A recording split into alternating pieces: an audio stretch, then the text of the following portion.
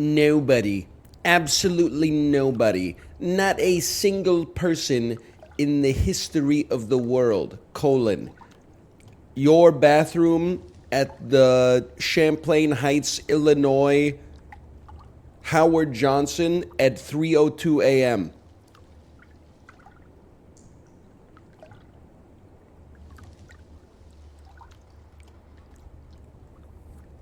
You get what I'm saying?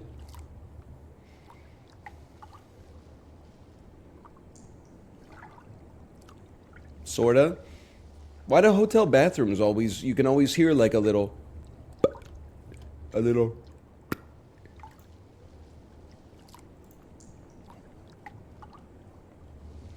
can always hear like a little drip drip of water at all times.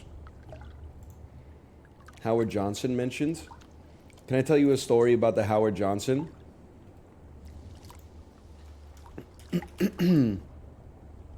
Slash marker. A difficult game. Right off the bat, people said, hey, NL, you got any stories about the Howard Johnson Hotel?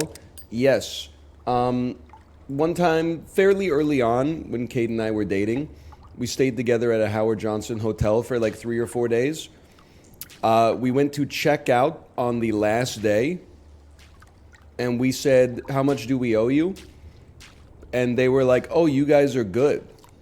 And we said, okay, that sounds fine.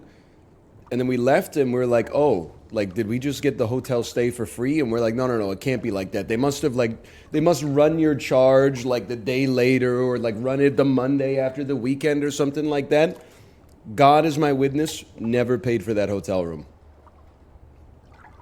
3 or 4 free nights. I didn't think that was the kind of thing that could happen at like a large company, that you could slip through the cracks like that. I assume they have some kind of like accounts receivable department where it just is auto processed. But anyway, straight to jail. Well, I didn't steal anything. They never charged me. That was back in the day where when I checked out of a hotel, I actually went down on, what, just 1 second here, just 1 second. It was back in the day where I actually checked out of hotels. I am a big proponent now of just leaving the hotel before 11 a.m. on the day that you're supposed to check out. There has literally never been a single consequence as a result of this. There's no point. There's no point to checking out. You just put the key on the end table, leave a tip for housekeeping, and then go on with the rest of your life. It literally doesn't matter. Close.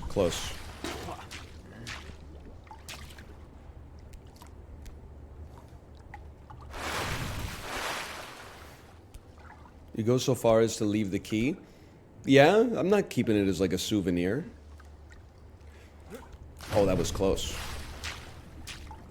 Tipping culture's out of hands? Not really. You definitely tip your housekeepers at the hotel.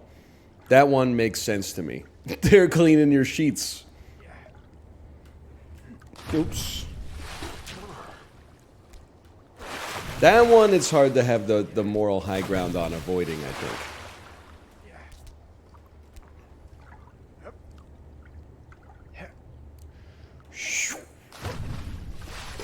Here they get paid by the hotel.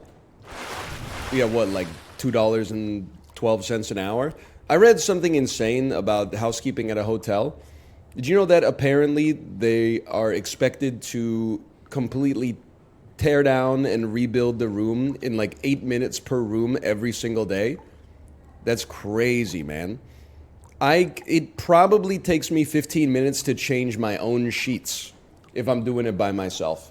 That's not including anything related to the towels, the toilet, making sure the TV remote is always in the corporate designated acceptable place for the TV remote to be, replacing the 2 glasses that you never use with 2 more clean glasses you're never going to use.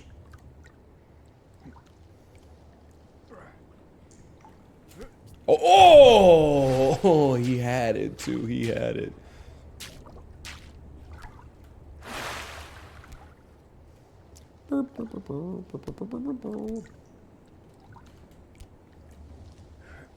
Takes me 45 minutes to fight with the fitted sheet every time.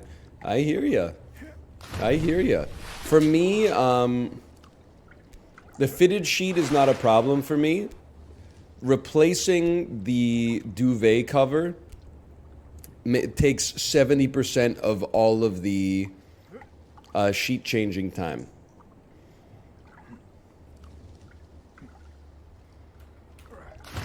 What is a duvet? You know, like a comforter.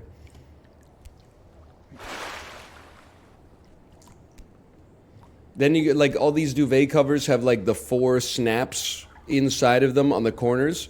So you like unsnap the duvet, pull it out, change the duvet cover. Then you're like inside, you're doing like arthroscopic surgery, trying to figure out like if you got the right corner in the right spot to get the snap to go. Then finally you get it in and you like pour the rest of the blanket in, zip it up, and then you got to go like this like 80 times. Huta, huta, huta, but it's still like too clumped on the one corner. And God help you if you put like 3 of the corners in right, but then that last corner you put it in like upside down somehow. She will notice. Come on.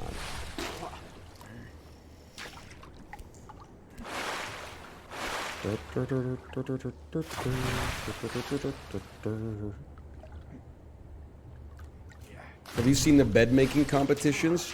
I have not. I've not seen the bed making competitions. Oh! Important to change the sheets. I don't like changing the sheets, though. Annoying chore.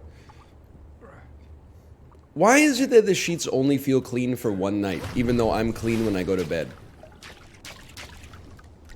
Do they get dirty enough to not feel clean? Or because you slept on it for 8 hours, did you just become acclimated to the relatively new level of cleanliness?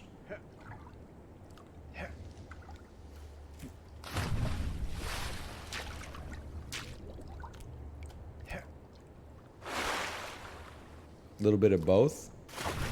It's actually static electricity. I could see that. You use up all the static rolling around on the first night.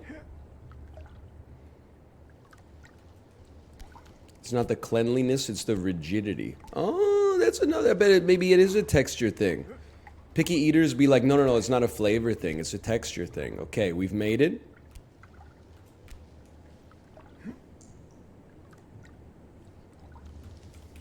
Oh, he just couldn't get his fingers closed around it.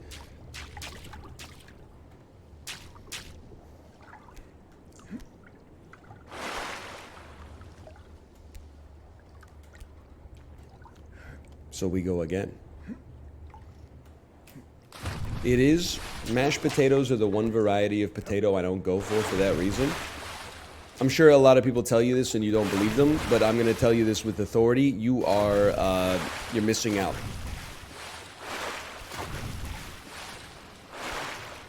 Mashed potatoes, top tier potato format. Possibly, someone said the best format except for fries. Possibly, I would agree, but I might also say in a restaurant, the mash clears the fries many times. Because it's just such a good vessel for butter. At home, mashed, falls in the upper third of potato varieties, in my opinion. But most people, myself included, are too ashamed to put enough butter into the mashed potatoes for them to approach restaurant quality. Latkes are S tier? Yeah, clear your fucking schedule. If you want to have breakfast at 8 a.m., make sure you're waking up at fucking 4:07 a.m. to get the latkes done. I like a latke too if you're cooking.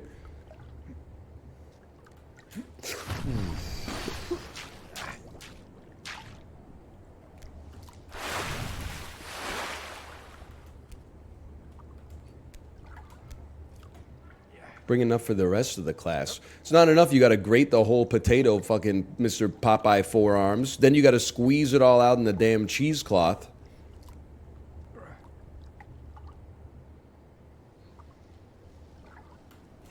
That was not even close. What do you think Luda meant when he said, I fill her up balloons?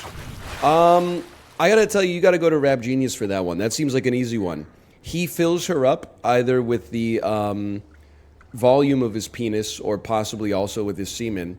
He fills her up the same way that a balloon might get filled up, with air or with helium. He's drawing a comparison between the fact that he is filling this woman up the same way a balloon might get filled up. That's essentially the purpose of a balloon. Or water, true. Or piss.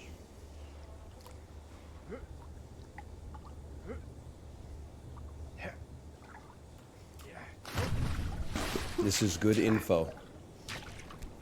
What do you mean piss? Well, you never made a piss balloon before? That's a classic water balloon fight technique. Call it stinky balloon. Get 30 water balloons, 29 of them, fill them up from the garden hose, one of them fill them up with a big piss. Oh, he's got the piss balloon, watch out! Must have been an Ontario thing. Yeah. It's probably an Ontario thing.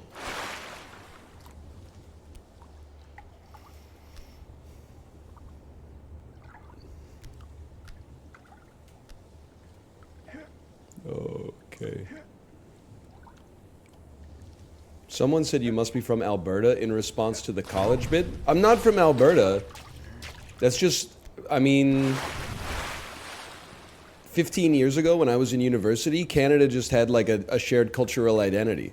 You know, you would meet somebody from Alberta, you're from Ontario, you've got another friend from Nova Scotia, you got another friend from Manitoba, you got another friend from the Northwest Territories. You all knew 50 Mission Cap by the Tragically Hip. You had like a shared culture that you could draw from to inform your behavior. Nowadays, I don't know, it's all, what streamer do you watch? You got Kaisa Not fans interacting with Northern Lion fans, it's all topsy-turvy.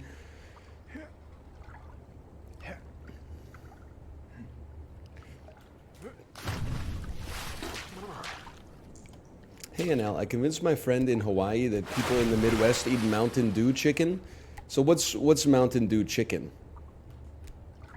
It would be a chicken marinated in Mountain Dew? That doesn't sound that implausible, to be honest with you. Chicken boiled in Mountain Dew.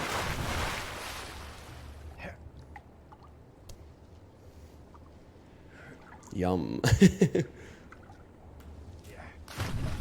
Mama Liz is so true. Raisin Cane's chicken tender dipped in Mama Liz's Mountain Dew hash resin. Oh, baby, we're so back. Love the beard, plus, thank you. I think I'm on my twice decadely, maybe I should grow a beard and grow my hair out a little bit kick.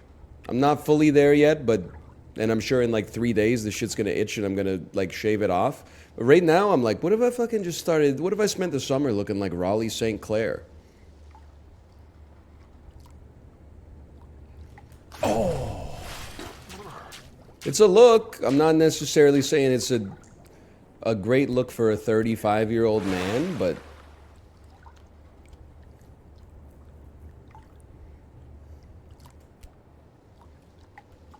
it is the look of the summer. So true.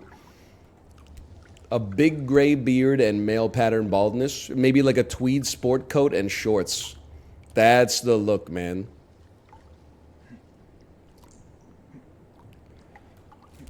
Dude.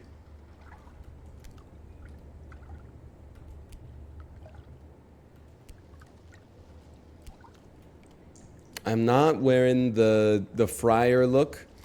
I am not going to be rocking the Petrus. Oh, that was so close. It was close. It was, people. You listen to Slut Pop Miami yet? No, I thought Kim Petras got canceled because of her continued association with Dr. Luke. So instead, I just started listening to the beta band again. Oh, so close.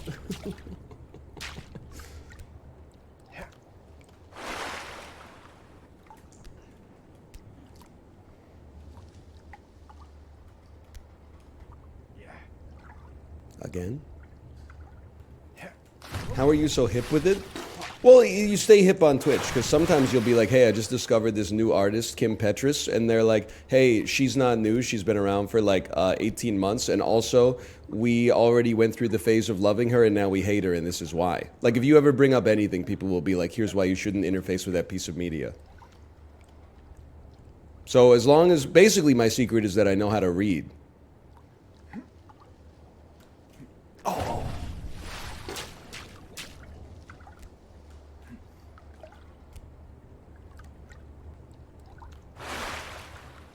It is a huge advantage. That's true.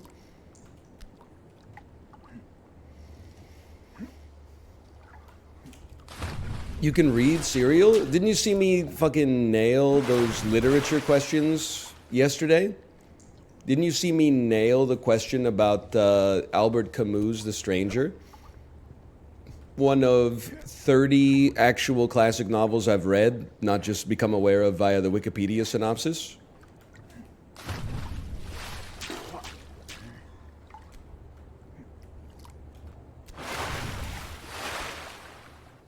What's a preposition? Isn't that like indecent proposal? When a guy in a casino comes up to you and says, hey, I'll pay you $1 million if you let me sleep with your girlfriend. Indecent preposition.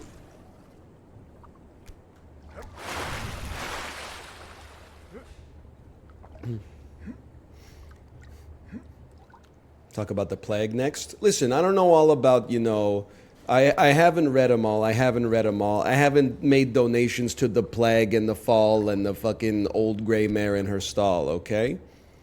But I do know the fall. Or the stranger. Never mind. Sorry, I was talking about Marquis Smith. Climb me. Climb me. Oh!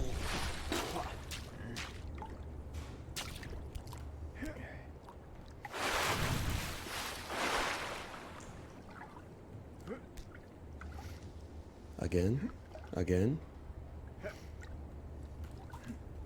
You read Ulysses? Nah, not really.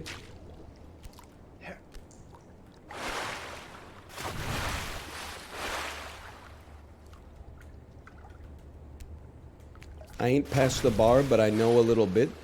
Enough to know you want to illegally search my car.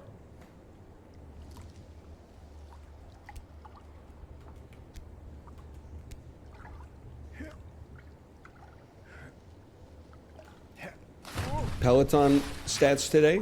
It was pretty good. I'm still like, I mean, this is how you know this flu was no joke, you know? Throughout January and February, probably the 90-minute scenic rides averaged like 200 to 210 watts. Finally got back to 189 today, which is the best that it's been since riding post-flu. But still, like I'm missing a gear still, even though I sound a lot better. Like it took something out of either my blood or my lungs or my heart or my plasma or my glycogen or something like that. Thank you, librarian. 189 watt average, 1,018 kilojoules total. Thank you. I appreciate that.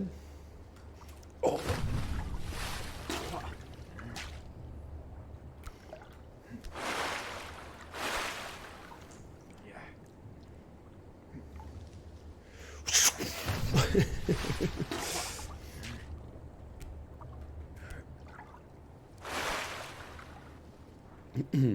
You lost that dog you once had?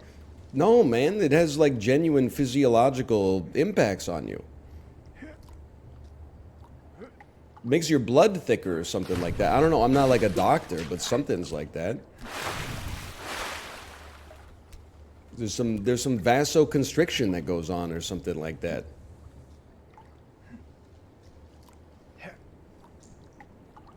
Come on, man. That's well, you're holding here. You're not making the jump. It's that simple. you must hold here. I didn't believe. I'm still under 180 watts post baby. I know how it goes, man. I know how it goes. But here's, you know, if it helps you conceptualize it, I didn't even start the Peloton till 1 year post baby. So you're still like kicking the crap out of me circa 4 years ago.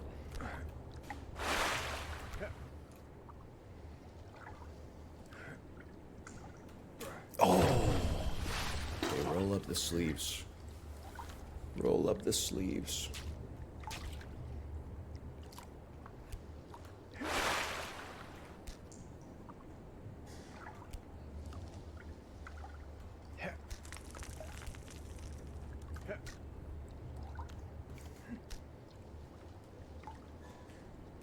I have this hoodie. Really? I don't know, because I got it from a one-of-a-kind location, H&M. Find it hard to believe that you'll ever see another one of these out in the wild.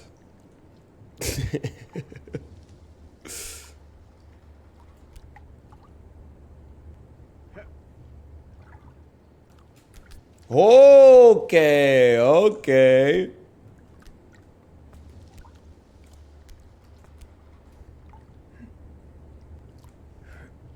You can just reach for this. Easily. Easily. Now, okay, this is the hard one. That one wasn't even close. We go again.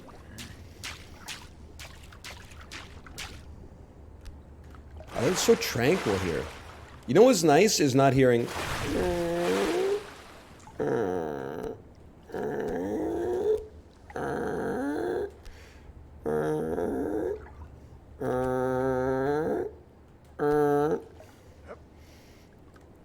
I saw, Librarian, I saw you post that screenshot of the comments today. There were people saying, like, holy cow, he's back at the girder.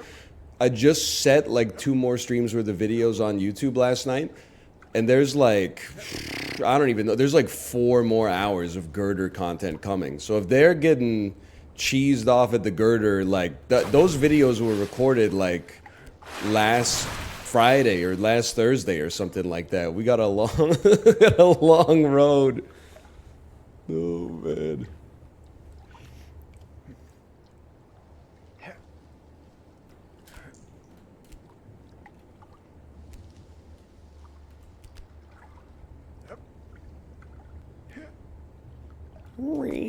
That was a beautiful jump.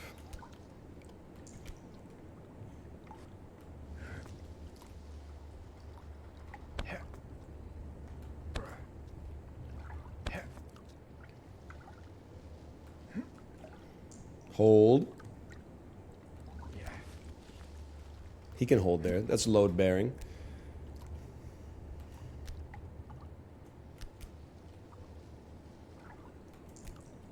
Take as long as you want to set this up. Did you see that PGA golfer who, like, he had to score, he had to get it in the hole on, like, a 92-yard chip in order to make the cut? So he, like, marked his ball, woke up at, like, 3 a.m., and then took, like, 1,000 cracks at it to practice. And then during the actual event, when he took his shot, he fucking shanked it into, like, the sand trap off the fairway. Oh, man. It's so good. Okay. We weren't really oriented properly there, but how you watching golf videos? I think because I am watching videos on sports Twitter, it also pulls up viral videos from sports that I'm unfamiliar with. Yeah, that's how I saw it. It was posted by the official PGA account. Also, I'm kind of like, I'm not a golf guy yet because I don't play golf or watch golf, but I very much love the idea of me playing golf. Just haven't had the opportunity to add it into my lifestyle yet.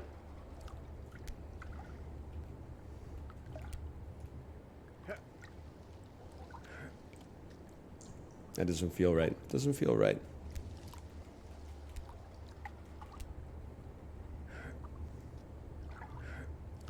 This doesn't feel right.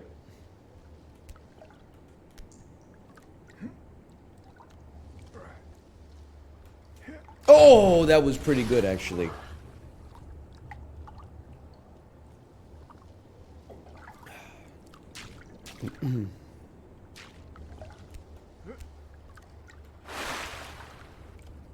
Picked it up at 32. Wish I started sooner. Fuck, I'm 35.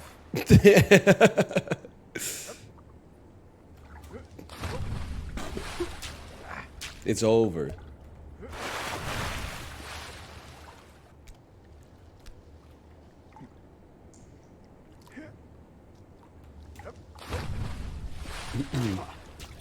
I remember in my Frosh week, the Queen's engineers were filling super soakers with piss.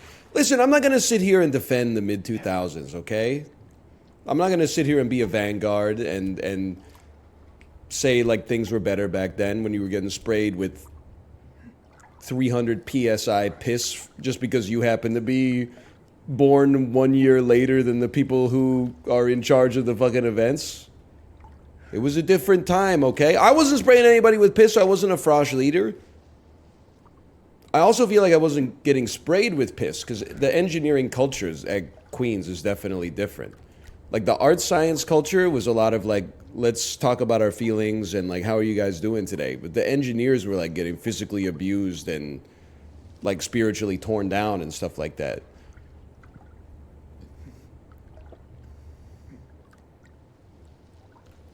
Yeah, it didn't feel right. Didn't feel right.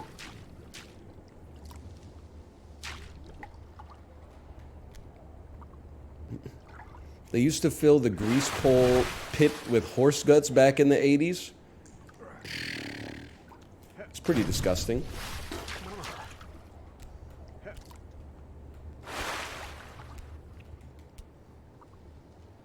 It's some interesting engineers because my roommates in second year were like Frosh Week leaders. We had a kegger at our house for homecoming weekend. So like some alumni came. I remember being like, you know, I'm literally 18 years old, underage drinking at the kegger at our house. And I was like, what the fuck is this dude doing here with a jacket that says he graduated in like 1978? Like, this is not your domain, friend. You should be down at the Merchant McLeam or something like that. You should be down at the Kingston Brewing Company. What are you doing at our damn kegger? Like, no disrespect, this is 2007. If you graduated in 1977, your ass should not be here. You shouldn't be living the lifestyle that we're living right now. You should be spending time, yeah, you should be spending time with your family. I think it's kind of cool to have like some pride for your academic institutions if you're interested in that, but like showing up at the kegger as like a 63-year-old man is kind of insane. That's like some Robert De Niro dirty grandpa stuff. You know, you're only supposed to live like 4 to 6 years of your life like that. And then you're supposed to say, like, the trade-off is like, I'm going to live like a fucking rat for 4 to 6 years, and then I'm literally never going to ever do it again. That's the cope.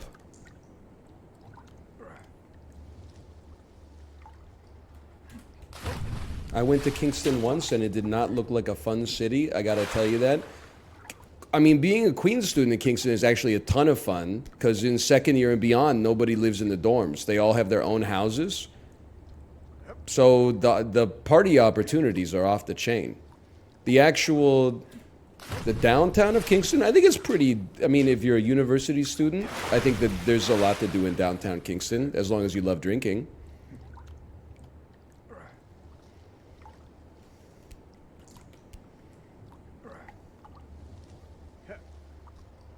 Earl and University section was bumping. That's where, when they were building the ARC, the new like physical education center, I was walking home from the grad club trivia one night, and I saw a drunk motherfucker driving the damn bulldozer. dude just got in the bulldozer. I guess the keys were still in it, and he was like lifting the shovel up and down and stuff like that, and go like spinning around in circles and stuff. Oh man, it was pretty lawless.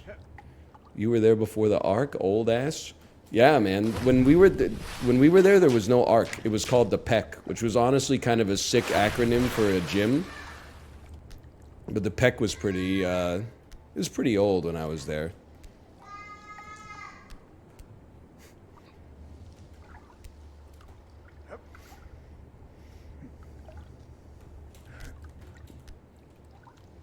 Woohoo. It's kind of weird to think you were at Queens when both of my sisters were there. Don't be shy. What's your last name? Don't answer that. There were probably like 4,000 kids in my year, so I probably don't know them, but it's possible.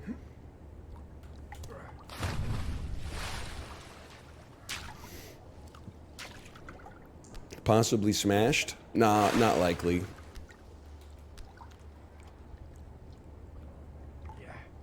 I wouldn't worry too much about that. Ooh.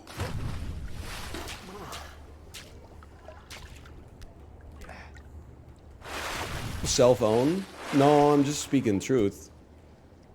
I mean, there's a chance, but it's like, if I did, then I probably already know who you are. I probably had like Thanksgiving at your house or something like that.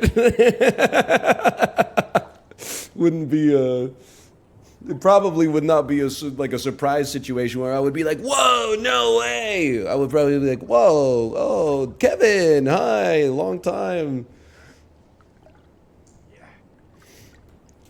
Oh, look at that, was smooth with it.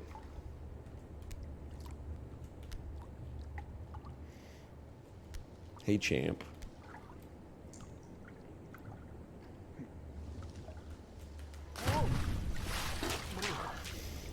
Oh. Yeah, I don't know. College it was fun. I had a good time at Queens. There were positives and negatives. Even Kate tells me to retell this story from time to time.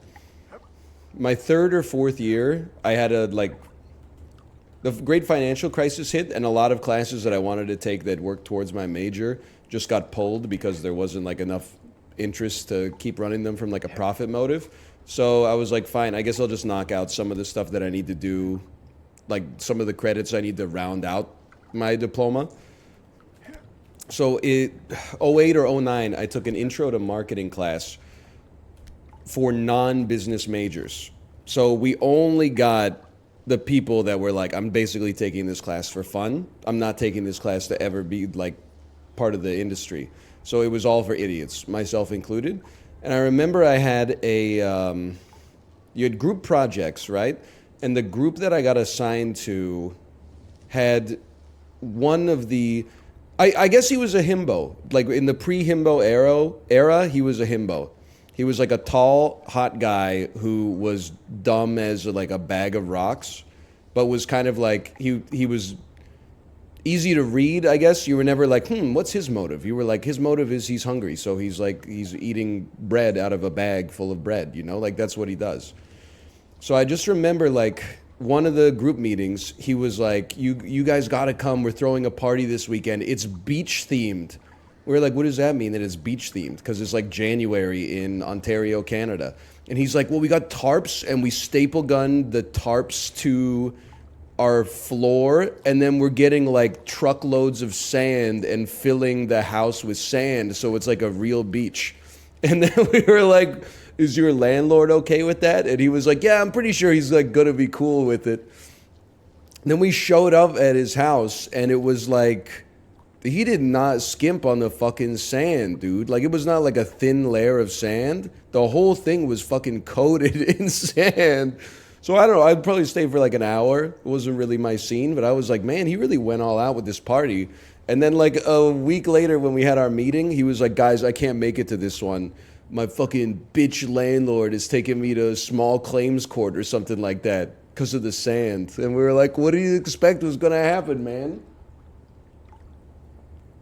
There must have, I don't even know how to describe it. There must have been like a quadrillion grains of sand in there. Daphne Dean coming back with a vengeance. You're a real Kingston head.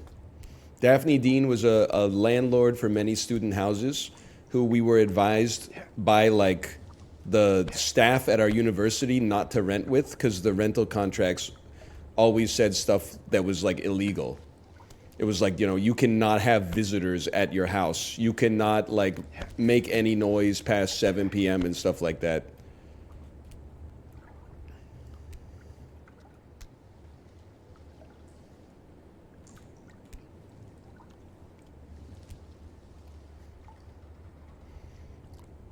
That's not illegal? It is here. Oh, we were close, man.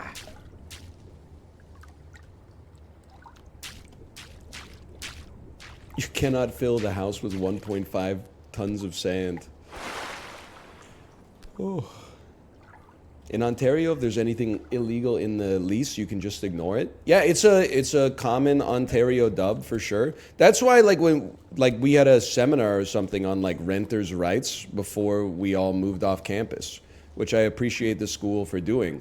And they were like, you know, most of you probably don't have pets, but just so you know, in Ontario, if you ever see a lease that says like you're not allowed to have pets, it's considered like unconstitutional or something like that. You can have pets anyway, and if they ever took you to court, you would win. So I was like, damn, that is based. And then that has informed the way that I have acted, you know, prior to owning a home. That informed the way that I acted as a renter even when I was in BC. Like 4 apartments ago in BC, our landlord was like, if this is a no pets building. And then like a month later, Kate was like, I want a cat. And I was like, let's send it. So Ontario gets to have good renters' rights, but BC doesn't. Like I'm not gonna let Ontario mog us like that.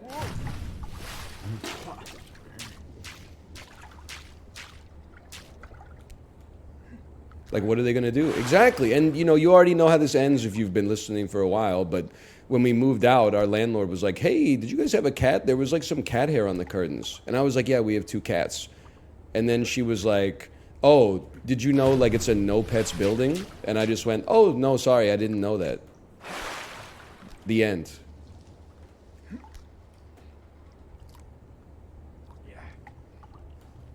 Oh, that was close. Didn't she take your deposit? No, different place. The other place, it just goes to show you're subject to the whims of the insanity of your landlord sometimes. The other place we left is super clean, except like the oven wasn't 100% clean, so they took $100 out of the security deposit, which is basically, as far as I'm concerned, is theft. But I was also like, I don't, you know, for $100, whatever.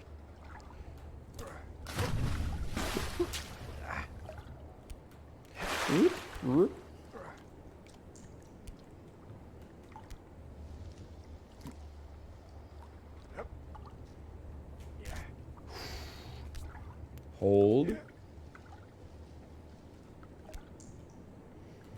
But that still, again, is like the same sort of situation. I remember when they did the walkthrough, it was me giving them the walkthrough.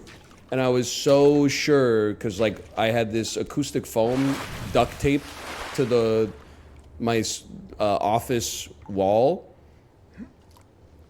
And when I ripped it off, it took off like a fuckload of paint and drywall. And then I color matched the paint and painted over it with like 7 coats, but it still looked like fucked up, clearly fucked up.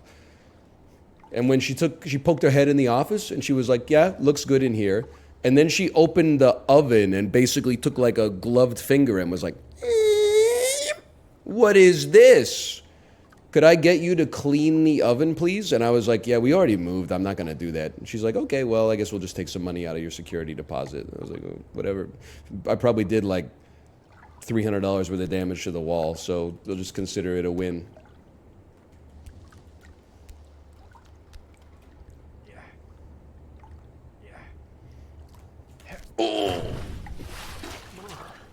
common, rent, or dub. It fucking pissed me off, because I was like, of course I did some damage to the unit. We were the only people who've ever fucking lived here. I ain't never even seen the lady who lives here, man, or who owns the place. Sometimes we get her mail, that's about it. Who the fuck else is gonna damage the walls? Of course it was us.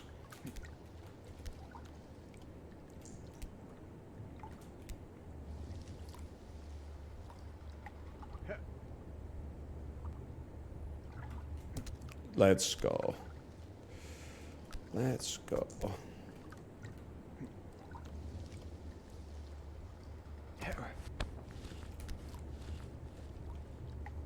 Hold. Hold.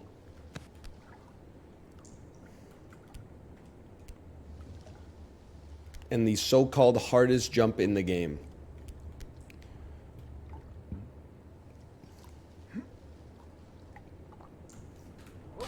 Not even close. Need way more than that.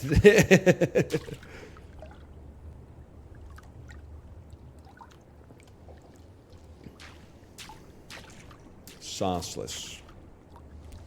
Hey, I know I believe in you. You can do this. Thank you, Faint Bunny. Thank you. Appreciate it.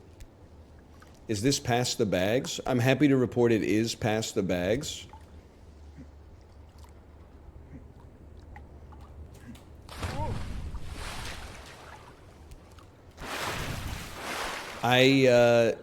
I hope to never see the bags again. Because, like, if you ask me how to do the girder, I can do the girder. Because we spent so much time on the girder, I had to learn, like, a method. The bags, I feel like we just stuck at it for 2 hours until eventually we got lucky.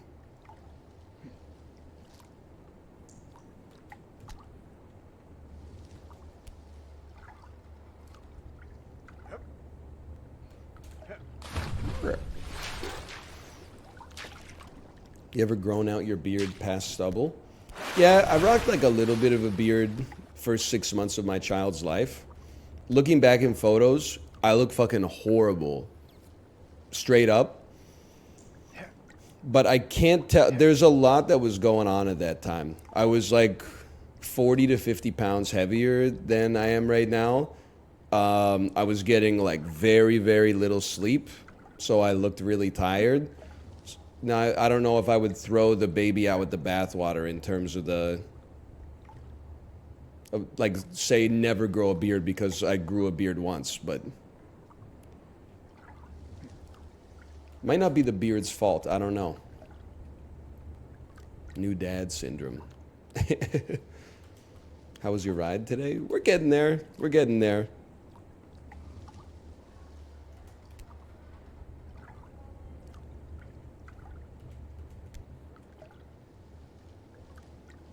Would you ever go beard, no mustache? Yeah. Oh. I don't think so. I don't think it's a great look. The thing that is annoying about a beard, which you only know if you've grown a beard, is that it seems like if you were like 10 years old and you were like, how do you grow a beard? You'd be like, just shave everything from your jaw down. But that's not actually how it looks. There's actually like a little trick. Because if you just shave from like your jaw down, it looks fucking psychotic. I don't know how to describe it. It doesn't look the way that a beard is supposed to look. So what you have to do is go like, you put a finger or two on your Adam's apple, and then you shave in like a radian around that point, with that being like the midpoint of the arc. And that is annoying.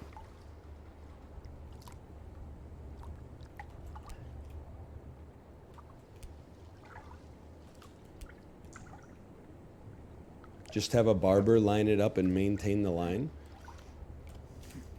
That's one way to do it. Can I also say something without offending people? I also feel like 35-year-old guys with well-maintained beards, it's like it's part of a tribe that I don't want to be a part of.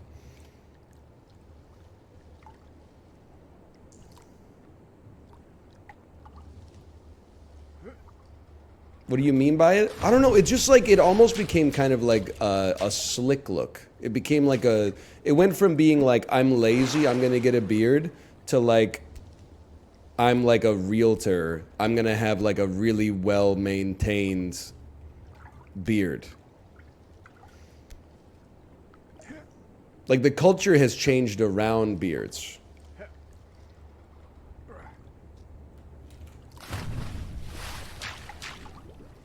I look 17 without one. But like with one, don't you just look like a 17-year-old kid with a beard?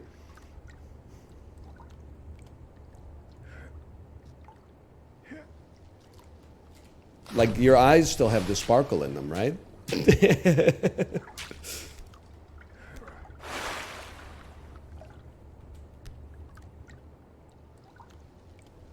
It's like a 40-year-old guy wearing tight shirts and skinny jeans. That's kind of what I'm getting at. Is like almost, I feel like beard core on a middle-aged man has kind of become like CEO wear. Like it's as much a part of the CEO drip as like a Patagonia vest, and then like hiring Shaggy to play at a concert right after you lay off like 20% of your workforce. I'm not saying I'm not going to do it. I'm just saying that those are the headwinds that I'm working with that are like pushing back against me a little bit.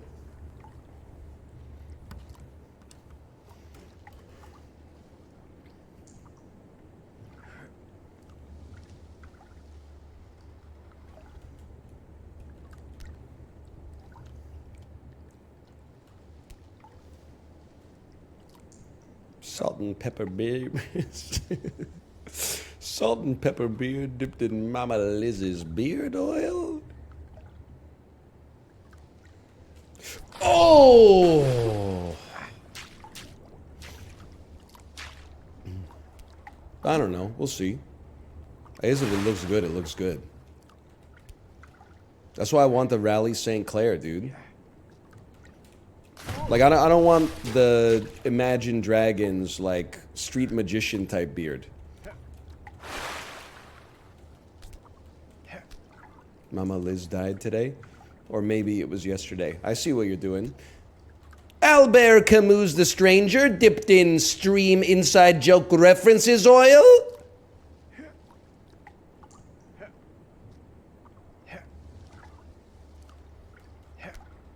Feels good to be able to hit that register again without coughing.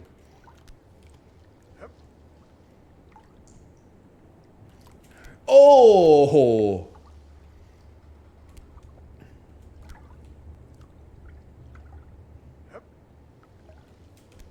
Hold.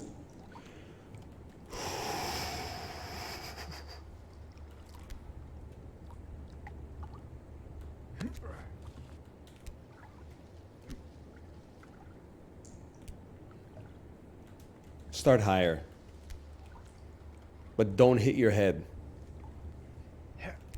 What was that? Bro gave up. Oh. Hey, Anel, you ever gonna come back to Kingston? Yeah, I tend to come back like once every 2 or 3 years. My parents visit us in Vancouver more often, which I'm very appreciative of, because sometimes traveling with a smaller child can be annoying. But I like to go back once every 2 or 3 years. I mean, I like Kingston. It changes a little bit every time I go, but I guess every place kind of changes. When the hell did you guys get rid of the Sleepless Goat, bro? That thing was like an institution. Did it stink a little bit? Yeah. Was there dirt in the grilled cheese sometimes? Yeah, but like, it was an institution, bro. You should go see the eclipse there. Bro, my parents have been talking about the eclipse like crazy. They said there's supposed to be 500,000 people are coming to Kingston to watch the eclipse. It might actually be like one of the most highly trafficked days in Kingston tourism history. For reference, the city has like less than 200,000 people on a normal day.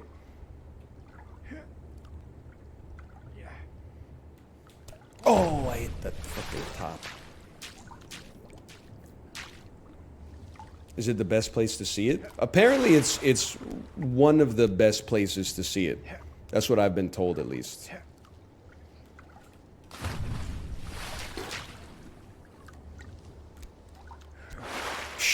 Apparently 500,000 people are coming to see it. It's not like I'm going to get the word out.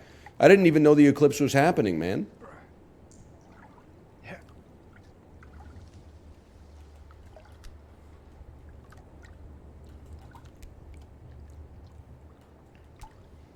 So what's the difference between this eclipse and the one that was like 7 years ago where Trump was looking at the sun? I'm not trying to be one of those guys who's like nothing ever happens. I genuinely don't. Is this a bigger eclipse? It's got a different path. Oh, well, that makes sense. I can understand that. The sun is woke now.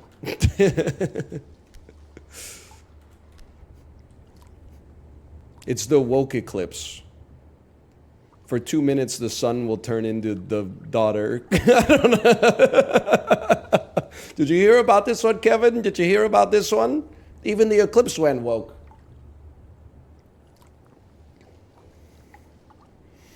Oh, man. Gay Leno? That would be a funny bit. So I was sucking on this guy's cock the other day. Did you see this? Did you see this, Kevin? Did you see this? I was sucking on his cock until he came in my mouth and I swallowed his cum. Did you see this? Did you see this, Kevin?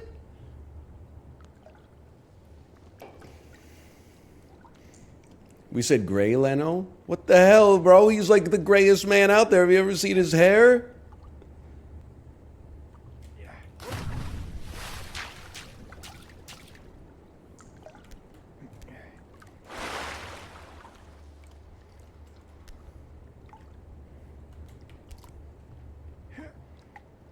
Oh, man.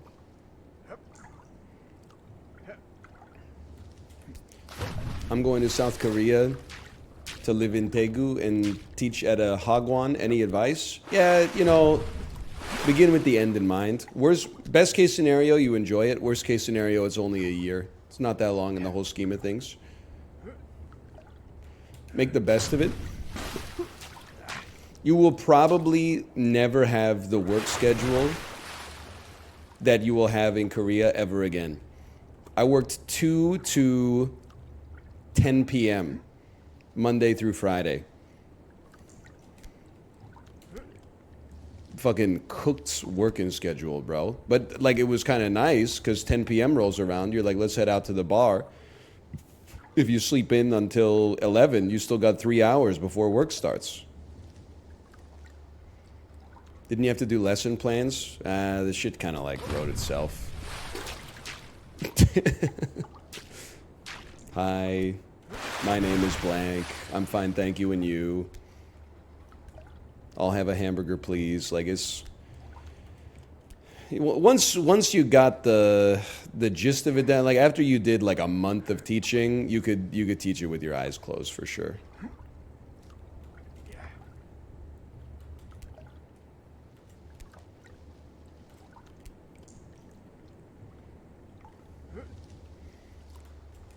You hit the Benjamin in South Korea? No, I'm pretty sure it's a good way to get thrown in prison, like, for life.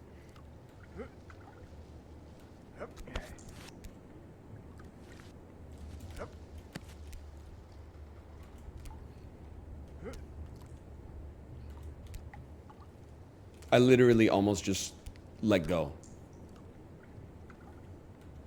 That Korean kush hits different. I bet it hits fucking horrible. Like, you, should not be smoking it in South Korea because they'll throw you in prison for the rest of your life or make an example out of you. But, like, I bet it's fucking dirt, weed, oregano, fucking Italian seasoning in a Ziploc bag.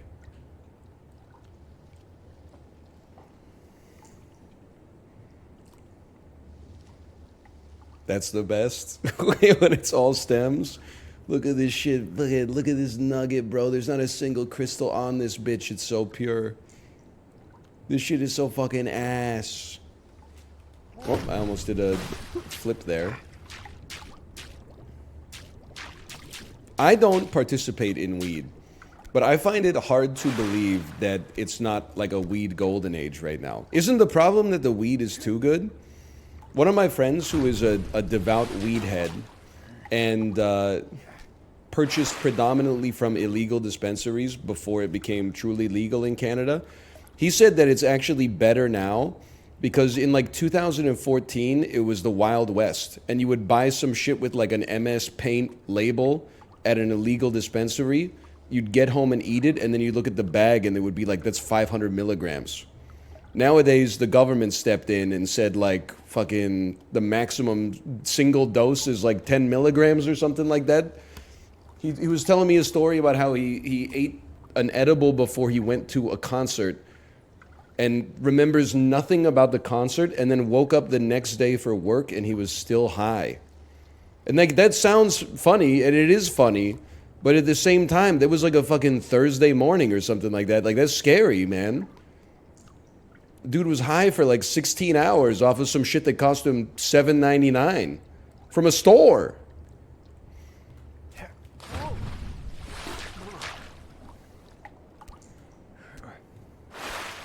This is a forever pack. Oh, man.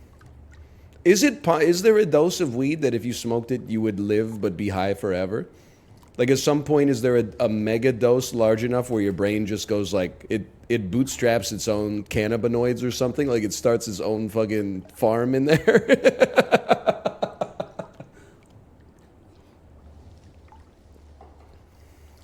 You don't look so good. Oh, man. Yeah, like auto brewery syndrome, exactly. Like when one of your friends boofs a beer and then all of a sudden like his colon just starts making its own alcohol back there. Oh, man.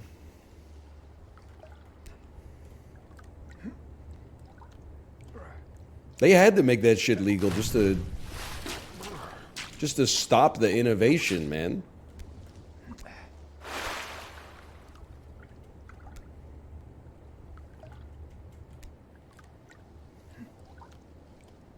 Has anyone ever boofed? I feel like it's a joke. I bet people have done it, but it is one of those things that I think is overstated. The fact that in university I knew nobody who had ever boofed, that to me means the amount of boofers in the population must be like 1 in like 10 million or something.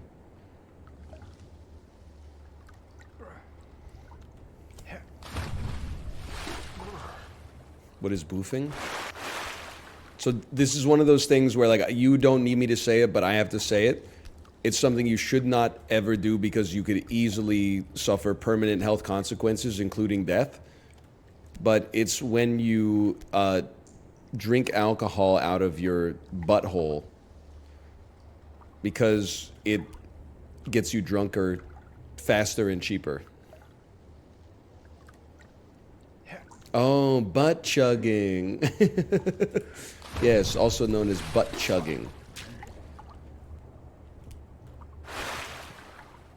I went to a Queen's party where people were butt chugging. No shot, man. I don't know if I buy it. Really? There were like 4 dudes set up in one of those fucking University Avenue parlors with funnels going into their butthole. I'm not sure I believe it. Yep, I swear it. Maybe I guess I'm part of the older generation at this point. Maybe things have changed. All we were doing was playing variations on Edward 40 hands, where you tape 2 40s to your hands and you can't untape them till you finish the 40s. And then you play Edward 40 hands circle jerk dipped in Mama Liz's chili oil, where you tape a 40 to your hand and then you tape that hand to another guy's hand, who then has a 40 in his other hand, which gets taped to another guy's hand, and you can't break the circle until at least one person finishes their 40, so that you can finally just be like a line of people instead of 8 people in a circle.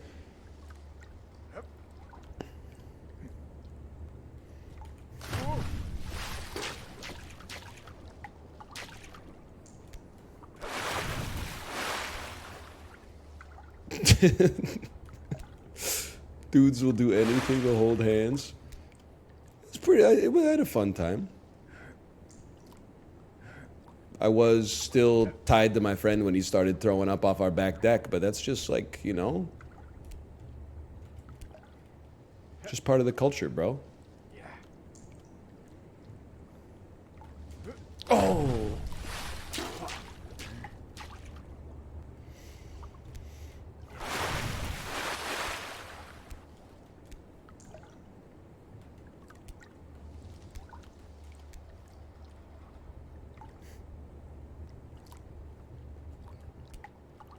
No, we never played Soggy Waffle. I don't know if that one is real.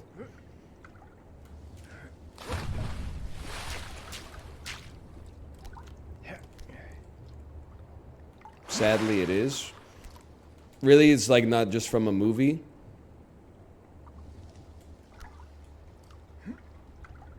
Someone here has done it. I've witnessed it? Really? That's like, no disrespect. Edward 40 Hands, bad idea, lots of fun.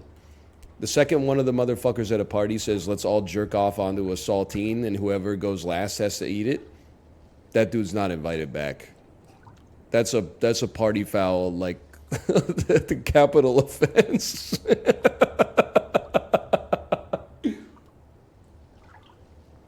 Be like, bro, what the fuck are you talking about? I thought we were going to play like fucking flip cup or boat race or something like that. Your ass said, let's do mutual masturbation, and then the last person has to eat like 9 dudes cum? What the fuck are you talking about? You're freaking us out, man.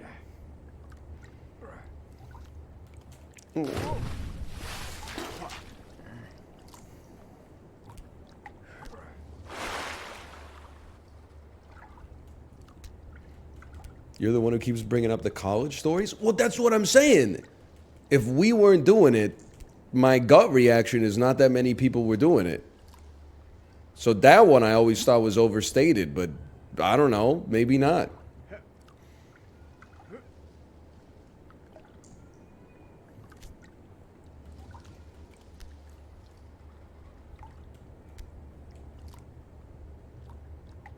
We're college. No, I'm not going to say it. We're college guys. Of course we love to eat cum.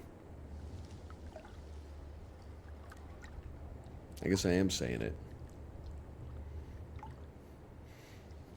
My roommates in college would clear 2 liters of unfiltered Everclear every weekend. They now work in aerospace engineering. That's something that's crazy about going to like a decent school, is that literally like the dudes I lived with are like in serious jobs in positions of power in the world. And I've seen them do like the fucking dumbest shit you could ever imagine. But that's just life.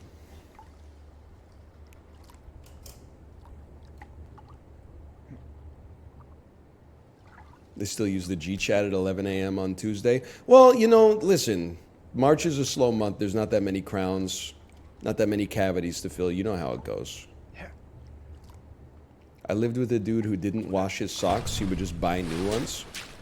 That's definitely crazy. That's definitely insane.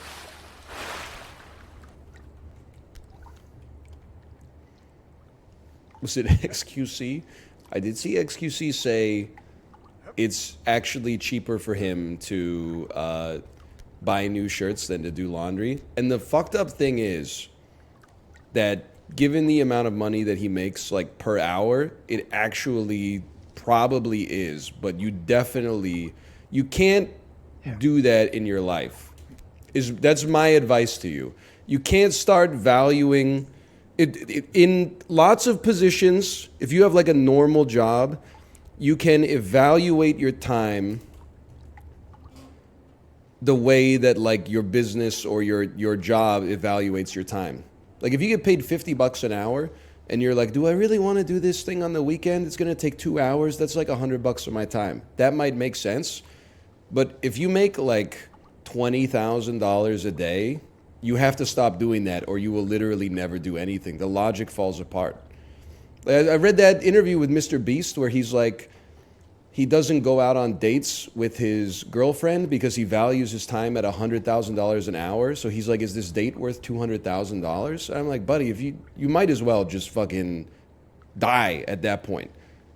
Oh, I guess I'm not going to take a shit because the shit's going to take me a sixth of an hour. That's like, 16 grand right there or something like that. You got to divorce the personal version of you from like the economic generator version of you.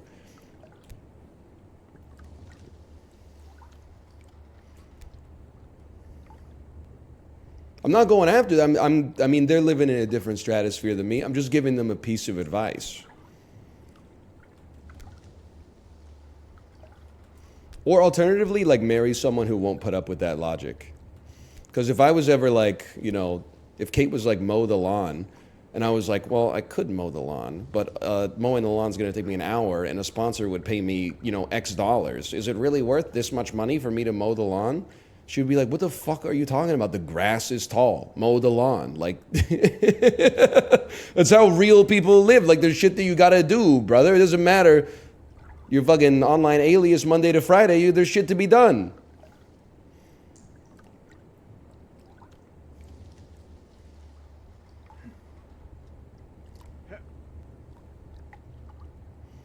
Okay, hold. I'm just saying, I'm not even saying like, oh, people will like be mad at you if you say this.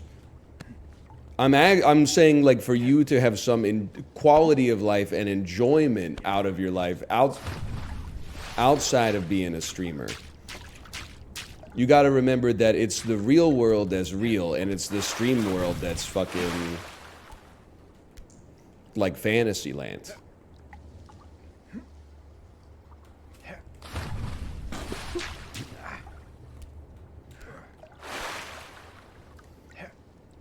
I mean, honestly, if I was at that level, I would just pay people to do stuff I don't want to do.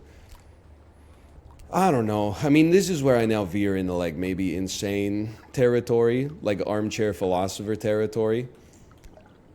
My take is that if you outsource all the shit that you don't want to do, the human brain is just designed to acclimate to that, and then you're going to have like new shit that you don't want to do.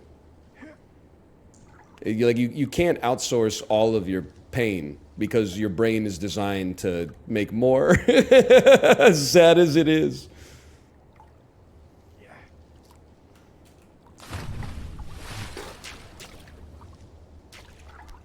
Like your brain is always going to be like, oh, imagine how much better my life would be if this one inconvenience didn't exist.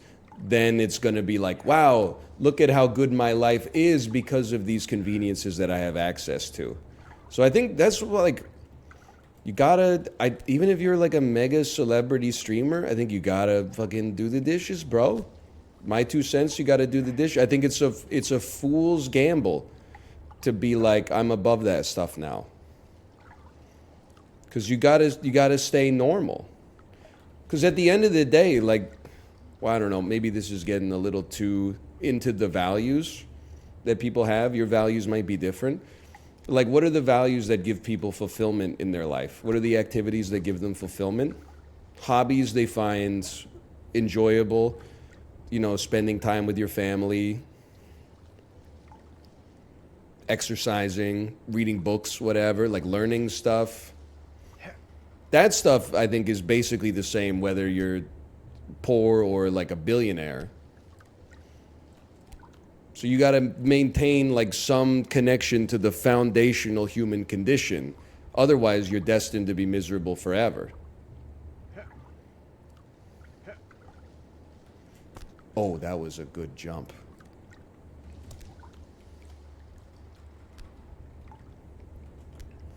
So I think like growing up, at least as a streamer, at first you're like, whoa, this is sick. I can maintain the lifestyle of like my dreams as a 12-year-old for the rest of my life.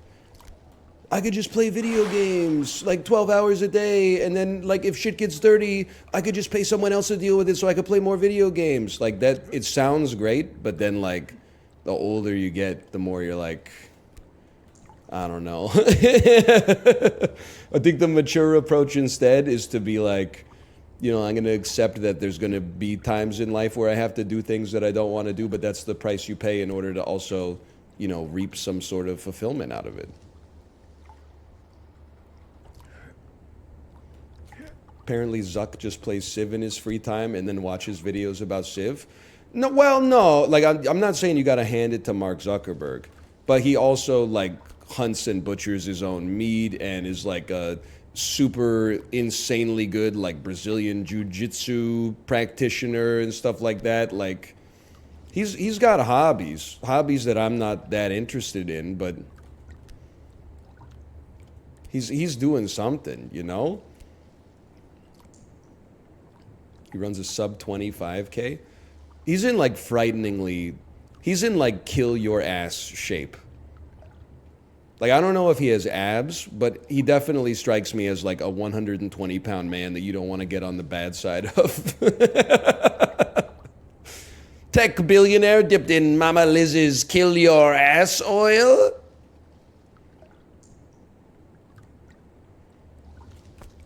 Huge jump. Okay, now don't fuck with this part, man.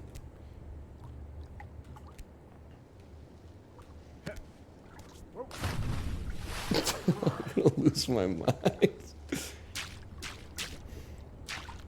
It's also crazy to me because, like, you know, 10 years ago, and he's still my enemy, don't get me wrong, but 10 years ago, Mark Zuckerberg was like public enemy number one.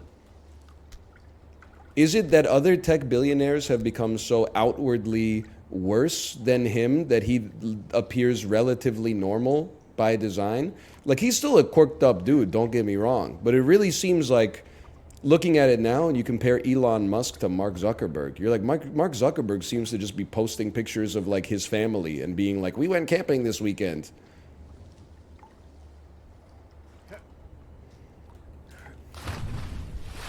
And he has like 2 or 3 kids with a woman that he's been married to, who he met in college. He's pursuing hobbies that are personally fulfilling to him, and probably is not addicted to horse tranquilizer, like, et cetera, et cetera.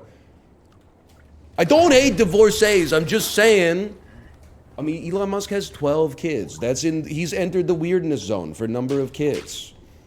Elon is pulling aggro, that's so true.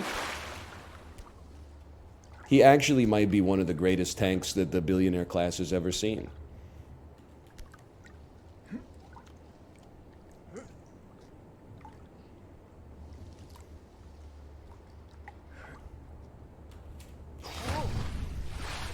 Like, dude has a taunt build for sure.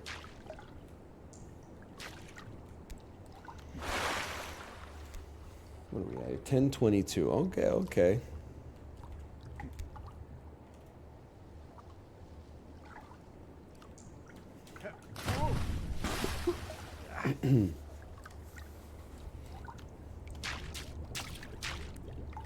Elon plus Grimes still does not seem real. Elon with his fucking the Mandarin, all white Mandarin suit with Grimes on the red carpet. We should have known, man. We should have known something wasn't right. Actually has 7 kids. I'll own up to that, okay?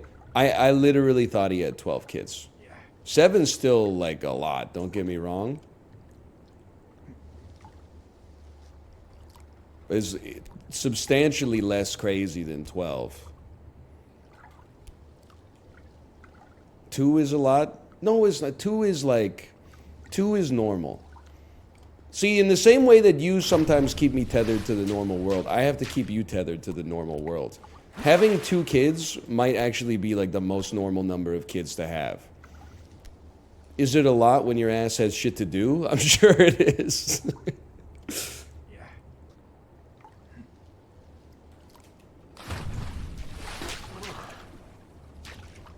3 is like the last normal number. 4 kids is definitely crazy. I mean, it's crazy, but socially acceptable. 5 is where you start to go. Like, if I met someone with 5 kids, I would be like, really?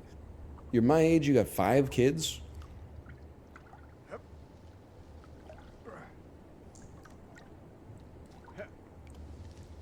How many does Sips have? I think he has 4.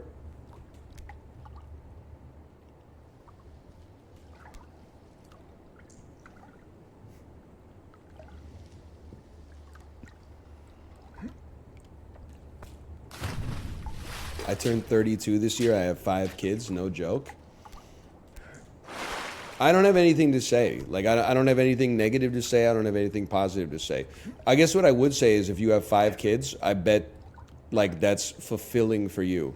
Because it's the kind of thing, like, I don't think you get to 5 kids by accident. You could definitely get to, like, 2 or 3 by accident, but I think you plan to have 5 kids. In 2024, at least. In 1901, it might be a little different, but...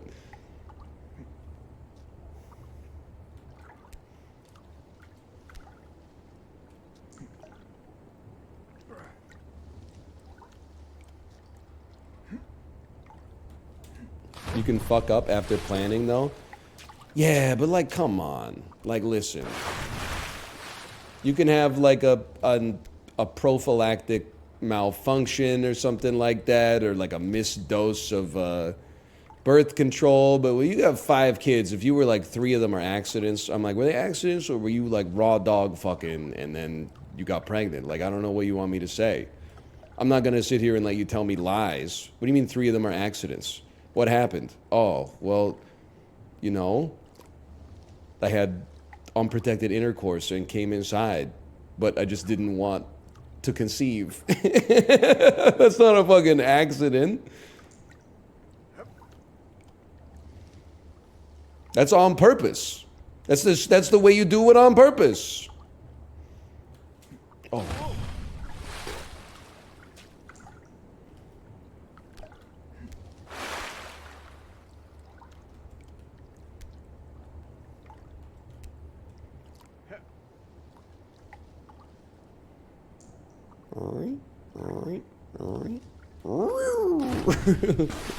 Paper Mache Mephistopheles, thanks for the gifted subscriptions. Thank you.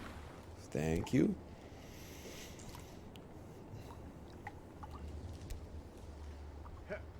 Vasectomy life is where it's at. I'm just like, I'm not in a rush, I guess. I'm not anti-vasectomy by any stretch of the imagination, but I'm like, I'll just get that shit when I'm like 44. Play the long game a little bit.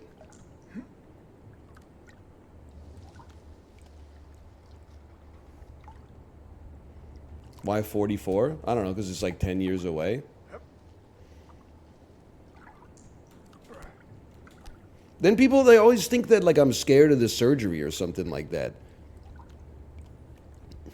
They're like, it's actually a really simple procedure. I'm like, yeah, I don't want my shit seared shut yet. I don't know, like, just give me some time to figure out where we're going as a family here.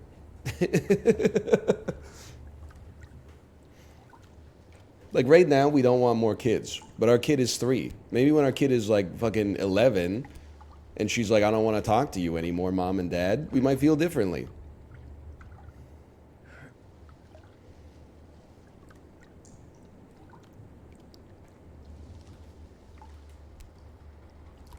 Time to re-up. Oh, man. Fuck it, we go again.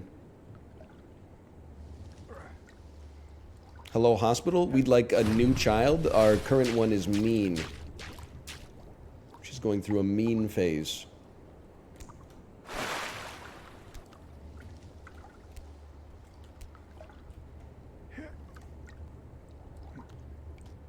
Red seal balls. So true. Dipped in Mama Liz's polychrome oil.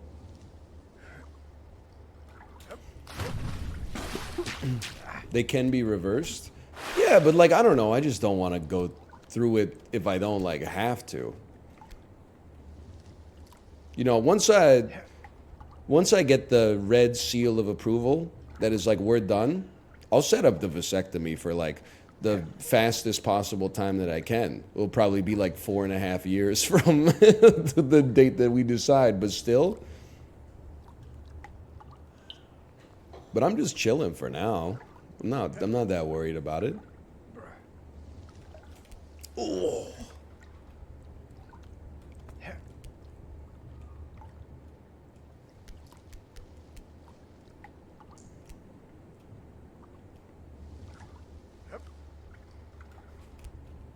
Okay, for the love of God,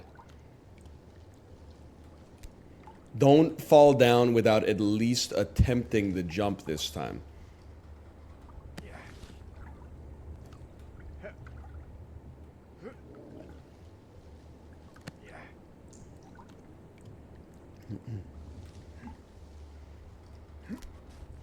See, I'm scared. I'm scared to let go. Now I'm not scared. Why?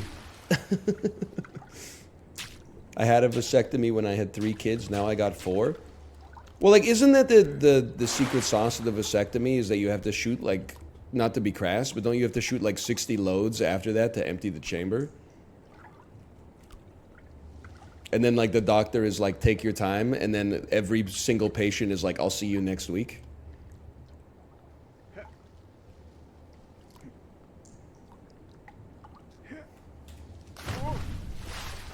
Is that real? I read that it's like there's something about like you gotta they don't test your sperm right away after the vasectomy. They wait until you shoot like 30 to 50 loads and then they're like come in.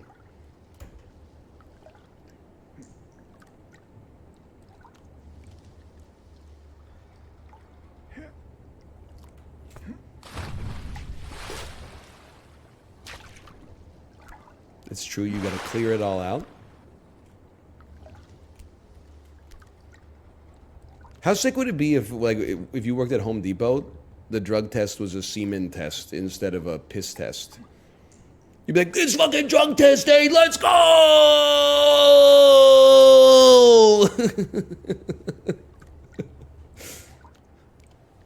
Me on head lice checking day in the 3rd grade. Yes!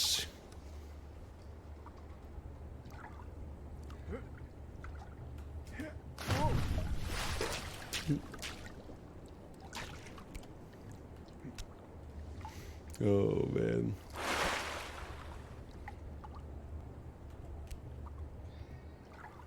Hi, Tomo.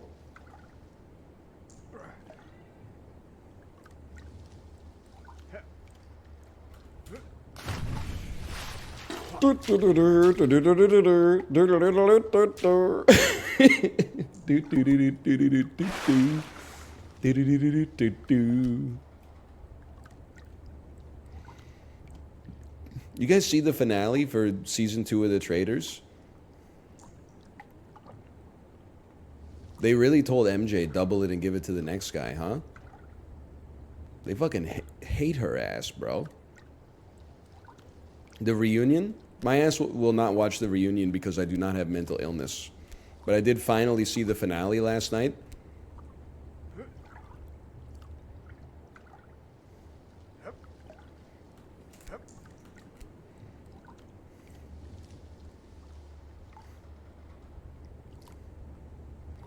I stopped watching after the subreddit turned on Dan. They seem to be more pro Dan now. Mid-season, there was a heavy anti-Dan, pro-Phaedra contingent that swept through. Post-reunion, it seems like a lot of the reaction is like, man, why are people still mad at this guy for something he did in a game? It actually reflects poorly on them. Which is more like introspection than I expected from a reality TV subreddit. I was impressed. Oh, what a jump, man. Why does Dan's wiki page said he died 2 days ago? No, man.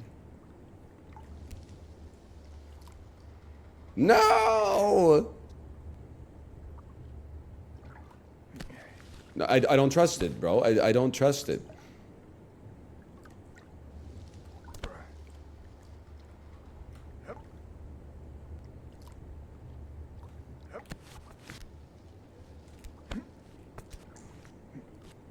Hold.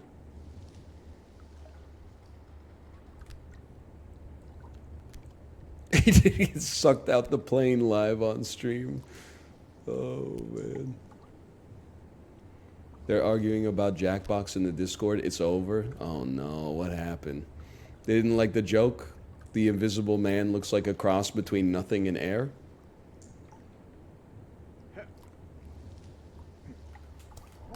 That was better.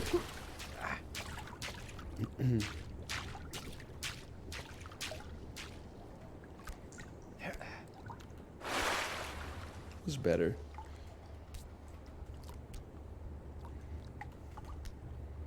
Hey, NL, should I make a TikTok account? Probably not. I would say. I don't think there's like a good EV on it necessarily, and the best TikToks tend to be reposted to other platforms anyway. There's probably worse things you could do with your time, though.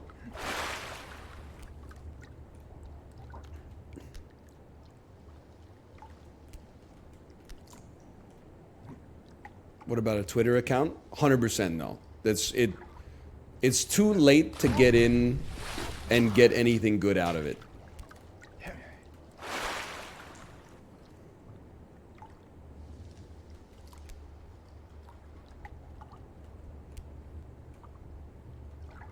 Hold. What about a Twitch account? Sure, why not?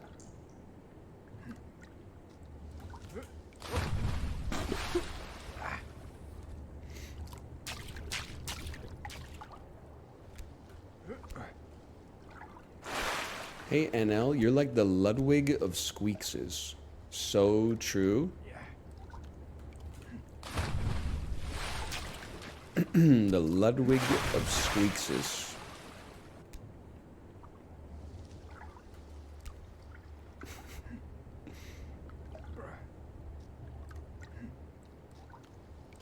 I don't want to go off on a rant here, but does anybody else think that NL is the Ludwig of Squeakses?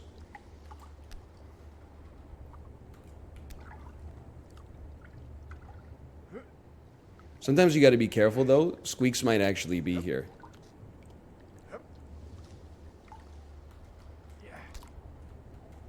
Can I say something is not negative to any streamer? And you guys are going to -2 me. And it's my honest opinion, but you have the right to -2 me. Stardew Valley update coming out. Worst thing that's ever happened to me in my entire life. I fucking hate this game, man. I hate all my favorite streamers are playing it. They're all making fucking pea farms and taking little porcelain dolls to Vanessa at the Strawberry Festival so that they can get married in like 12 seasons or something like that. I just get it out. Bring back Supermarket Simulator, man. Bring back Supermarket Simulator. What was that?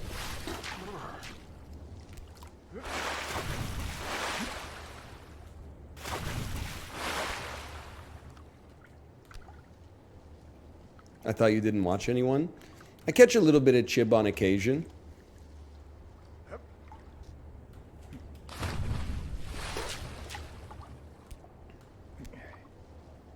Catch a little bit of Justin on occasion. Would you rather watch it or a Tarkov wipe? The streamers I would rather watch them play Tarkov than Stardew Valley. But as soon as someone becomes serious about playing Tarkov, I don't like watching them play Tarkov anymore.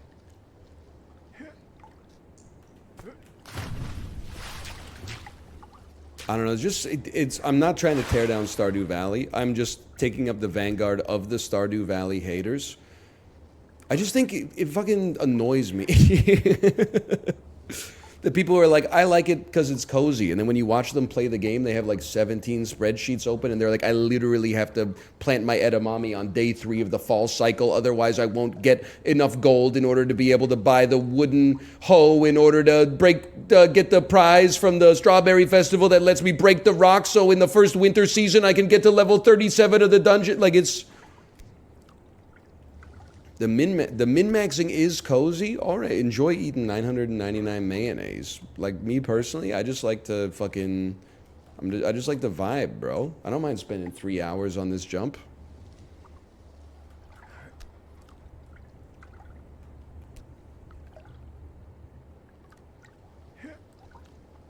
Meanwhile, you're playing glorified quap. Ad hominem.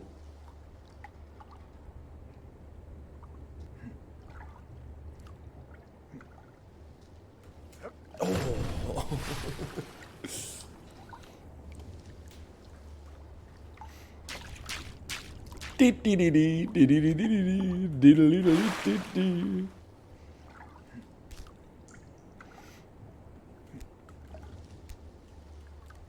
You don't have to play like that. You do if you're a streamer. Otherwise, people are going to be like, what the fuck are you doing? You didn't give anything to Elizabeth on day 3 of the banana dance. Don't you know now she's going to get married to Pierre and you've lost your chance to romance her forever?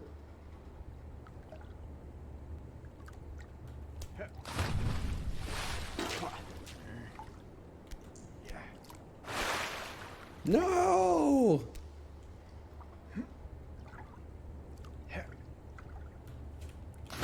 I forgot how to do this jump.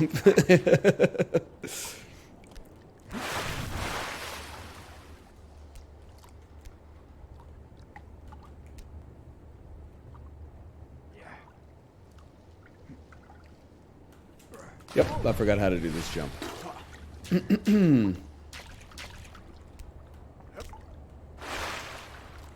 Chat, he's not going to play DD2. What's DD2? Darkest Dungeon 2? That shit's not happening. Dragon's Dogma? That makes more sense. That makes a lot more sense. I thought about it. Reviews were good, but it seems like the PC gamers have decided that actually it's an affront to existence. Also, I'm a bit of a pocket watcher. I'll admit, if there's something I want to play to begin with, I'll play it no matter what. Case in point, day 17 of a difficult game about climbing. But if I'm on the fence about something, and then I see streamers playing it, and their view count on day 1 is like 70% of what it normally is, it's unlikely to happen.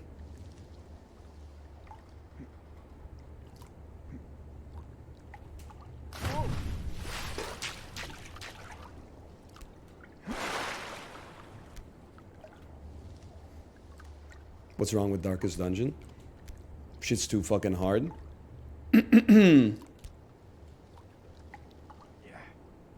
Brother, your view count right now? Yeah, but I like playing this game. Also, this shit is like, I could just Alt F4 out of it right now and nobody would cry for 10 years. If you play Dragon's Dogma 2 and then you beat the first boss and you're like, I don't know if I want to play this anymore. There'll be people haranguing me on the subreddit in 2037. They'll be like, I knew NL was cooked when he quit Dragon's Dogma 2 back when I was 14 years old. Like, you never live it down, man. You got to have a long-term view about stuff like this.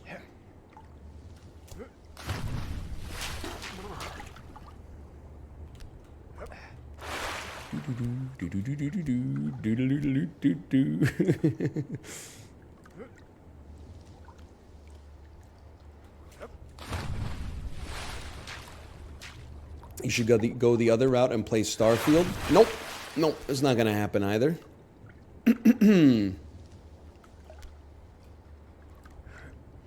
Even less of a chance.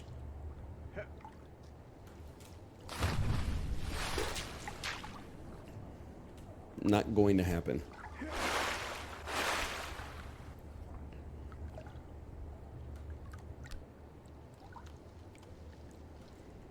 I forgot how to do the jump, bro. You gotta go diagonal jump. Step 1 is a swing, and step 2 is the diagonal jump. You swing, get some swing momentum.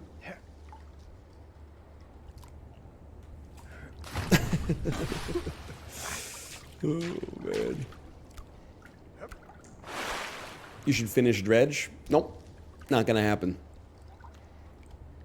It's not going to happen. There we go. Just don't think about it so much.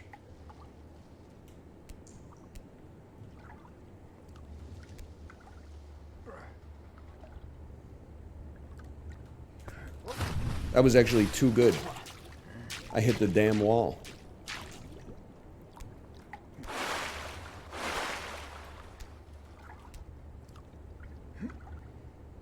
Hang on, DL Guiga, repeat that, please. Can I get repetition on this? DL Guiga has banter injection. Hey, NL, how do you make conversation with your childless friends since having a baby? You just send it. After you have a kid, your brain fundamentally changes. You can't be worried about bringing up your kids too much to your childless friends.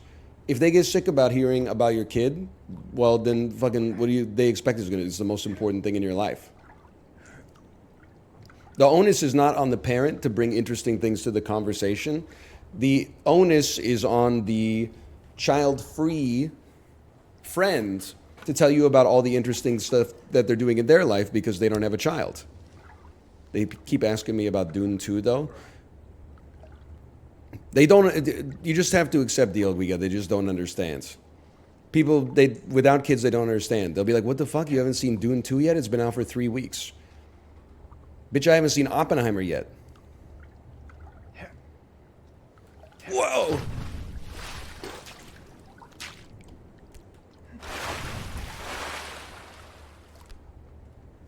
You what? I said I haven't seen Oppenheimer yet. I think, hang on. Huge. I think I will get a chance to see Dune 2 this weekend, though, because my parents are here.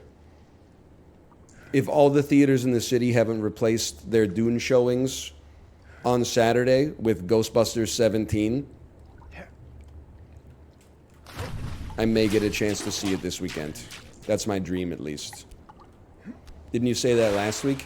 Yeah, but then I got coronavirus, and I decided not to infect 200 people with it.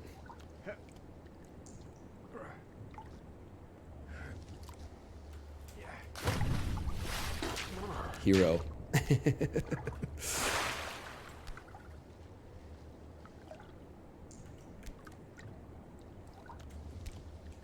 I don't know if it's coronavirus. It might have been influenza type A. It was pretty bad, though.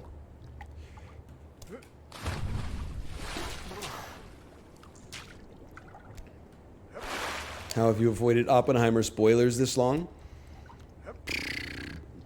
I maintain a wall in my brain.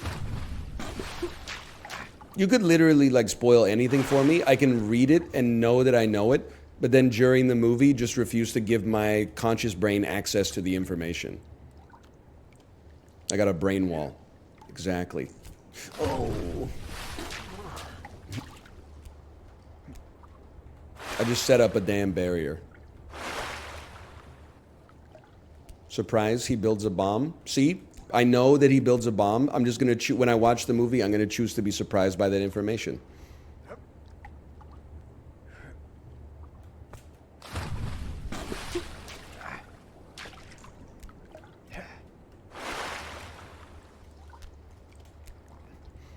Guy who really wants the other scientists and engineers to be acknowledged for their labor.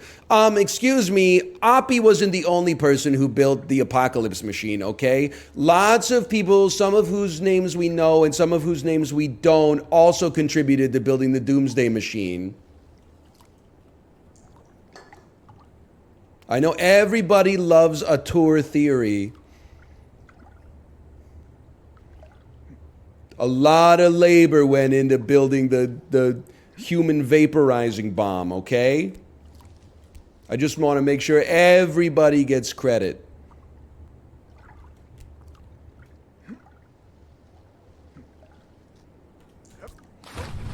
Can I say something? Oppenheimer is a fucking funny name, dude. Does that ever happen in the movie? Does he ever introduce himself? And they're like, "What's your name?" And he's like, "My name is J. Robert Oppenheimer." And they're like, "Really?" "My name is Stan Smith."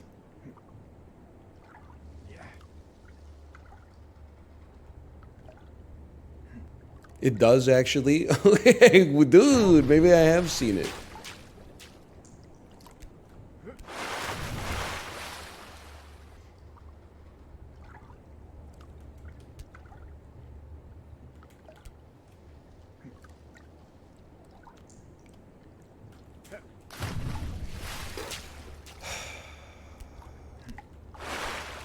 Hey,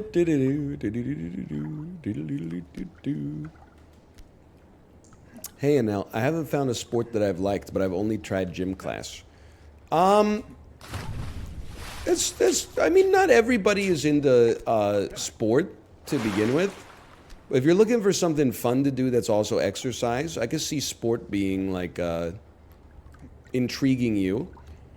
As an only child, can I tell you, I was not a huge team sport Andy growing up, but I really liked individual sports. Sports where only you are in charge of your training, your results, and your output. Like what? Like tennis? Tennis is a big one. Something you can practice by yourself. Also, like I wasn't into track and field in high school, but when I grew up, I was like, I think I hate running. And then I started running, and I'm like, what the hell? Running is goated. You literally just need shorts and shoes. As long as the weather's nice, you just go out, do 15 minutes today, do 20 minutes next week, do 25 minutes the week after that. Like, you just get in your own head, put some music on or something. Okay.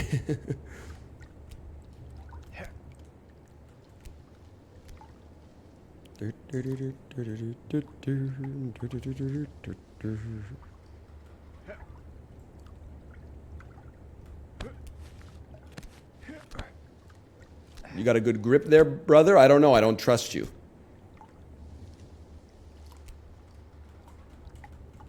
I don't trust you.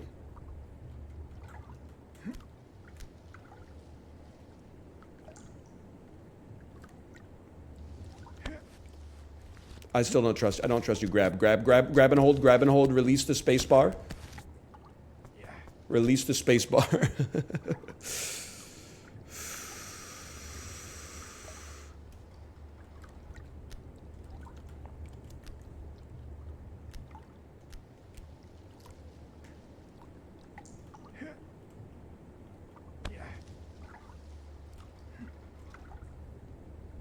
I don't trust it. I've lost confidence. I've become gun shy on this bit.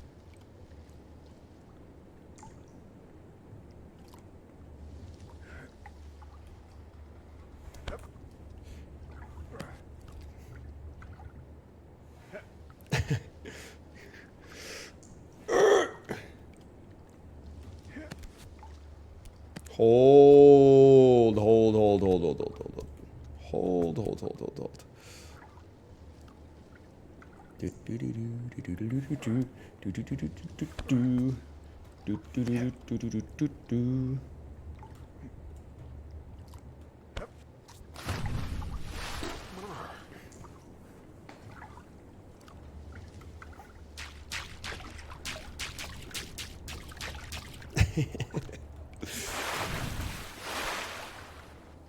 There was some gun shyness there. Hey, Anel, what's your favorite game idea that you will never make? Any of them, but also, I know it sounds like I'm in the habit of just answering questions like laterally instead of the real answer. The real answer is I have no idea what is a good idea for a game. I trust good game designers to work it out because they're experts. I don't think a good game is like it's not the content of the game that makes it good, it's the feeling it generates when you're playing it. Like if you asked me like, 3 months ago, how do you feel about poker? I would have been like, I could take it or leave it. Balatro takes the theme of poker and turns it into like something that's extremely compelling to play. So the answer is I don't really know. I'm genuinely not a power fantasy Andy. I don't want like that game where it's like you're like a modern soldier, but you go back to the medieval era and have to defend against a siege. Like it looks like an interesting concept, but unless the gameplay is good, I think it's going to be like a little honk shoe me. I'm more of like I don't know. Just it's all about the way that the mechanics work together for me.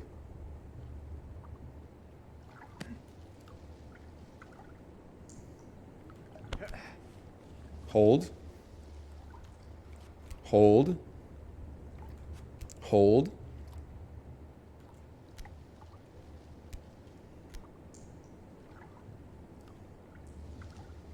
How about right here?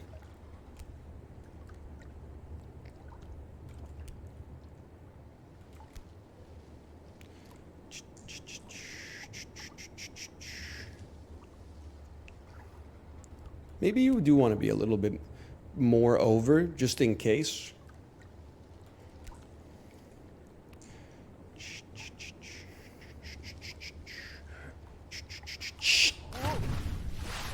That's tough. I'm going to go pee and then come back and play more. A difficult game. Okay, I'll be back in like a minute and a half.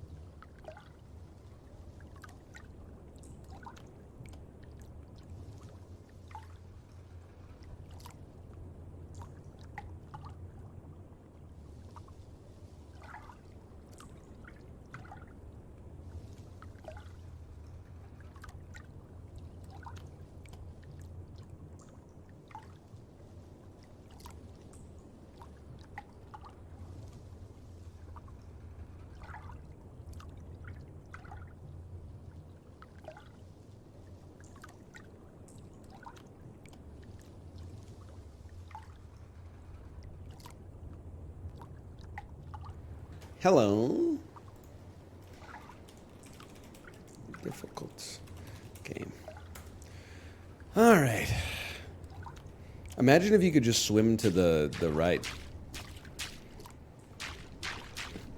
Bro, you got to get the climbing boots from the shopkeeper.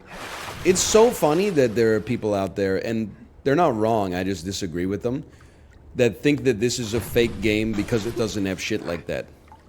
You're literally a man that can generate X amount of force. They're like, climb this mountain. That's the fucking game. They're like, no!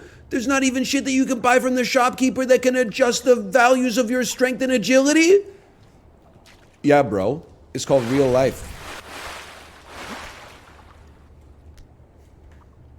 They have invented one piece of IRL strength increasing garb. It's the belt. I don't really know how it works. But if you're going to squat something heavy, you can put on like a WWE championship belt, and it gives you an extra 50 pounds of strength.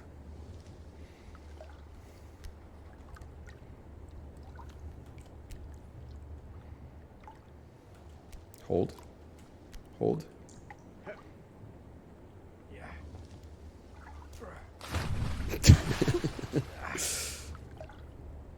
Makes you look cool as fuck. It's so true. Really completes the look of your head turning the color of a tomato.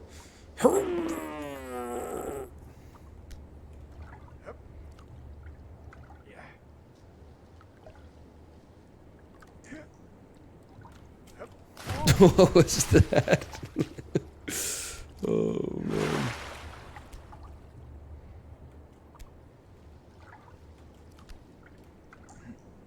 Would you ever go on Ninja Warrior? I don't think that's going to be a productive use of anybody's time. I'm very not agile. I'm like a... If I had to rate my climbing skill in particular from 1 to 10, it's literally like a 2. Even as a child, I wasn't getting across the monkey bars. I might have like 3 rungs in me, and then I'm toast. That's a 1. I think a 1 is when you grab the handle, and then the force causes your wrist to snap off. I think I'm 1 above that. How have you not gotten into powerlifting yet? I did. A lot of new heads don't know the story. I was out of shape in 2018. I said, you know what? I'm going to start lifting weights again. 2019. That whole year, I got into, I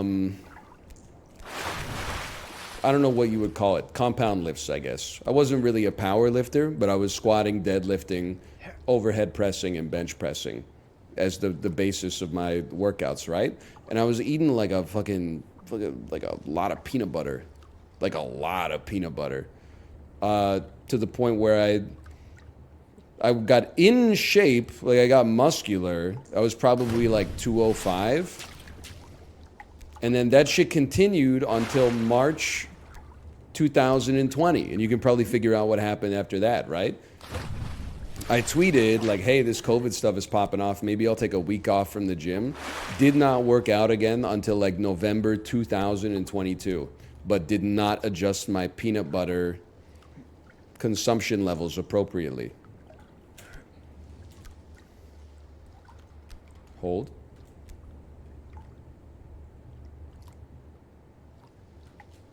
Hold.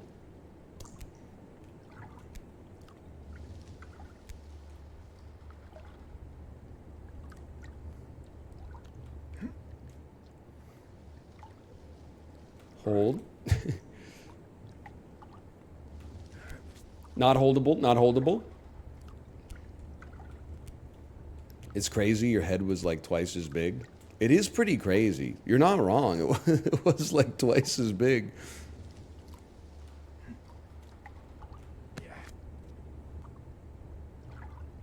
Did you get chunky off chunky? Nah. I don't mind chunky, but I was on that Kraft Smooth train.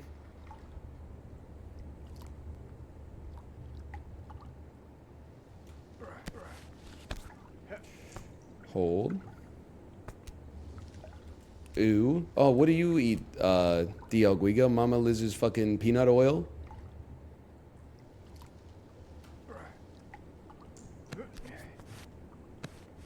No, there's a Chicago peanut butter brand called Carragher's. It was invented by Al Capone's own peanut monger in 1931. Chicago fucking ass. Trader Joe's mostly? We don't have fucking Trader Joe's here, bro. All we got is Walmart.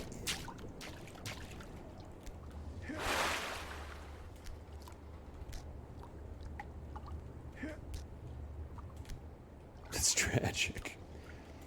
Trader Joe's would pop off in Vancouver, but I kind of respect them for staying in their lane.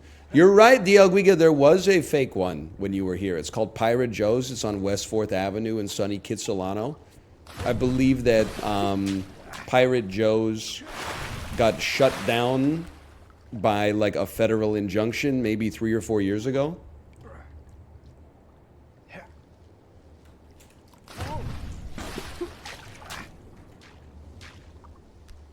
A fan of yours father owned the Pirate Joe's store? That's crazy. I got nothing but respect for the Pirate Joe's store. Because, like, I don't know, isn't that business?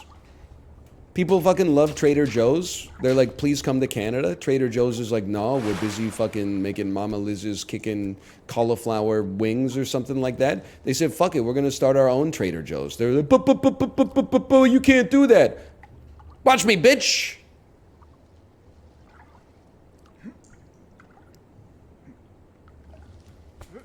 Anyway, I guess they got them sued or whatever, but it's a damn tragedy.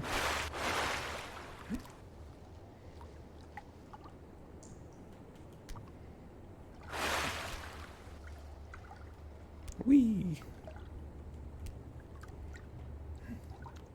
Canada needs that giant gas station with the 80 pumps. Is that Buc-ee's? We could use a Buc-ee's, bro. I mean, I don't know where they'd put it in Vancouver. Let's be honest. That's more of like an Abbotsford thing, but...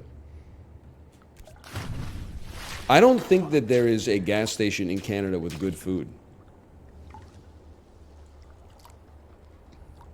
Just in general, I think Canada kind of lacks the culture of like good, convenient food. I hate to say it. I got to give America their props.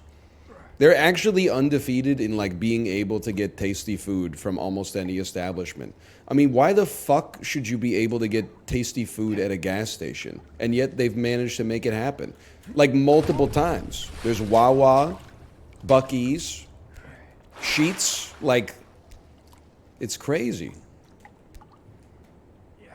Japan's way crazier. It is crazy. The convenience store food in Japan does go really hard.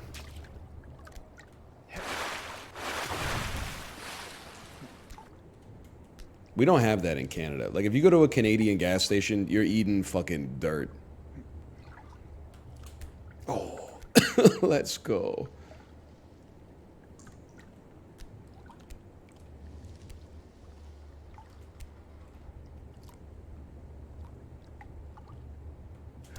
Hold.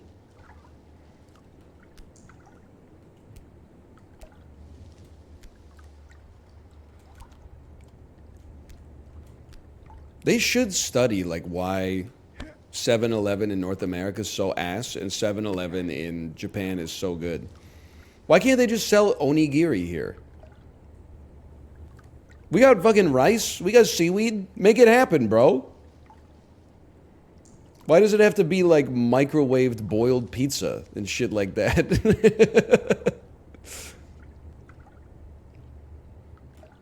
They got Oden in the damn store. Hold. Is this a holdable? I appear to be holding. Holy. They got a bubbling vat of fish broth with like sticks of real fish in it. Our 7-Elevens, I mean, as you can get taquitos. 2 p.m. angle jump, not a swing, please. Okay, what is 2 p.m. angle jump? Is that also known as the Chibli jump?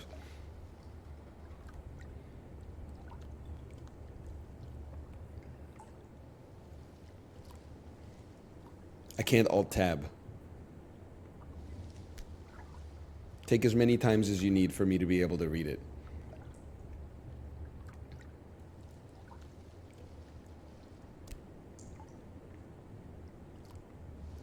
Sorry, DL Guiga, not you. I'm talking about VIP Daniel. I get the idea is that you launch at 2 p.m. I guess that would be a Chibli jump. But I usually swing into the 2 p.m. jump. Are you telling me that that is fool's gold? Swingless?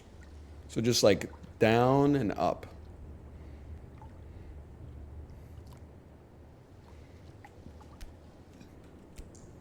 Okay.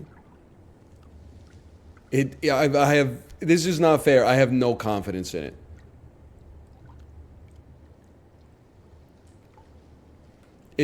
I'm visualizing it and I'm like, there's no way this works. You have to at least put a little swing on it, right? You got to at least give it this first.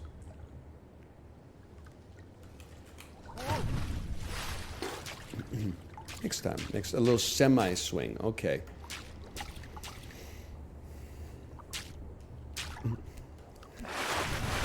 I know there's probably like genuine business constraints. I also feel like 7-Eleven in North America sucks because we don't think that we deserve nice things.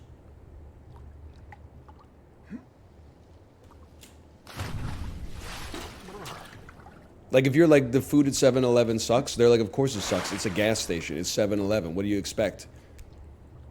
Then you're like, oh, but it's kind of like half decent in Japan. They're like, well.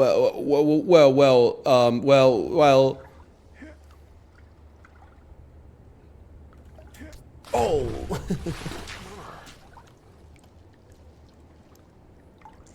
I worked at 7-Eleven for 2 years. One time our night shift guys stole the front door. Oh, man. Can you imagine showing up at the pawn shop with the 7-Eleven front door? Oh, man.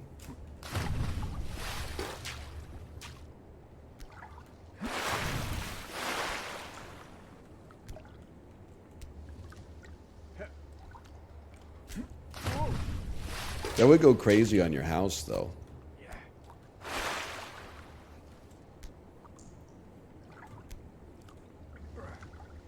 Did you read about the woman who had her driveway stolen? I did not read about. How does that happen?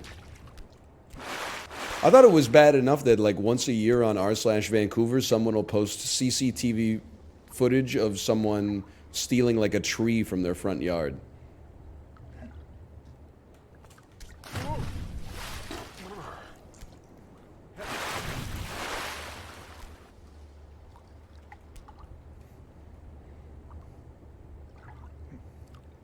Hold. Hold. Not like a big tree, like a juvenile tree.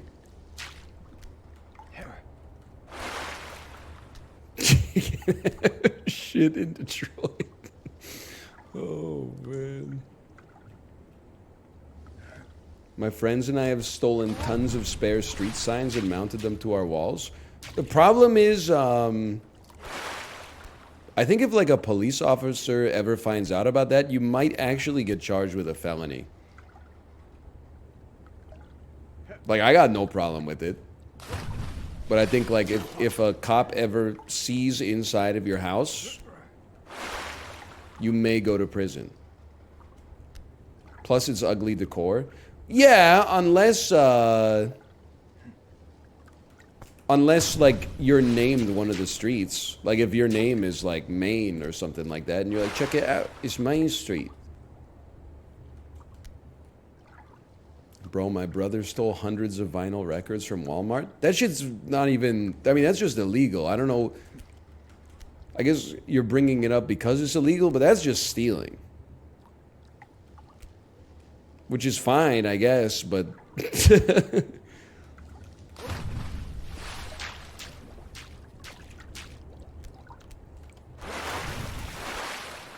That's thousands of dollars? Yeah, but it's Walmart vinyl. Like, they were probably going to end up smashing this shit behind the store anyway.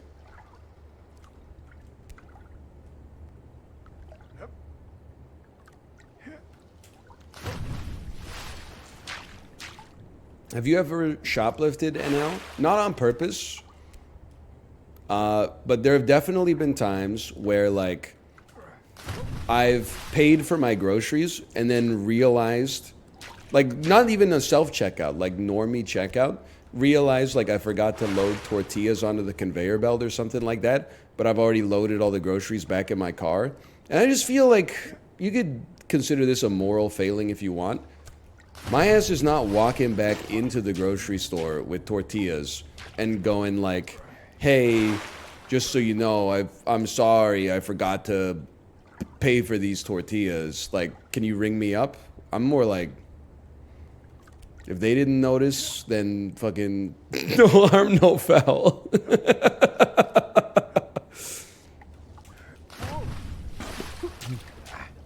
I kind of consider like it comes out in the wash too. I'm sure I've been like, I don't rigorously look at the scanner and the receipt.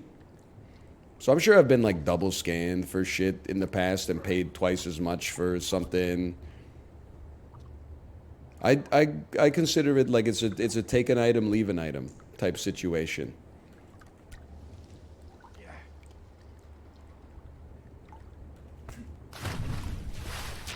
The cashier at Home Depot didn't scan a new Dremel I was buying. Honestly, I love that for you. My mom was also telling me she buys these protein bars, and usually the protein bars are like $4 each. She went to Shoppers Drug Mart, and they were selling them 2 for $5. So already, that's like a huge savings, right? But then, on the protein bars, they had a sticker that said $2 off. So I know what you're thinking. 2 for $3. Pretty sick deal. But my mom was like, no, no, no, no, no. They're already 2 for $5, and then each one of them should be $2 off, which should make them 50 cents each. So she like took a case of them up to the cashier, and the cashier was like, I gotta talk to our manager. And then the manager like was like, that's not the spirit of the promotion. And she was like, that's fine, I'm not gonna come back, I just want the case. And then they gave her the case at the price that she negotiated. Which is fucking sick, man.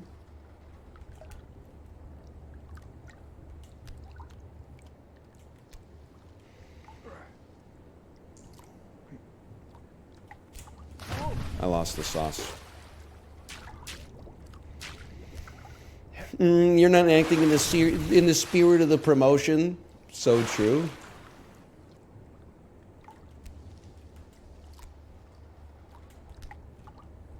It's alright, I'm sure Shoppers Drug Mart will be fine.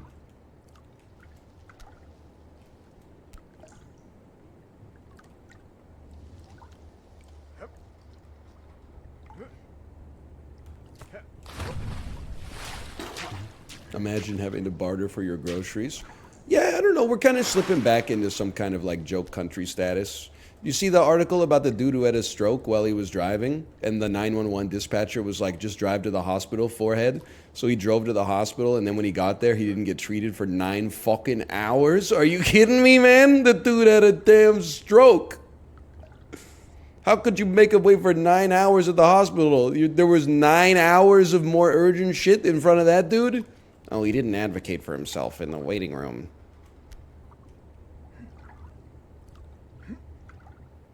I saw, like, because this was on r/Vancouver, people in the comments were like, to be fair, you don't see all the times that people go to the hospital with a stroke and are seen fast.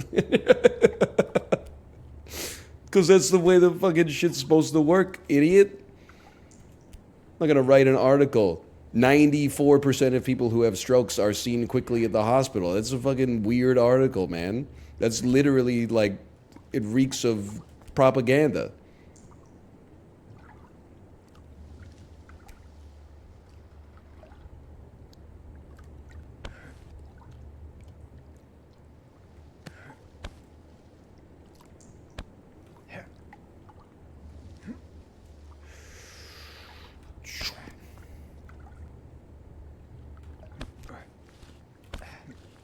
Let go. Let go. Go up. Okay.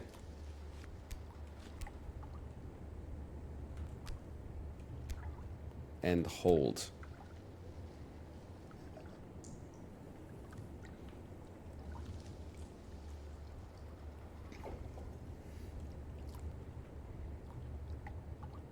Semi-swing, 2 p.m. It's like a heave and a hoe, going low, jumping high. Heave, ho, low to high. Heave, ho, low to high. Heave, ho. I lost confidence. Heave, ho, low to high.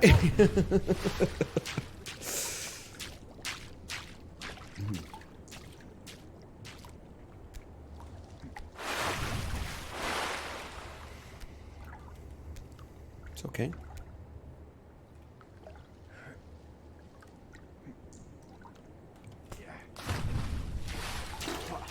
How many days has this been now?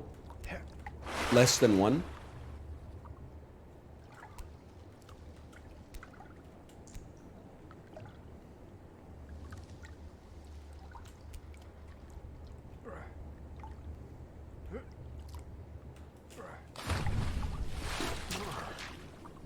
It happens. Hold rock, low right, 2 hands, and just fucking send it. I do have to admit to having a penchant for just fucking send it, because that's like easy advice to follow, and it sounds like it should work.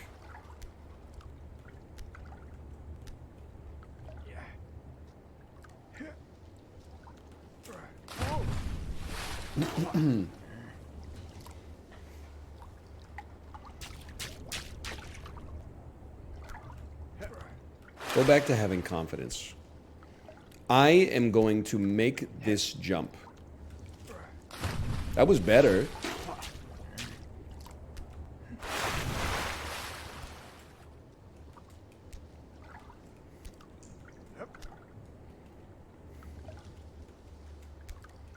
I am going to make this jump.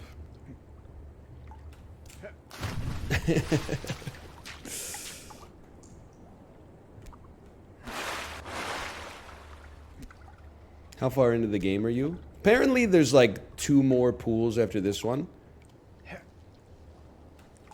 Oh.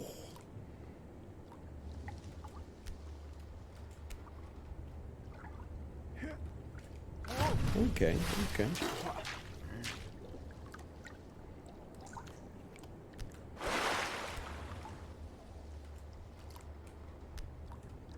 Hey, Anel, are you a star rating for games guy or an out of 10?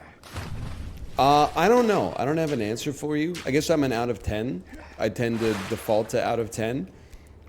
But I'm also kind of a believer that the scale of gaming is almost actually, I don't believe this for movies, but I believe it for games. That it's a Boolean scale. It's like a true or false.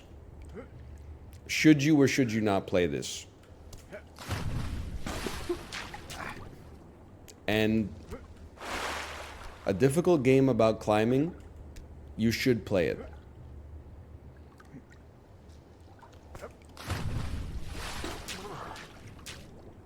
Like, I think at the end of the day, when it comes to games, like, it's either, like, worth your time or it isn't, right? So the thing is, like, I think if I played a 30-hour-long game that was inoffensive but kind of boring, I would be like, well, it's like a 6 or a 7 out of 10. But if you ask me, like, should you play it? I would be like, no, you should find something better to do with your time, even if it's just playing, like, a better game. Oh.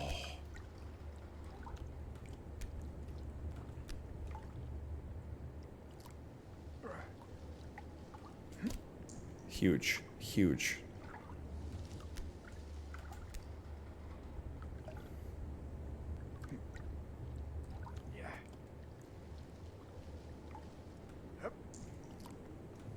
You grab.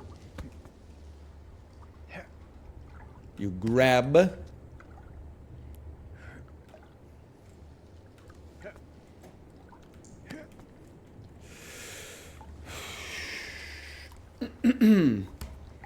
This game is literally designed so streamers can talk to their chat while disguised as playing a game. Nope, actually, it's a game.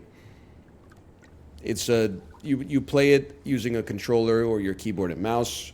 There's mechanics you interface with to allow you to make changes to the environment. It's a game. Oh, but there's no magical spells in it. It's a game. It's a game where you climb a mountain. I don't know what you want me to say. We don't do that here.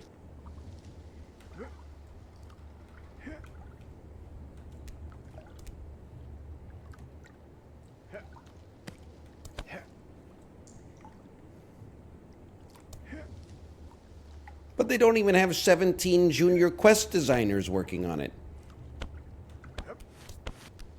Let go of the space bar. Hold.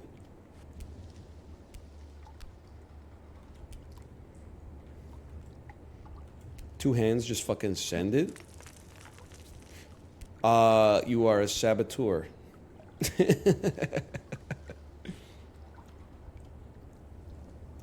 I have to not use two hands.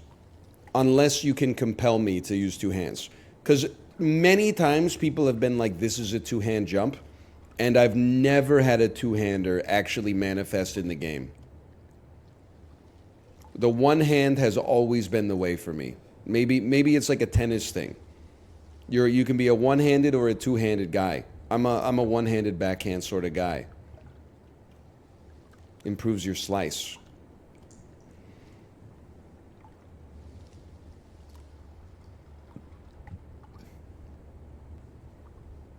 Hold bottom right.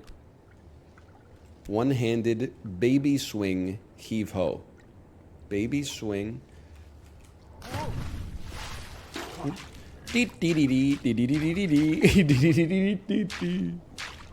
All right, for those of you demanding some respite, we'll play something else at 2. I don't know what it, or not 2, sorry, noon. I don't know what it'll be yet, but we'll figure it out.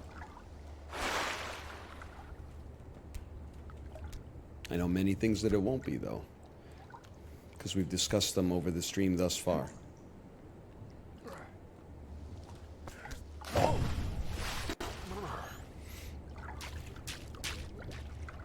Hey, now thoughts on the impending AAA game crash? I just like I care about like the people in the industry, but I don't care about the games at all. Is just the honest truth of it. I'm kind of disillusioned with it. I don't think it's just the industry. I think it's also like age. Like all these fucking gorgeous like 4 out of 10 games keep coming out, and everyone's like, "This isn't what we want." And then they're like, "Check out how photorealistic this new game is," and people are like, "Oh fuck!" Like I think the I feel like AAA gaming is just in a place where like most, and it I guess it's been like this for a while, but I'm not interested in essentially any AAA game that's come out or is coming out.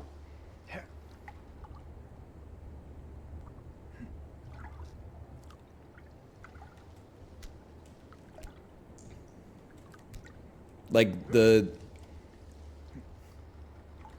it seems like, well, okay, From Software, I'll give you that.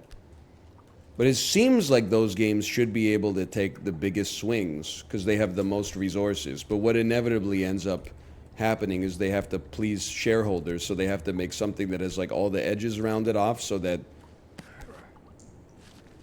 it doesn't give anybody like instead of giving people like reasons to buy it, you have to tick the boxes that make it so people don't find a reason not to buy it.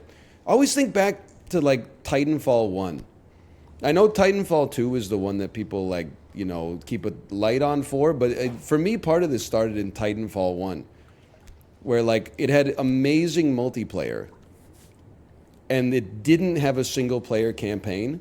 And people were like, well, I'm not going to fucking buy it if it doesn't have a single player campaign. It's missing one of the features that I would normally consider necessary for like a $50 game. And I'm like, but the multiplayer it's like the best multiplayer that's come out in 5 years. Like that in and of itself is worth more than $50 to me. We're like, well, I'm sorry. They gave me a convenient reason not to buy it. Then Titanfall 2 came out, and the campaign was amazing, but people were like, I didn't play the first one, so I'm gonna fucking I'm gonna skip this one until it's $1.99 on Origin, and then I'm gonna be like, they need to make a sequel. I paid $1.99 for it.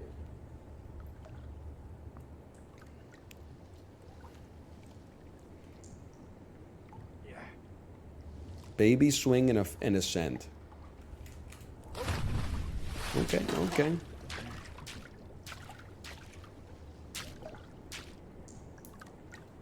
Closer? Really?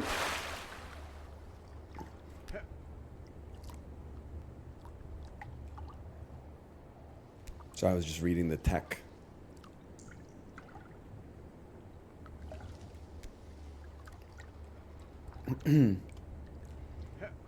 I also feel like, I don't know. This is more of like a social media thing. But like the appetite that people have for like talking about games that they will never play just is annoying to me. Like they will spend 40 hours getting into like internet arguments about a game that they 100% like will not play when it comes out. And I'm like, what are we doing here, lads? This just doesn't make sense to me. But then you see the impulse rear its ugly head like at all times. Even when a 10 out of 10 game comes out, people are like, yeah, playing it is like pretty fun. But you know what's even more fun is like getting into needless hypothetical discussions. If you could only buy one game, would it be FTL or would it be Balatro? Fucking, I don't know. If you could only watch one movie, would it be The Godfather Part 2 or fucking The Shawshank Redemption? I don't know. What make more time in your life and watch 2 movies? We don't need to get into that. Like there's a surplus of value here. We should be like, oh my God, thank you so much for the surplus.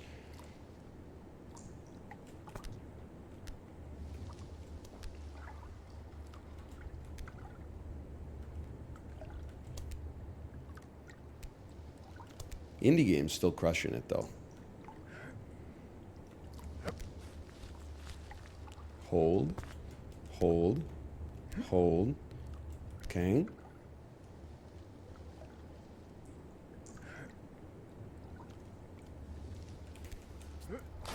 I don't know what I was thinking on that one. Oh, man. What was that? I lost the plot on that one.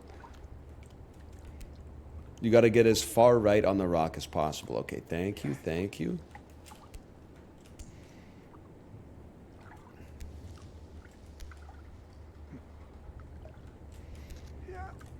And again, this is not being just needlessly contrarian, but like, I genuinely don't give like a shit about an increase in graphical fidelity. Hold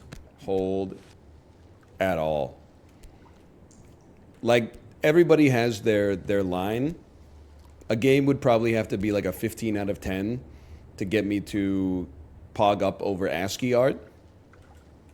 But like in terms of like, you know, oh, this guy's face looks photorealistic, I really don't give a shit. Like you know, the criticism for me that always seems like it's only made by like 12-year-old kids. I'm sorry to resort to an ad hominem, is when people are like, I like good graphics because it increases my immersion. Well, I'm sorry to tell you, motherfucker, you are not immersed. You are sitting at a desk, looking at a monitor, your cat's, you know, scratching your leg to get some attention, you're hungry, you got a fart, like you are a real person that is playing with a toy.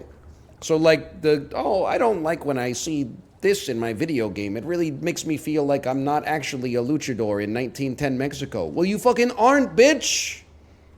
Let's go from there. It doesn't mean anything, man. Okay, sorry, I have to get...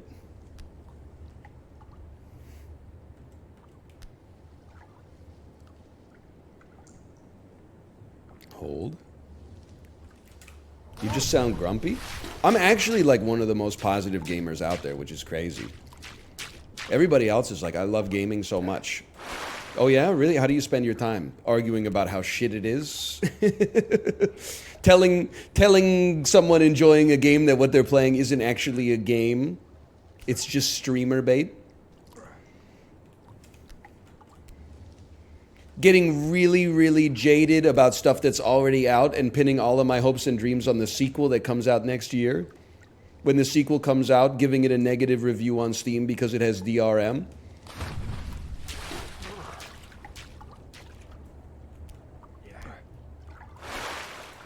Didn't you just have a rant about Stardew Valley? Yes, but I'm the only honest gamer. Stardew Valley is a great game. I just hate it.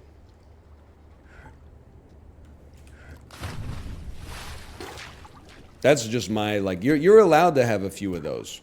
You're allowed to have a few media properties that's like, you know, I fucking get that this thing is good, but I hated it. As long as you don't say it about everything, then we let you have them.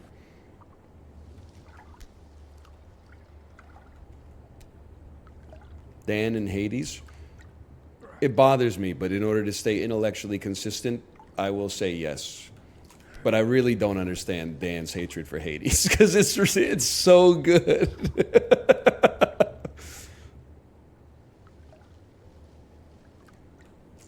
Ooh.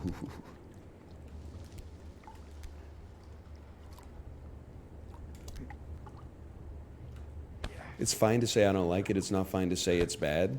Yeah, but like, when I say I don't like it, you know what I'm saying. I'm saying it's bad. I don't really care if you hear me say it's bad and you're like, actually, like, you should say I don't like it. Like, you can do the translation in your head. It's fine.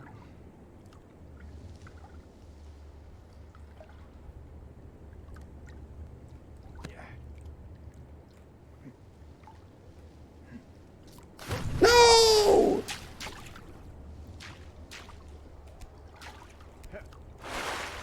Last game you played that you didn't like? That's a good question. I mean, I really did not like Armored Core 6.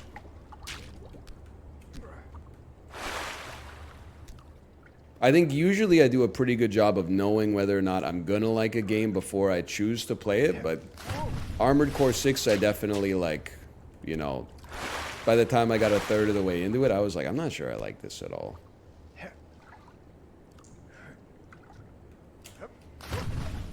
You didn't like Rogue Legacy 2? That's, I mean, that's fair. That's fair.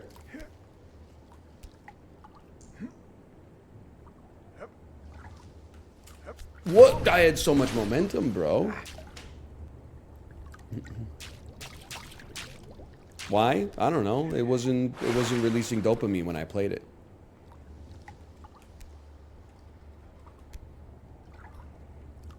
Why do you hate all new games? Not true in the slightest. I like a difficult game about climbing. I like Balatro. I've been championing Balatro for a long time. People are saying I don't like Dragon's Dogma 2. Of course I don't like it. I haven't fucking played it. How would I know?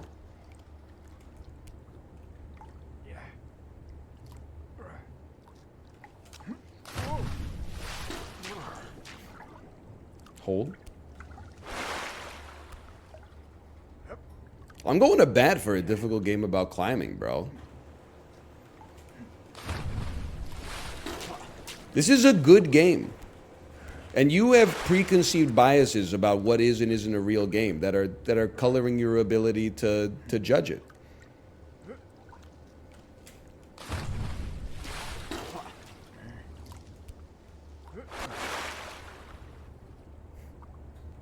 Would you play this off camera? I don't play shit off camera, so I play with my kid off camera. That's it. It's not a. The question is not germane to the conversation.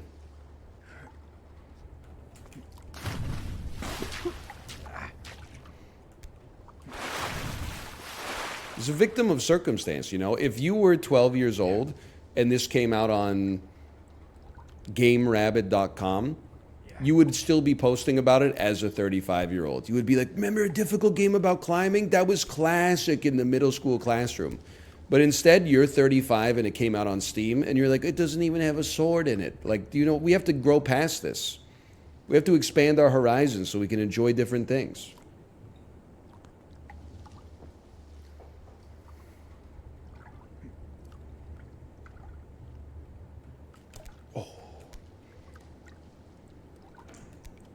Hold. Hold. Hello. It looks like you're making like a methane drug. Looks like you're making methane drug. Yeah. Because I'm bald? No. Because you got 5 empty cold brew with the packets of stuff. If I may defend myself, there's 4 empty cold brew containers over there. There's no need to exaggerate. If the number's already out of pocket, you shouldn't have to add one just to exaggerate. I'm just saying I just wish we could be honest about the situation. It's not a desk audit. It's over on the fucking wet bar, bro.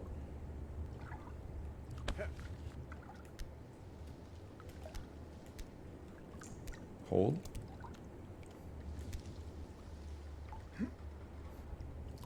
What's a wet bar? It's a fucking fridge with a sink close to it.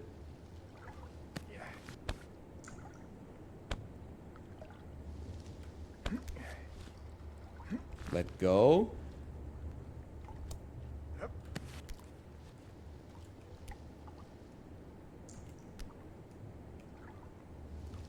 Hold. Ah, yes, the sinky fridge. I just found out Americans called the sinky fridge a fucking wet bar. Can you believe this?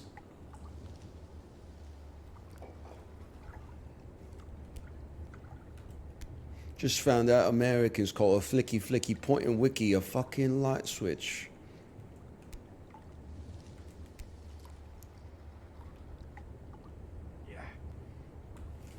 Oh, the wheel is turning.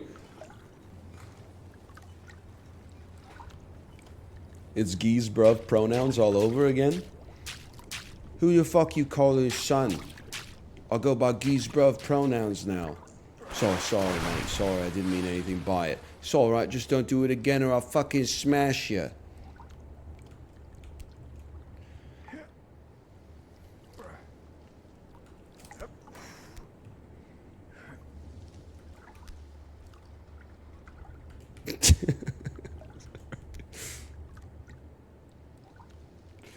Oh, man. I just learned Americans call an inbred puppy a 2X pimpy. All right. You're cooking us for that one. You are cooking us for that one.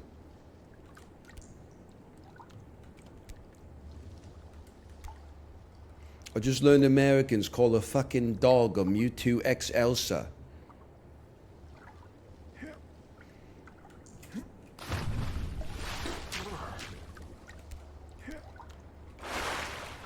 The fucking Game Boy Mewtwo sound. Oh, man.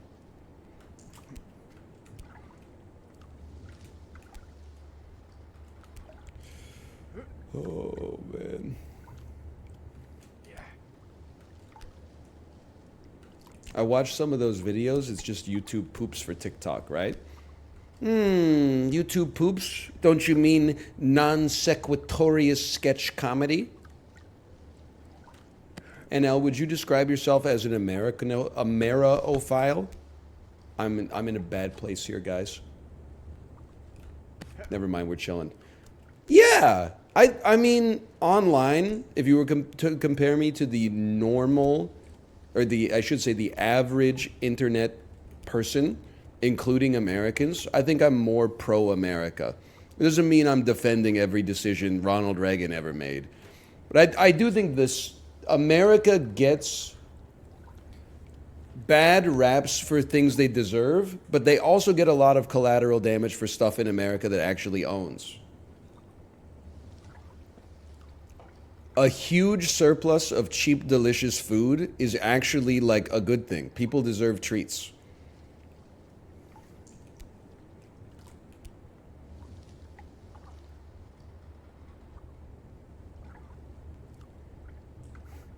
You tell them.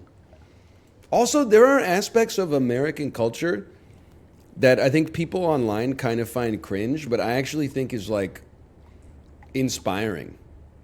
Like college football culture, there's a lot of negativity that goes alongside it. It's kind of sick that just by like reading some books and going to a school, you can have like a community of friends numbering in the hundreds of thousands that gets together every Saturday to have fun.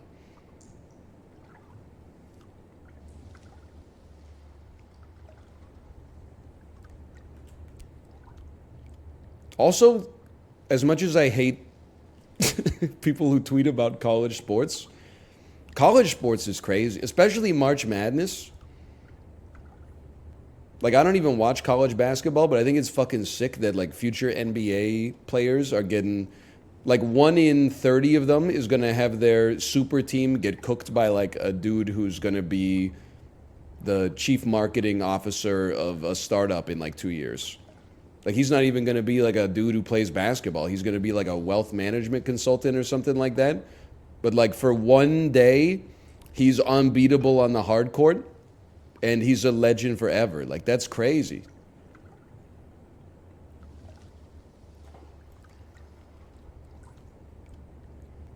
Hang on, we got to get a little lower. Stolen tweet. Excuse me, the tweet actually talks about future accountants. I said CMO for a startup. It's a completely different joke premise.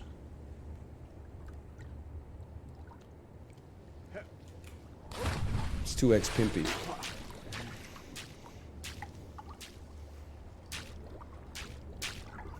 You ever see the video of the average American high school classroom versus the average American football team's locker room? Fuck that, dude. You ever see the video of Louisiana State University's football team's locker room versus the Louisiana State Library? The library had like tarps nail gunned to the ceiling to catch leaking water, and the football changing room looked like some Star Trek shit that would send you down to another planet. Whee!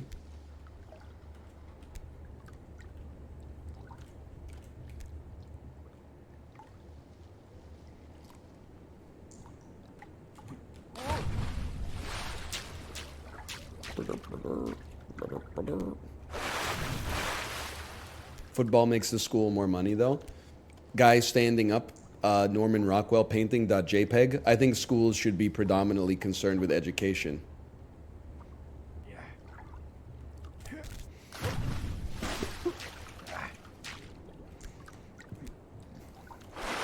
Hammer emoji. Okay, okay.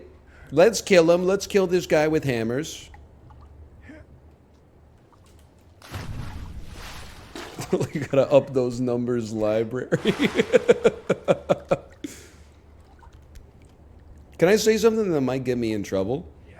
I've been seeing a lot of like librarians are heroes discourse online, and I simply have to ask you to explain it to me. I take my kid, I went to the library a lot when I was a kid.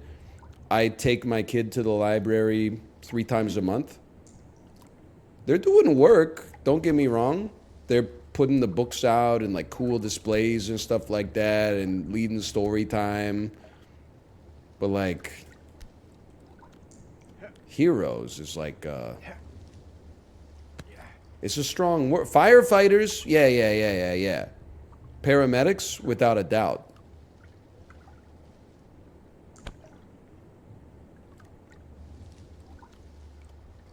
They're heroes in that their job is getting automated.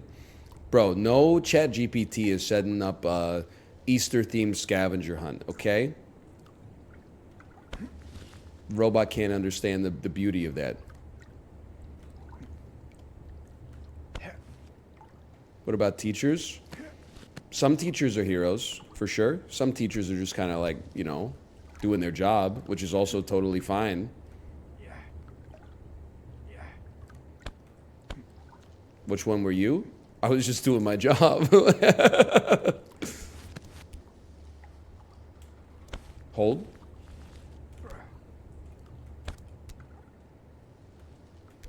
Well, I think it's like the same thing as like going bald, right? Everyone's like, if I'm bald, if I was gonna go bald, I would just get jacked. They're like, if I was one of the teachers, I'd be one of the fucking, I'd be Robin Williams in Dead Poet Society. No, you probably would. You probably would just do your job. You'd probably just be like, you know, go to work, teach the class, and then fucking like go home and have a life because you're tired, you know?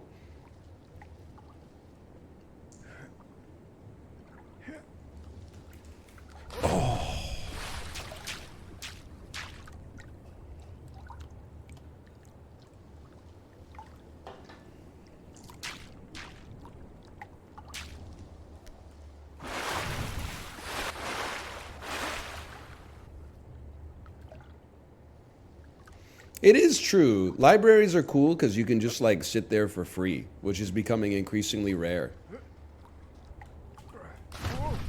Like, if you have a young kid, it's so easy to kill like 2 hours at the library.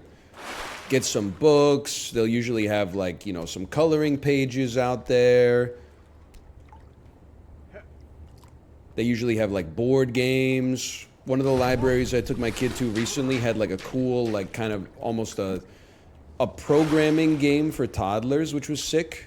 You could program like a series of instructions symbolized by shapes and then like lay the shapes out in a line, and a sensor would transmit the instructions to like a robot that moves around the grid.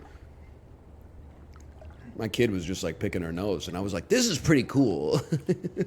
This is fucking sick. You go to multiple libraries? Yeah, bro, why not? I probably go to the library more than 98% of chat, without a doubt. There's probably 2% library freaks. I just can't compete with you. I see some of you, you're in there all day. That's fine. I understand. I'm not just going up to the library and then spending 6 hours on chess.com. But yeah, I'll go to the local library, and then sometimes I'll take my kid to a class in a different neighborhood, and then the class is like an hour long, and I'm like, well, I haven't really given mommy enough free time. Let's go to the library for a couple hours.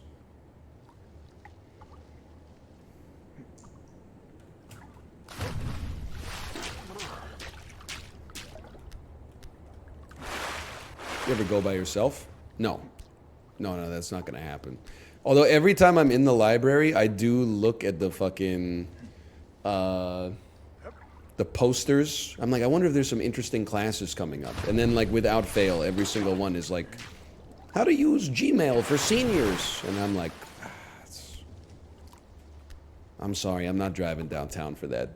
Maybe I'll watch it when they put it on the YouTube channel. Oh.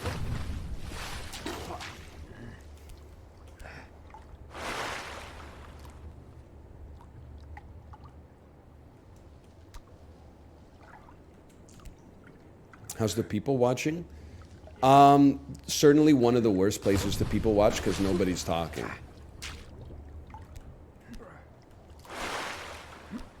I would not recommend going to the library to people watch.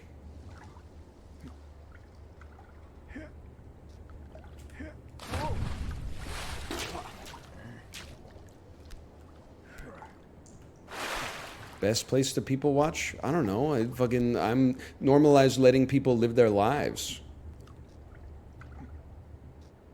I don't have an answer for you ever since Pub 340 on Canby in Gastown closed. That was a great place for people watching. Went there one time and watched a dude download like 500 photos of swimsuit illustrated models in bikinis and then copy paste them one by one and put them into a Word document. I was like, what is homeboy doing, bro? What's he gonna do with this Doc X, man? Also, why the fuck are you using Microsoft Word for that shit? You gotta use latex or something. Your image wrapping is gonna be all fucked up, bro.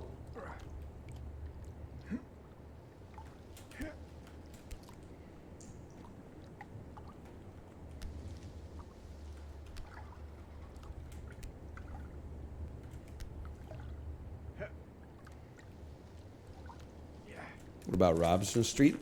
Parts of it, yeah. I really like Robson Street, like closer to Stanley Park. Amazing food down in the West End.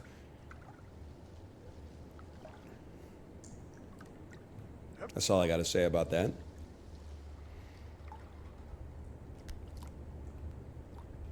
Okay, hold. Hold.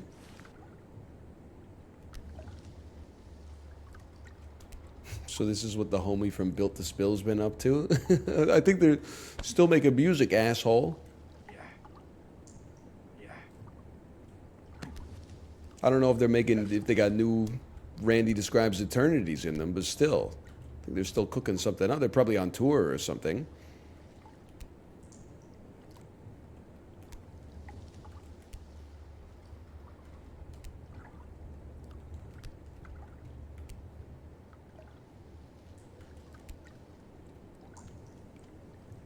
Two p.m. This is right. It's a little heave-ho.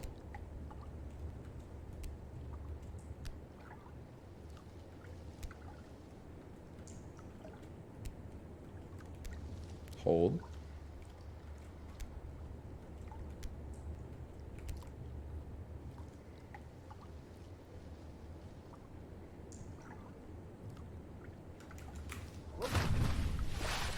That didn't feel right. Just something about it didn't feel right. Brother, I think I gotta stick to the swing, honestly. I think this like don't swing, just jump thing is I'm not saying it couldn't work. It just feels like it's harsh to my vibe a little bit.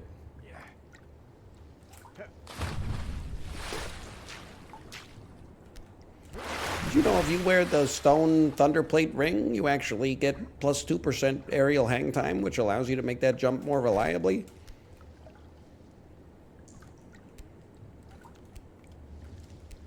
That's what it would be like in a real game. In a real game, you could walk to a digital store and buy a magic bullet that would solve all your problems.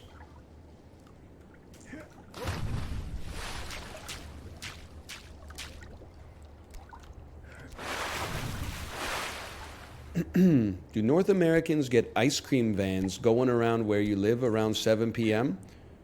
Yeah. Yeah. Not everywhere, and certainly not year-round.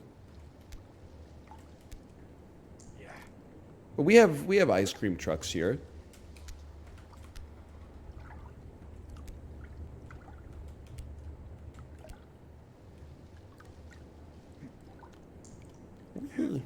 Hey, now, when you were into Final Fantasy VII OG, who was your favorite party member besides Cloud Strife?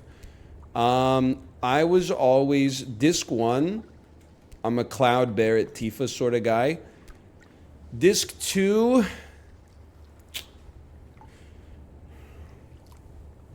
It was Cloud and Barrett the whole time, and I'd usually rock like a Red 13 in there as well. But sometimes I would throw Sid in instead of Red 13. The problem for me with Yuffie and Vincent is that like by the time you get them in the game, it's like I'd already cemented my enjoyment of the playstyles of the other characters. So I'm like, I don't want to go through the trouble of figuring out how to use Yuffie properly when Barrett now has a fucking huge cannonball attached to his hand and could just go tung tung tung.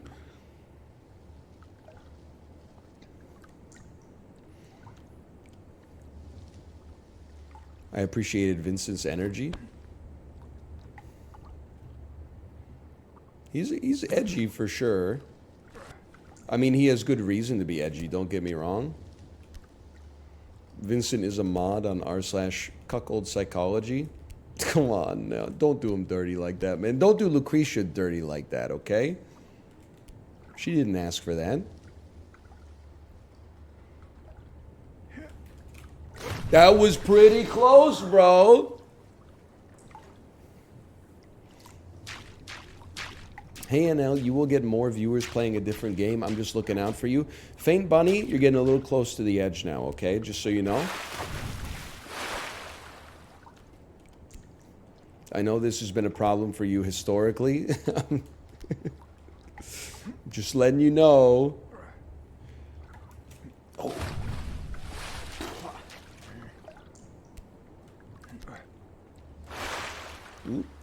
Yep.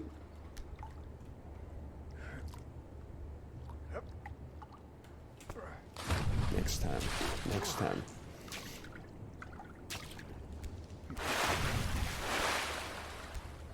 Why'd you unban that obvious troll?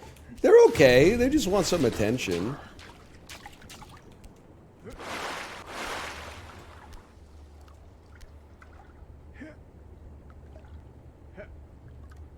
They're very much not okay. Well, they're fucked up in like a way that's not like that malevolent, at least. The thing that I love is when someone trolls and then like all the people who troll are like, why did you unban that troll? What, are you jealous because like they outgamed you? They got more attention? Like I see some of the shit that you post and now you're gonna be uppity about like, why are you giving Faint Bunny so much attention? You got beaten at your own game, okay? As a true Canadian, have you listened to your daily Tragically Hip yet? No, there was no Tragically Hip on the Peloton ride this morning. There was one Rush song, Free Will by Rush did come on. Trying to think if there was any other Canadian classics. I think it was a Japan Droidsless ride. I think it was a Sloanless ride.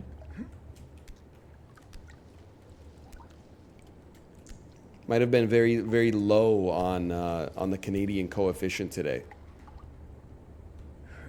Wolf Parade? Okay, actually, there was a Wolf Parade song. You got me on that one.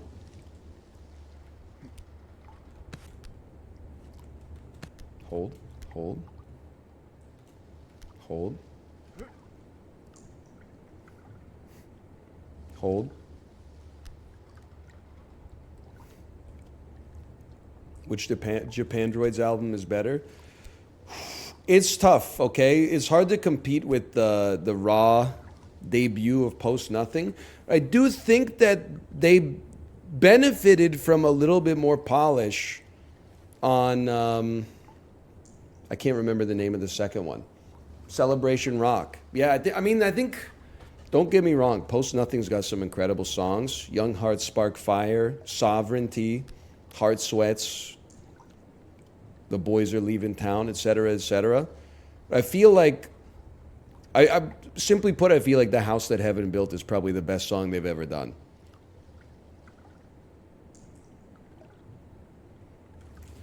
Oh. Okay, give him one more.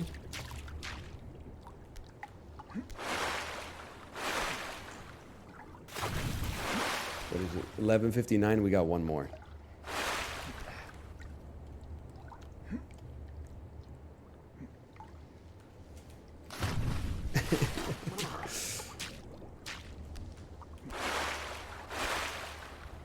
Their early work was a little too new wave for me. So true. YouTube thought the girders are bad, just wait. I mean, this is better than the girders for sure. At least when you fall, you just fall. And you don't have to hear...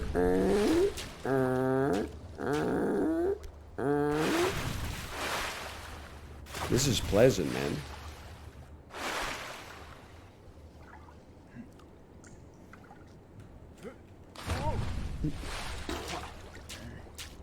Because you try to build momentum for minutes? Yeah, because I'd be fucking starting to build momentum and then somebody would ask me, like, you know, how do you feel about Tim Hortons or something like that?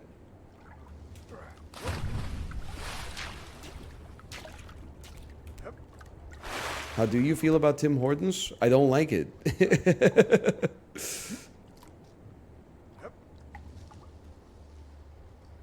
It's fucking ass.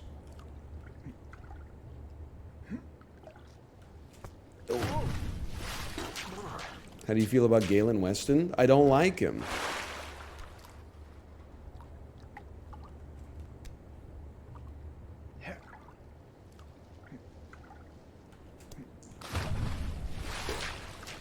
Give me my bread money back, you motherfucker. So it's fucking true, though.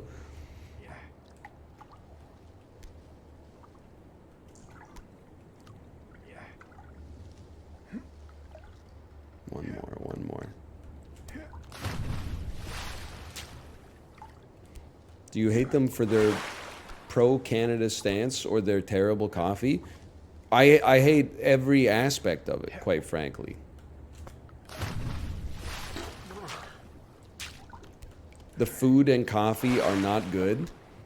All of their ads are basically like, you are not a real Canadian unless you eat here, despite the fact that they're owned by like a Brazilian international restaurant brand. Like,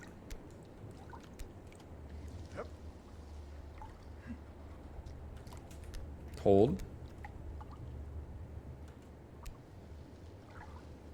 But like, I could forgive like a lot of stuff. But the food and the coffee are just so ass that like everything else now is it pales in comparison, or it comes into focus as a result of that.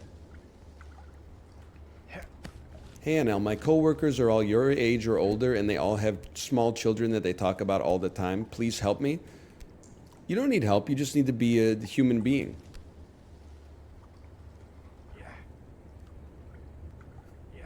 Hold.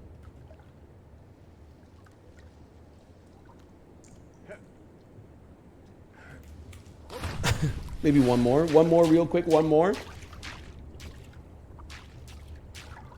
Just tell them you're not interested. Yeah. Go into a group of 6 of your coworkers and tell them, actually, you're not interested in what they're talking about. Let me know how that works out for your career. But the reality of the situation is that being a grown-up and existing in society means sometimes you don't get to talk about what you want to talk about 100% of the time. Sometimes you have to talk about what other people want to talk about before you can talk about what you want to talk about.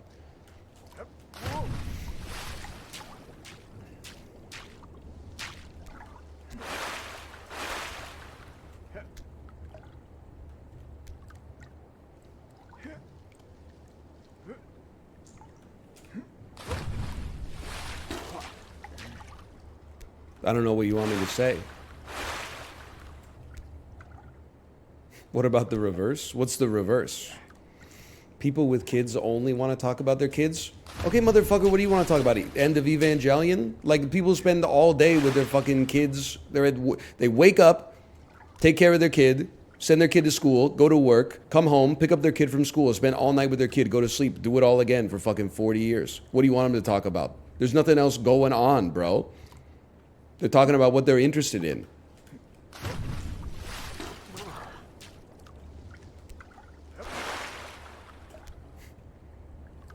What do you want them to do?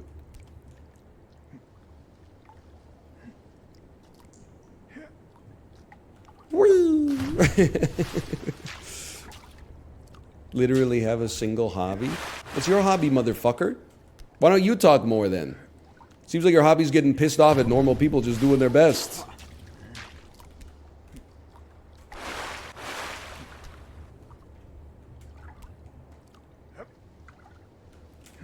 Hold.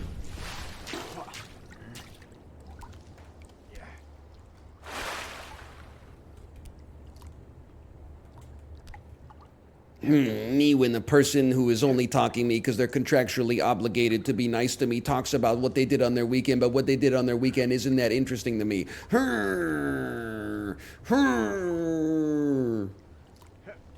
mad at you. Me when I'm fucking, I tell a story about my child who is the most important thing to me in the world, and then my coworker says, yo, that's crazy. Did you see this Dragon's Dogma news? It's getting review bombed on Steam because you have to pay $2 to change what your character looks like.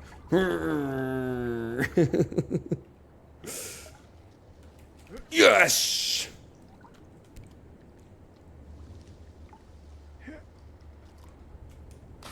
Alright, let's play some Balatro. A difficult game about climbing. 3 hours, no progress? What are you talking about, no progress? We got better. That's progress. Don't understand what you're talking about.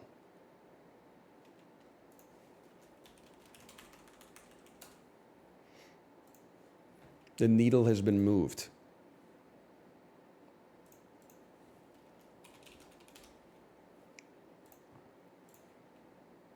2.2 thousand viewers on Balatro? What the fuck happened? Balatro falling off? We will not let this happen.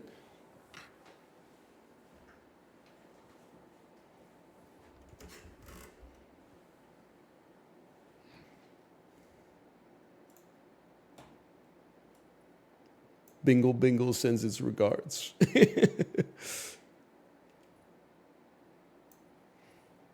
Warning, Steam was unable to sync your Balatro saves with the Steam Cloud. Okay, double it and give it to the next guy.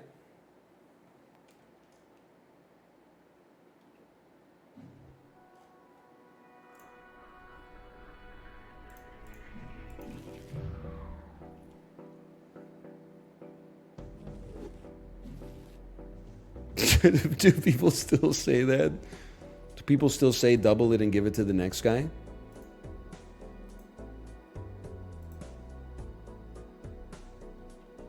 You do? Yeah. I'm talking about normies. Slash marker. Hello, Civicta, by the way. Hello. Okay, we're back with Balatro. Fucking black steak, yellow deck. Here we go. I want a girl who starts with $10. Starts with $10. I want a girl who skips the first two blue skip. I want a girl with the black steak and the yellow deck. You know what I'm saying? Cake.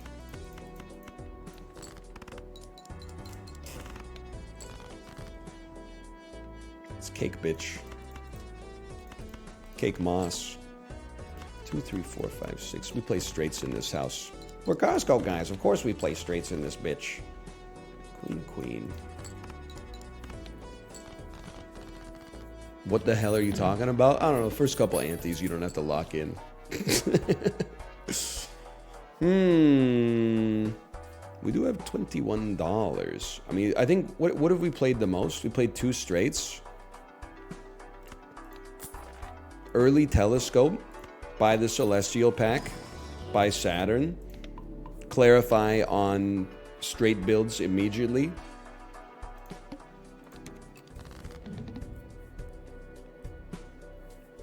I guess I would keep 7, 8, 10 here. I mean, they really want me to play a full house, but I'm a simple man. I choose a hand after my first combat and then just run that into the ground. Oh, 7, 8, 9, 10 jack. You shouldn't have. Oh! Okay, now would be a great time to purchase some jokers. You're pretty good, but we obviously need another joker or 5 to make you pop off. Early banana, insane. Hold the Mama Liz. I'll take another judgment. You're now given +9, you're given +15. First played face card gives ×2 mult when scored. I'm not afraid to launch a little overstock. You know what? Egg pays for itself so fast and also activates Abstract Joker. 2 free Spectral packs? Holy, brother. No, we're going to immolate on this one for $20.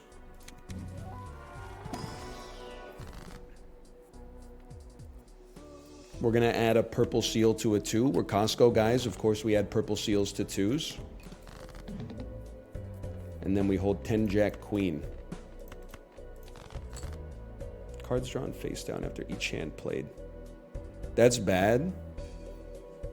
Immolate straight build Monka S. You raise a good point.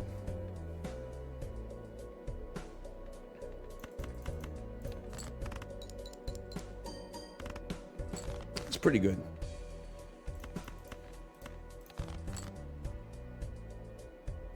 You think you're a 9?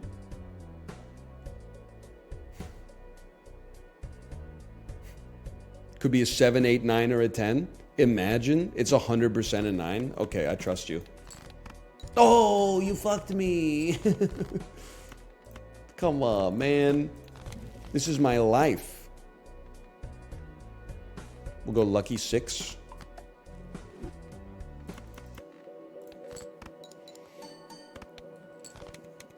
Huge, huge. 36 bucks. Okay, okay. Okay. Retrigger all face cards. First face card is going to retrigger and give us more chips. We will be building to face cards. Face cards. Play face cards. It doesn't matter what the hand is. We're face maxing. And my most played hand is straight and pair. I'm going to buy me a Mercury and cruise it up and down the road, brother. There's no Mercury? I played 3 pairs and 3 straights. Make it make sense, local thunk. Okay, Uranus. Uranus. And more tarot cards. I do like Burglar. Burglar's a lot of fun, but I think we got a great thing going for us here.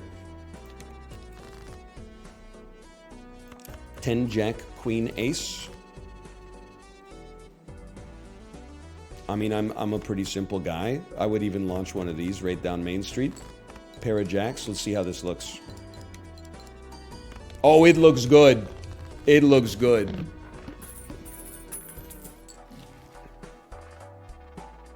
Pluto raises high card. Mega Celestial. I'll take a Mercury, please. And I will take a... Let's get a Mars. We run Mercury now, and then hopefully Mars later if we get some endless help. Now listen. I think we just go. I think we send it. Spectral pack is very nice. I am going to be a coward and make a blue seal. What stake is this? This is black stake. AKA the hardest difficulty any human being has ever played. Prepare yourself. Your safety is not guaranteed.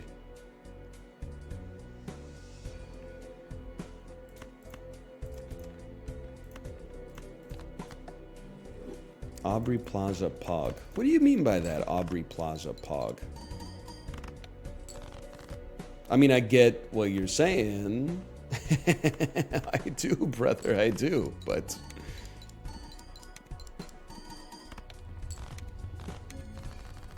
But for what purposes? For what purposes? +1 hand size, huge. She's in the movie Safety Not Guaranteed with Mark Duplass. Oh, you're so right and so real for that one. You're absolutely right.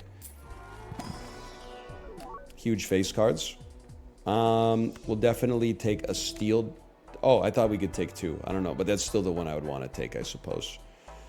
Roll me. Money's on sale today. Turn 10s into jacks. We go again. Dude, they're giving me so many spectral packs.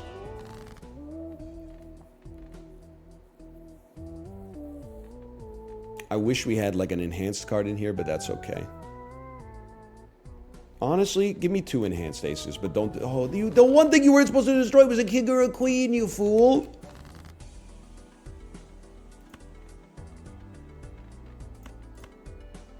you got it backwards here.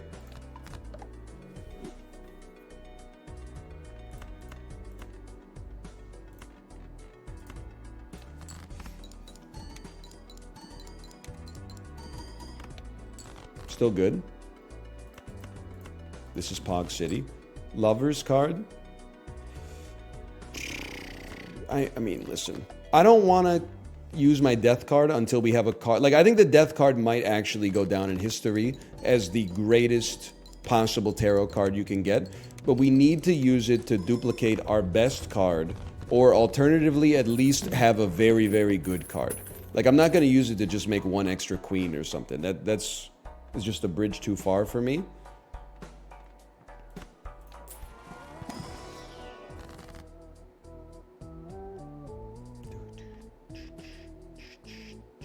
Straight up. I know you're already wild, but I don't care for that. I'd rather you be bonused. I think we want driver's license.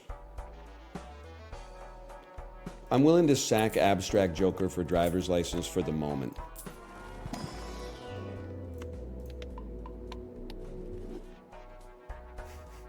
Holy cow.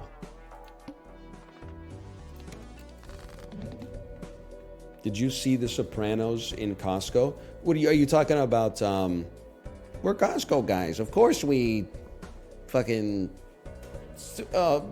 commit murders. I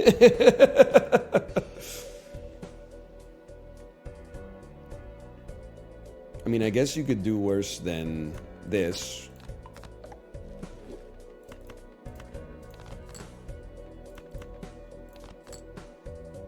And then you could just, I mean, you have to play, okay, this is a lock-in situation. I don't mind playing 2-pair. We're Costco guys, of course we gabagool. We're Costco guys, of course we have to try the new double chocolate chip chunk cookie. Huge.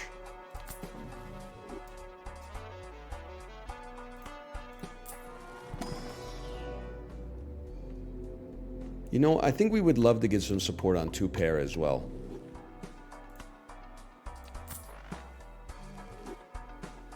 What are we at here? 8.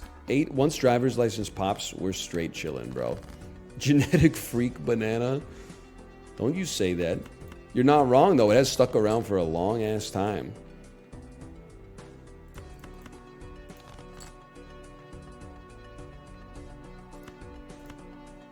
I don't know. Why not, man? Why not? Why not us? Why not now? Surely it won't break next turn. Please don't place that evil onto me. Oh!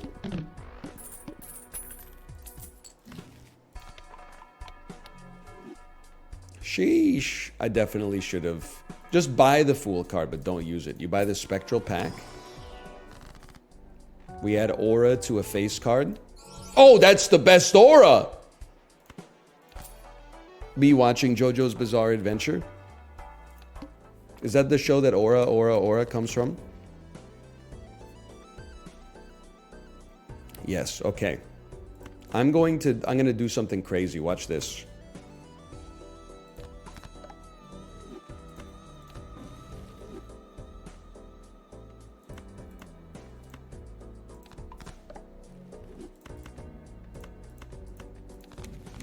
Holy, the man has lost it.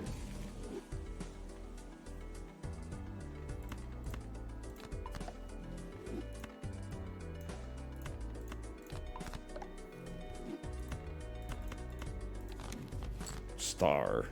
Oh. Star.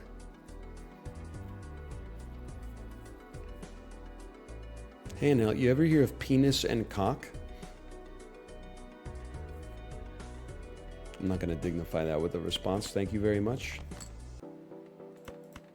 Of course I've heard of penis and cock.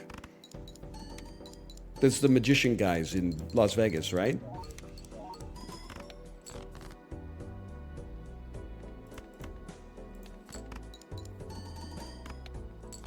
Why was that so ass? Can I get some confirmation on why that was so ass? None face cards. Oh. Of course, none face cards.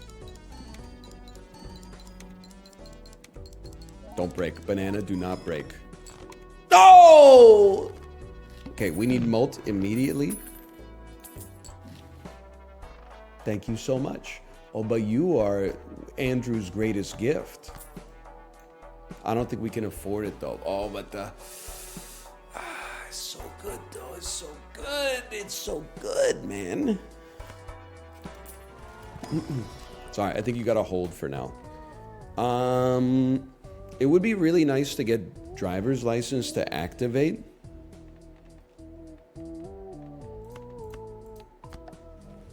That's like, that would allow us to then sell a Joker to purchase what we actually want. We're not going to get there yet, but in time. In time, we go next mode. After player discard, draw 3 cards.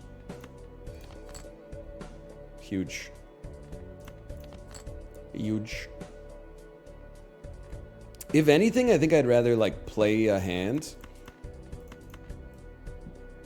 No, because you probably want your tarot card. I don't know why you would ever think you wouldn't want your tarot card now that I think about it.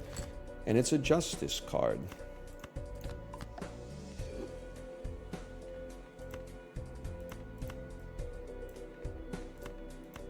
I mean, this is gonna fucking slap, bro. Watch this.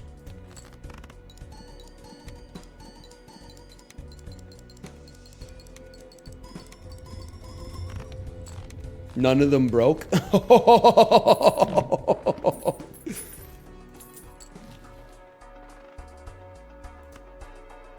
Money's on sale again. The molt is soaring. It is playing at its residence.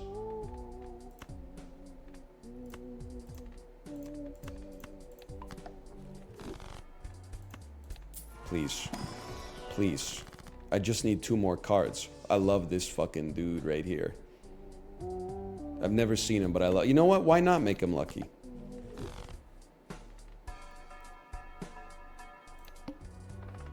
What's your high score? It's something dipped in Mama Liz's e-oil. I don't know how much the e-oil was. It was the YouTube run from like a month ago.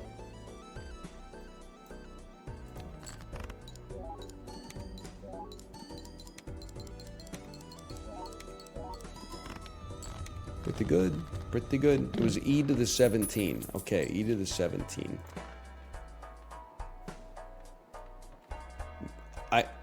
Oh, no, we have to, because if you get it activated early, it's such a huge get. There you go. Driver's license has now become active, which means we can probably afford to sell photograph as long as we don't have a glass Andrew that breaks.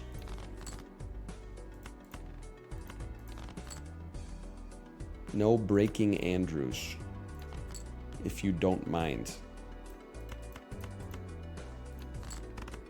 I just showed this game to my friend and it looks like solitaire. Maybe they'd be more interested in Warner Brothers Suicide Squad Kill the Justice League. That's a game that's got a lot of stuff going on the screen.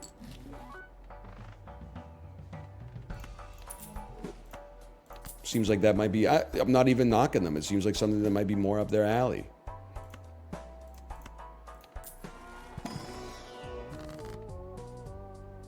Brother, worst death card of all time? I think we're jack committed. We have 7 jacks. He's going jacking mode.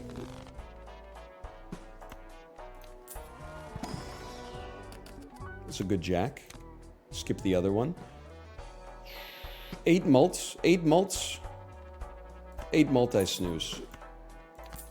Oh! Hollow, that's 10 mult right there, brother. None discards. Okay, that's fucking ass, but whatever. We persevere.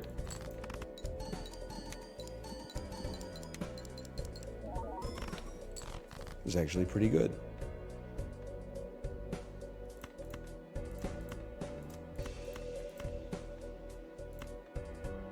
Try some of that. Hey NL, I need your help. What's 2 times 2 in Common Core? Now that's a great question. Well, here's one thing I know. All numbers are made of ones. 2 is made of 2 ones. So let's start right there. 2 equals 2 ones. And then the other 2 also equals 2 1. So really, that's 4 ones. And what are 4 ones multiplied by each other? 1. So I gotta say 2 times 2 equals 1. Just for me personally, that's an easy one. That one's for free. The next one's going to cost you. Negative Joker. 2x. Pimpy Joker.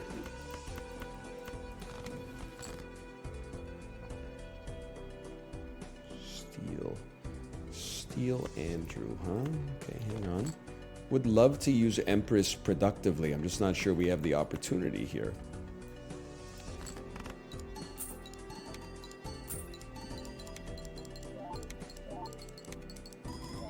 It's pogging. It's pogging. If all numbers are made of ones, if all numbers are made of ones, then please explain E. E is just made of an E number of ones. Am I taking crazy pills? How is the total sell value of all of our jokers $5? You're fucking hollow, you're foil, you're an uncommon, and you're a rare. Oh, because of my vouchers. No! My purchasing power is screwing me as well. I guess I can't really complain about $1 tarot cards, though, and $2 packs.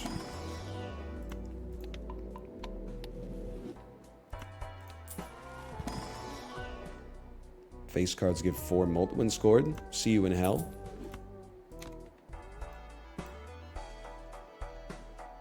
Campfire would go crazy. You're not joking about that one. Campfire would go insane.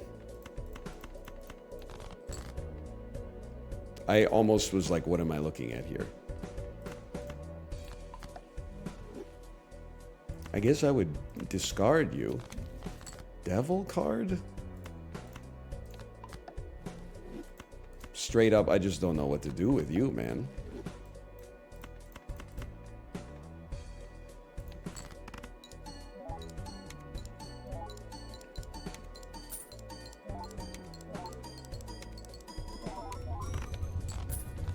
It looks pretty good. Polychrome at the back. Usually yes, but I wanted to get the double trigger. I guess it triggers... Oh, no, you're right. Now that we don't have the Polaroid, we don't need it at the front. Okay, no, it makes perfect sense. Hearts give you a little bonus. Okay, I'm not sure if that's relevant, but it's looking freaking slick. Look at it. It's looking clean with it.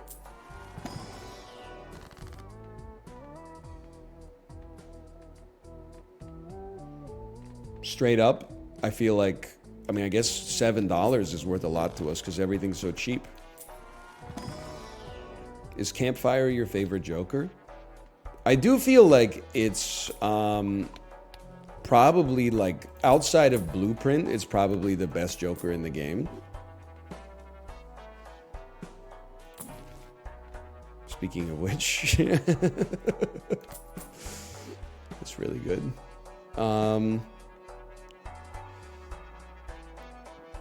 I mean, getting that son of a gun cracking, I mean, you can go. We got lots of chips coming in anyway from Scary Face. Or maybe Scary Face can go. This is giving us, like, realistically, probably 250 chips per hand. You give us 150 chips if we have 4 of a kind. Well... Then the question becomes, do you raise your mult by 3? Or, like, multiply it by 3?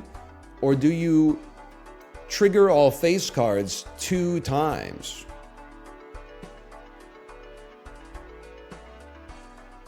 Which gives 30 chips and 4 mult each. The good news is they're both good. The bad news is we do have to go nuts on the table and make a decision. But this run's looking pretty slick with it. I don't even know what the fuck to discard anymore, bro.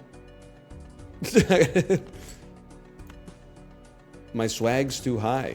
You don't need this many steel cards. That's a given. I don't know. Try this on for size.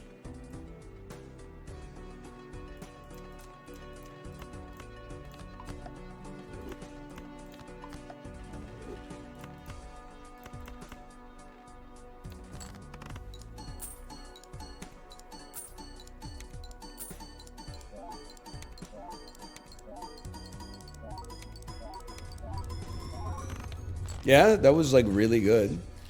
Definitely, that was really good. Itawaku, thanks for the gifted subscription. Thank you, thank you. This is a big one. We go again. Whatever, we're due next time. Who cares? They are $1 each. It's a pretty sick deal. Strength, we still have 10s in our deck. 10s into jacks would be nice. I'll add a basic jack. I'm not loving adding a basic jack, but I'll add a basic jack. This is a sad nothing. Nothing. Something.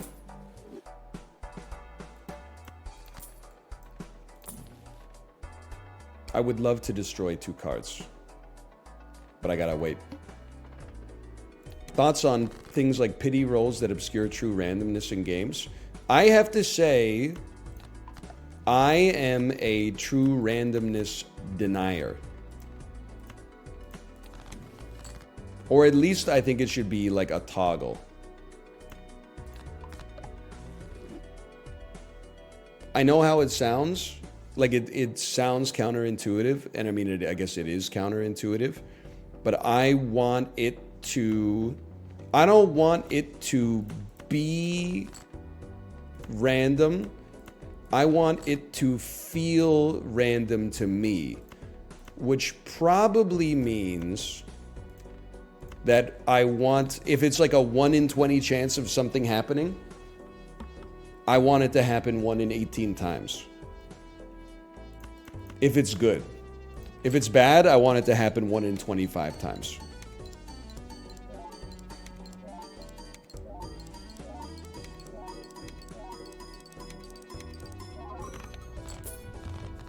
Okay. On average or exactly? I don't know. I was told there would be no math. That's like anti-design. Yeah, so what? Lots of anti-things are good. Anti-mage in Dota 2. Am I right? He's the most overpowered ADC in the game.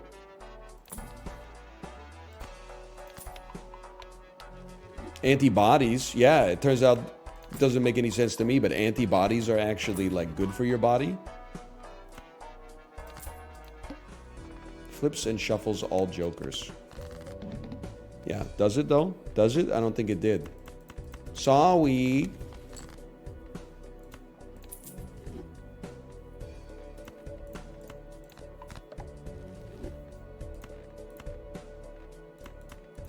Four jacks, please. 4 jacks.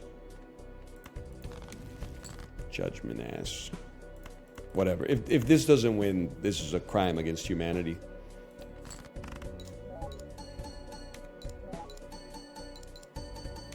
Imagine calling Mangina Anti-Mage. Excuse me. Anti-Mage's real name is Anti-Mage. It is not Mangina. They wouldn't do that, okay? Okay, lusty joke. Everything's fine. Just like that, right? -1 Andy. Anti? -1 Andy. Me when I ban someone for saying something completely innocuous. +1 Andy. Me when I unban them, because in the unban request they apologize even though they didn't really do anything that bad in the first place.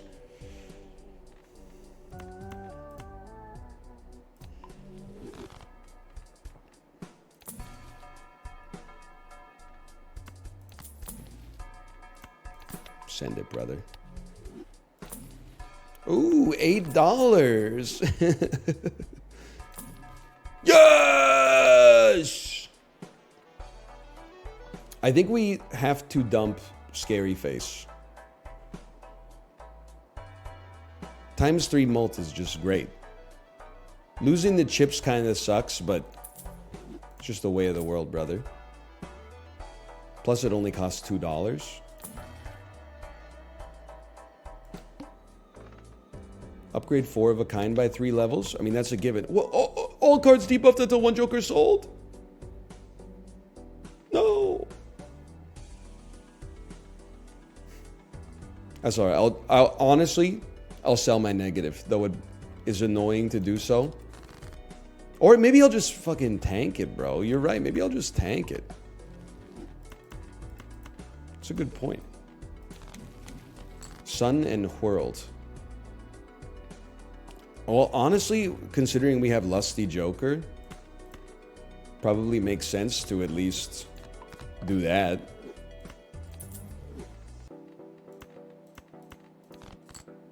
Look at my shit. 5 of a kind, huh?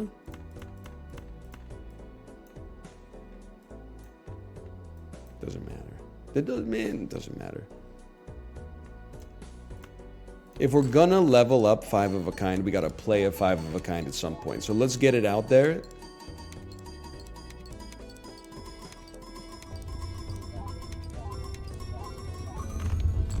$23 million points dipped in Mama Lee's is oil. Mama Liz E oil. Mama is Lee's oil. Mama Lee's is oil. Am I okay? Oh man. Always. We always take Purple Seal. We always take $20. We're Costco guys. Of course we always take the mail-in rebate. ×4 mult on 4 of a kind is a spicy play. It beats Cavendish if we only play 4 of a kind or 5 of a kind. And that's pretty much what we're angling for. I think you gotta give it a chance, man. I hate to get rid of Cavendish, but like, it beats Smiley. Something's gotta generate flat mult for us though, bro. Toss Scary Face. Bro is on high latency right now. The hand itself does. I don't know, I do kind of like you giving me like 42 mult, 42 flat mult per turn. Sorry to say, I think I gotta, for me, I gotta do it this way.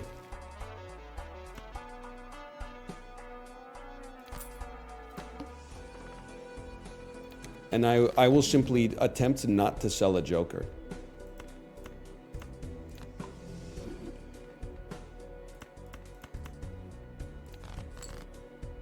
Holy frick.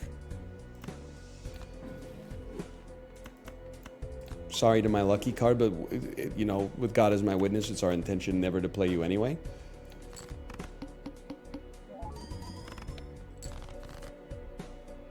The fuck? Well, we know if we have to, we have to, but... 3 aces remain too. 3 jacks? Oh, you're right. Lock in Blueprint. Oh, if we lock in Blueprint, we're straight chilling, bro. Ah!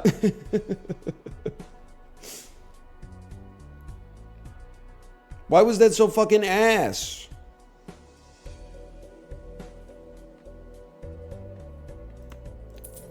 Hate to do it.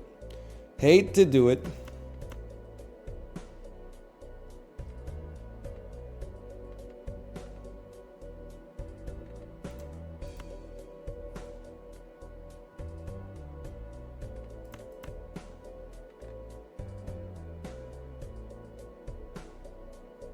This has got to get us there.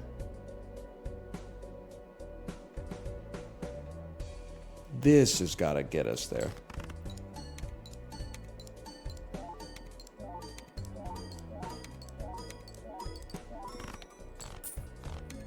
Easy.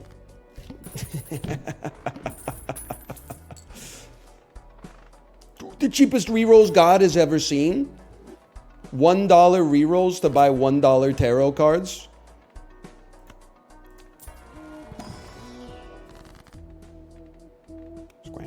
Scrammy. Okay, it's time to cut the wheat and keep the chaff. I mean, I think I got that backwards. Huge.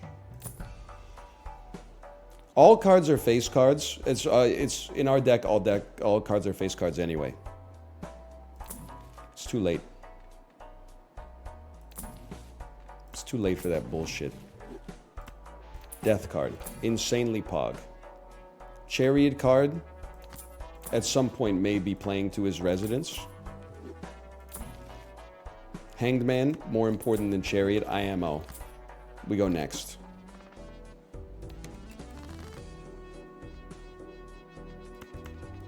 Get crushed. Get fucking killed. Strength card. Death card and strength card.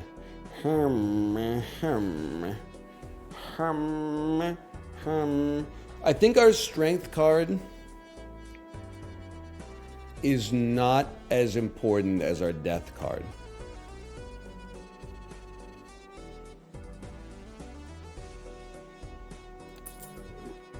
You're steel too. Then you dump these two Andrews. Another death card. You shouldn't have. So you have to hold the death card because we really want the polychrome or the red seal jack to be our target for death whenever possible.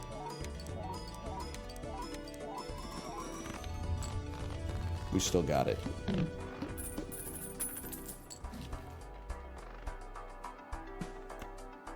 Mars, please. Thank you. Or Planet X adds 3 molt 35 chips. Mars adds 3 molt 30 chips. I'm willing to. We should just pot commit to Mars at this point. Yes. I did say Mars. I apologize for that. I'd like to apologize. One random planet. I can live with that.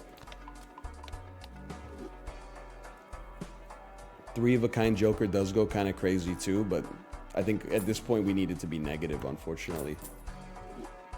Not thrilled about it either, but better than Smiley. You guys need to start respecting flat molt, or I'm going to respect it for you.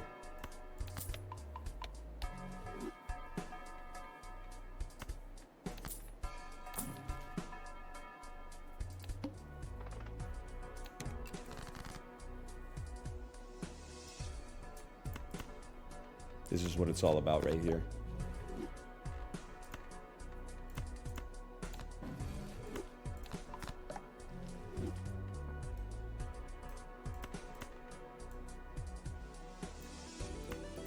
Look at my shit. Look at my shit. The beautiful thing about 5 of a kind, though, is that you can score 5 jacks, and every card we play is like so much more valuable. I guess we could score 4 of a kind, and if 5 of a kind ever passes it, then we start playing 5 of a kind.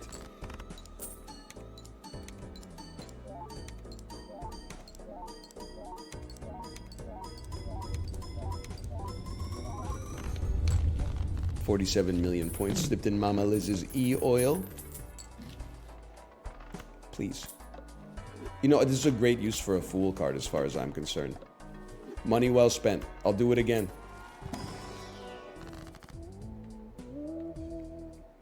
As much as it pains me to admit this, money really is everything in Balatro. In Super Auto Pets, you know, I get annoyed sometimes. People are like, you rolled 4 times when you could have purchased like an avocado instead. But the econ is not it's important. It's not the be-all, end-all in Super Auto Pets. But in Balatro, if you have like an infinite amount of money, you can do anything. Like, look at what we're capable of. I can just roll forever.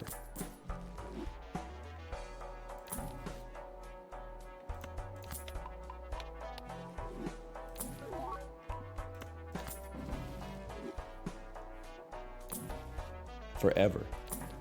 I said, death card! Just in case. Mama glitches infinity oil, so true. Lose $1 per card played. That's cute. Delightful.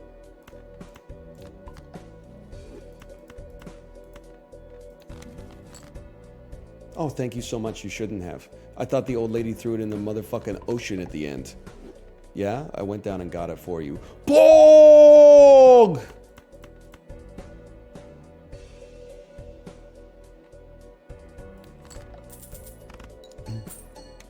Hello, Chibli. Hello. Ding, ding, ding, ding, ding. Let me see that thong, baby. That thong, ta thong, thong, thong. Send it. We're due. Like we were literally due. Obviously, I'll take the consumables slot. What we actually shouldn't have done was do that. We should have waited until a fool card showed up instead. Because a fool card would have allowed us to get another death card, which is extremely important. Nope.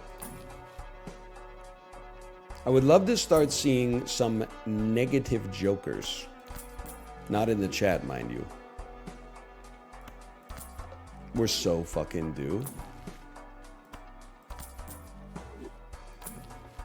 Huge. One more.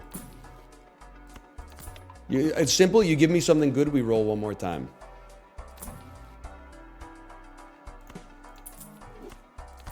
I bought something. That's something good. We roll. Okay, you give me something good, we roll one more time.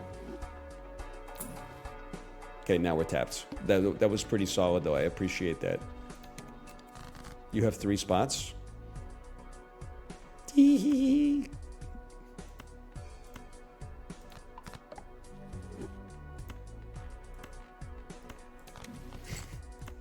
Gotcha. Guess we could just discard, like, some of our jacks. But I don't know. I guess we could just play our hand as well. Get some of our money back.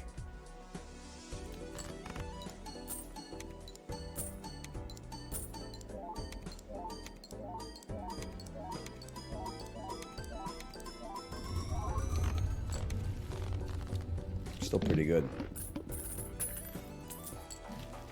If you get hit the road, it's not awful here. Least convincing bait in human history. You're talking about the one that builds flat mults, the more turns you go without playing a face card?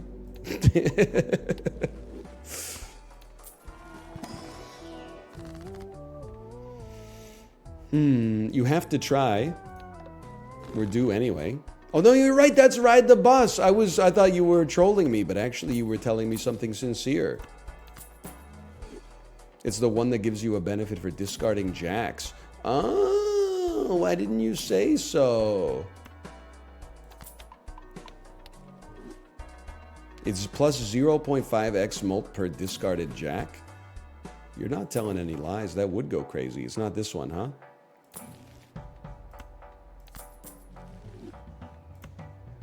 Is 5 of a kind better yet? Let me check. Let me check. Still a lot worse. Mars got hands. Worth the check, though. Nice try. Satan. It does get those polychrome retriggers. You're not lying about that, though. Because it is 2.25x on its Andy. Not wrong about that. Brother, what am I doing with strength cards? It's just not gonna... Don't stop saying 2x pimpy. You're okay, actually, strengthening the 9s makes a lot of sense. You're absolutely right. Let's take a quick peek at what a 5 of a kind of jacks looks like in this situation.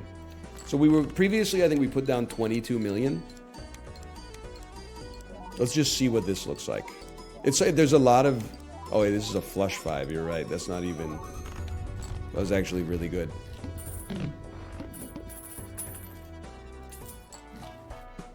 We could make that work. Strength and hang in demand. Negative joker, please. I've never asked you for anything. Plus, dude, I don't know. We should be dumping Smiley Face to get Fortune Teller out there. We've used 93 tarot cards. But then I'm like, wait a second. So if we play 5 of a kind and the cards trigger 3 times, that's 60 mult plus 10 mult. Well, it is better.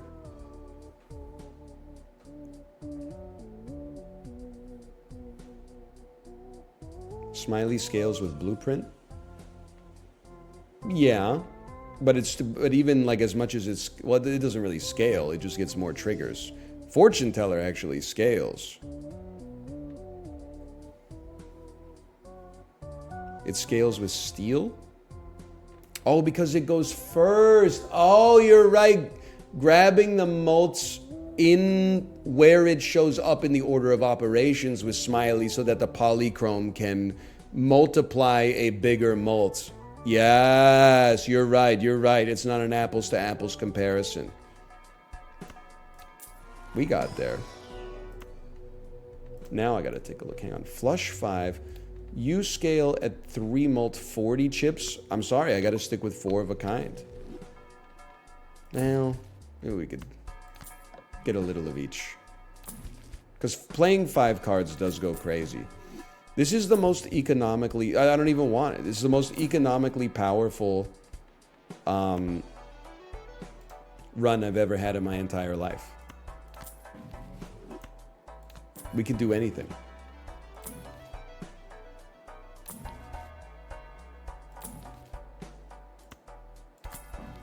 It never ends.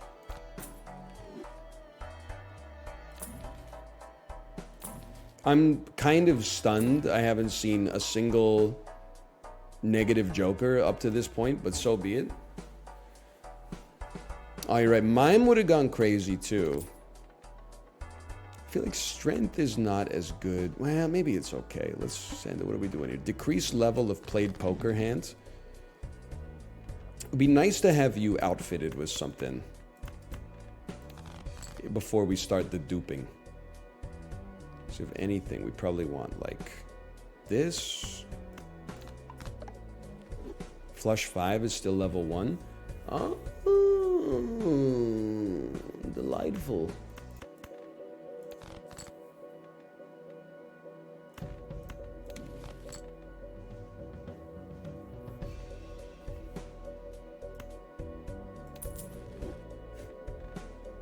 Delightful.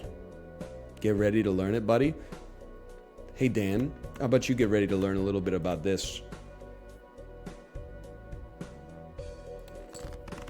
Thank you for the raid, by the way.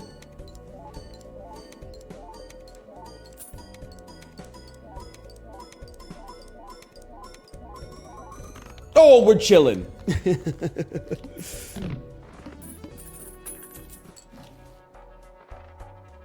More interest. Okay, I'm interested in that. Not interested in that.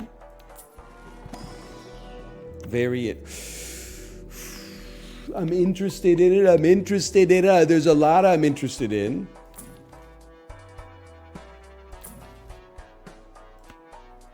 I would buy. Thank you again for the raid, Daniel. Thank you.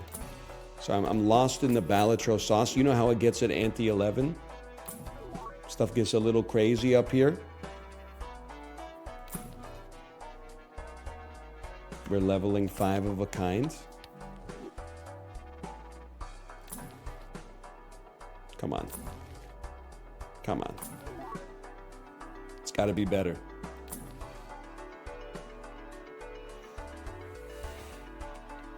Without a negative, I don't think we can do it, man. I don't think we can do it. Please, before this run ends, discard 5 jacks to get the achievement. Yeah, but like if I discard 5 jacks once, I think we're like gonna lose. And I play the game to have fun, not to tick boxes on some kind of fucking grocery list. You gotta make me a more compelling case than it's an achievement in the game.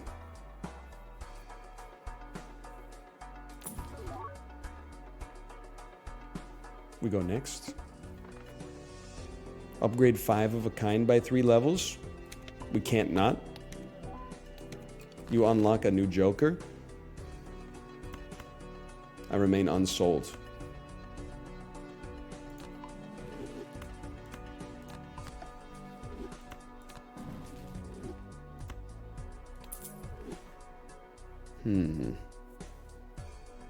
On the other hand, we do have 13 jacks left in the hopper. And none of these Andrews are polychrome. Set there, you know what? You got your wish. Get ready to learn it, buddy. Fool card creates Emperor. We can do better.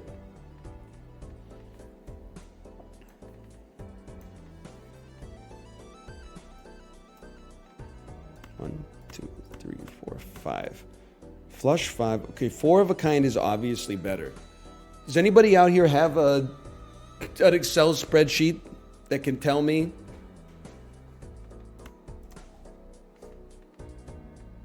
if we need 4 of a kind, or if we can run 5 of a kind?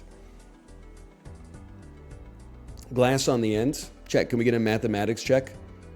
Why do we care about glass on the end instead of polychrome on the end?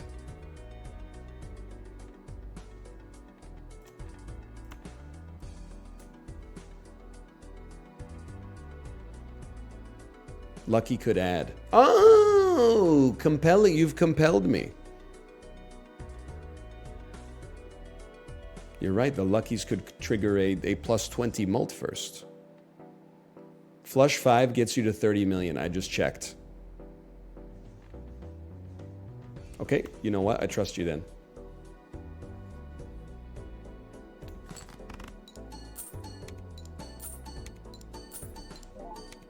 $20. I saw the 20.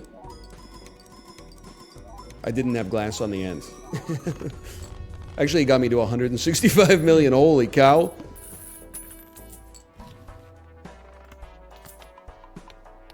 I was a bit off. It's crazy you weren't off by an order of magnitude, though.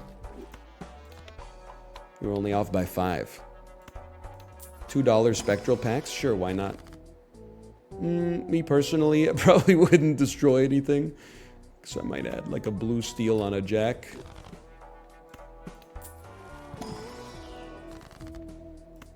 Fool giving us more flush 5s, so flush 5 catches up to 4 of a kind. Fool giving me more flush 5s, so flush 5 catches up to 4 of a kind. Oh, baby, it's getting there. No. Fool giving me more flush 5s? I don't believe it. I don't believe it, man. This could be such an enormous score increase for us. One more. Okay, that's fine. That's fine. I'll hold there. Playing 4 of a kind sets your money to 0. That's fine. We're playing flush 5s anyway now. We clown in this motherfucker.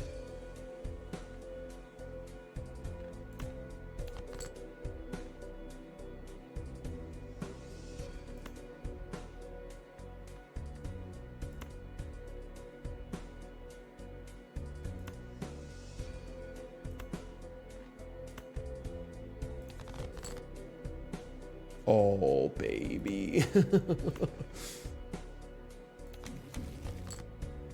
Holy shit. Okay.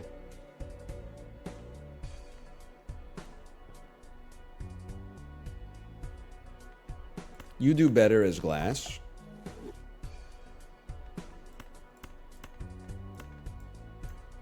I think this is the way. 4 polychrome lucky jack of hearts that then go into a glass.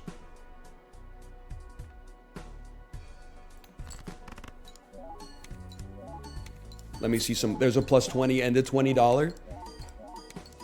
Another plus 20. Another plus 20. 1 billion points. Okay. Okay. No, Campfire is too good. I have to dump Smiley and go Campfire. With this econ, that's insanity. Oh, you're right. I could sell driver's license, bro. Yeah, driver's license is only ×3 mults. We could get to like, literally we could take this, Andrew, to ×15 every single game. Get dumped. Get purchased. Get sold. I guess we could have used the judgment first just to see if we got a negative. Sell me. Buy and use me. Buy me. Use me. Sell me. Use me. Oh! Sheesh! Tarot cards appear 4x frequently. Brother.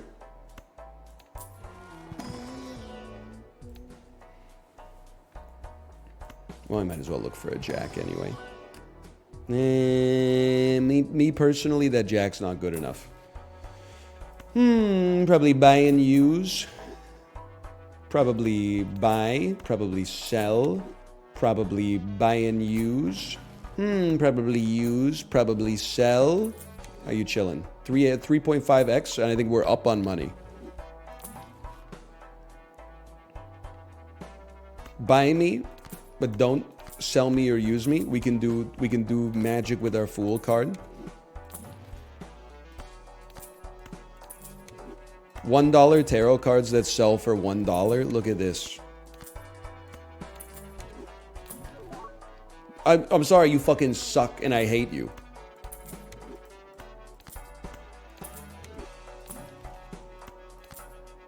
It's free? Oh man, sorry Cavendish, sorry. Oh, $20, don't mind if I do?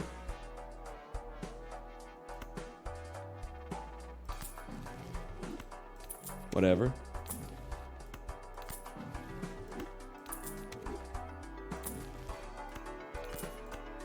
How you doing? Times 9.5?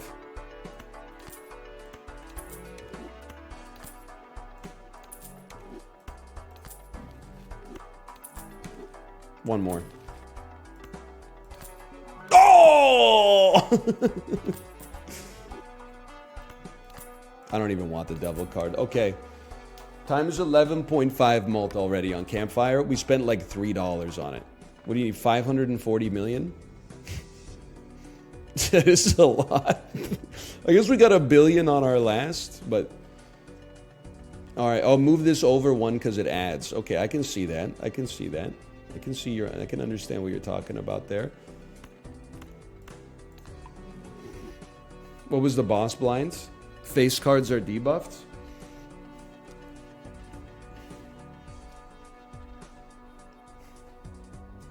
Fucking whatever, bro.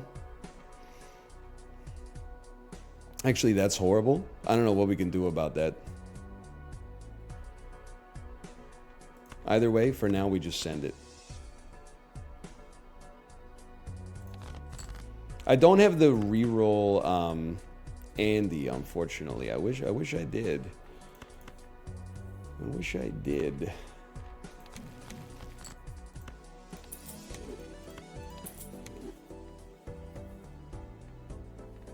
Either way, no use sweating it too early here. It's maybe we could just man mode it. Cause like I think I'm not messing with you. I think it's possible that we can get Campfire to like times 100.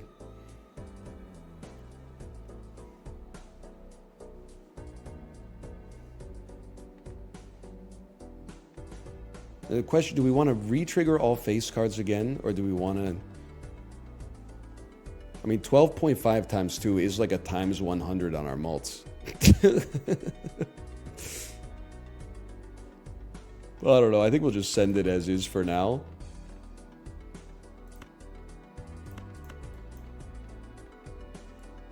You should go here. Sure. Send it.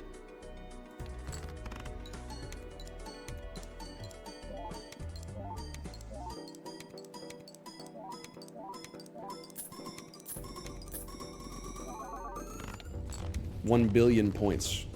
Pretty good.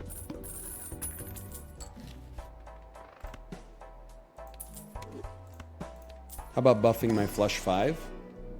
Not gonna happen. Buff 5 of a kind, and 5 of a kind's popping off too. Here we go again, guys.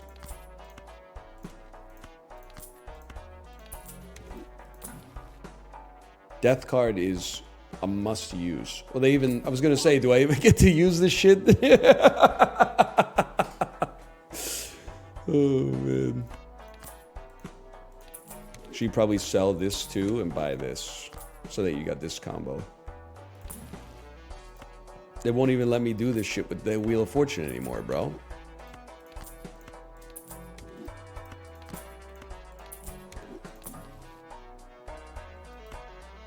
Where are the damn negatives? I know they're rare, but it is kind of insane that we've seen none negatives given the amount of times we've re-rolled.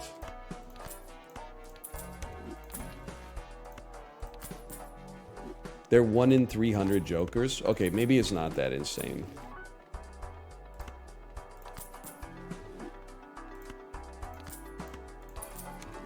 Plus, you're not wrong. A lot of our spots are taken up by tarot cards.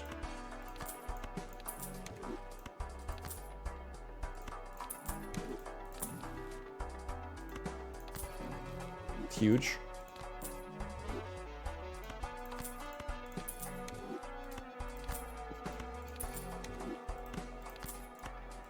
Okay.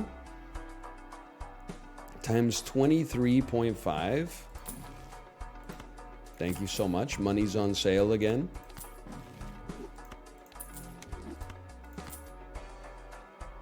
The setup is like working down in the coal mines. How so?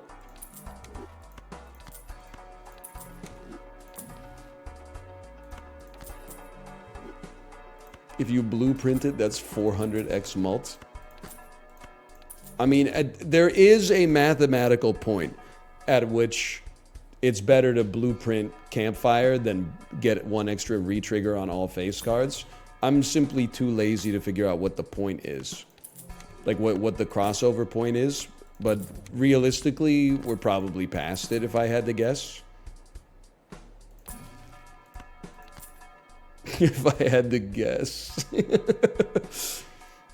Let's give it a try. 810 million points. Okay, we ain't sweating that.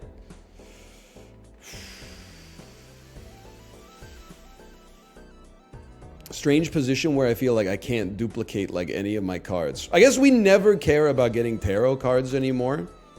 Because like... we just get them from the shop.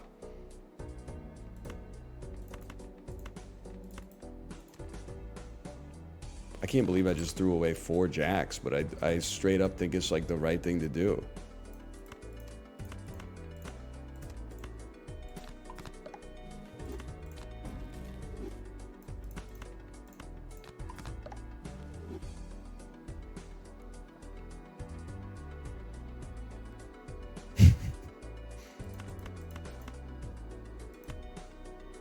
I mean, I guess that's it right there.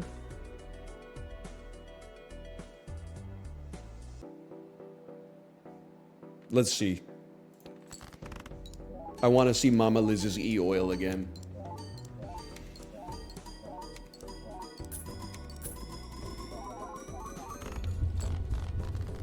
$30 billion?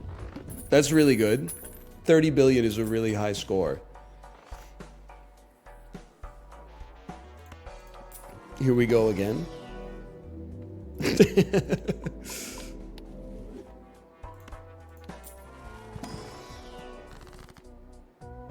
I guess I'd like temperance as much as anything. Back in the damn mines. It does take like 10 minutes of setup to get to the point where we can actually play the hand.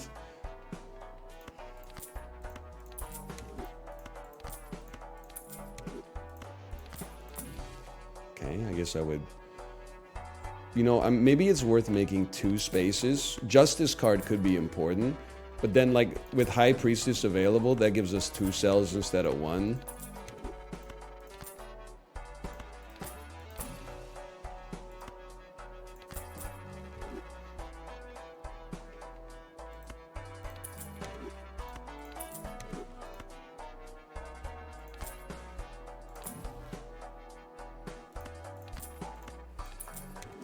Don't worry, I'm locked in. It's just a lot of it's a lot of clicking.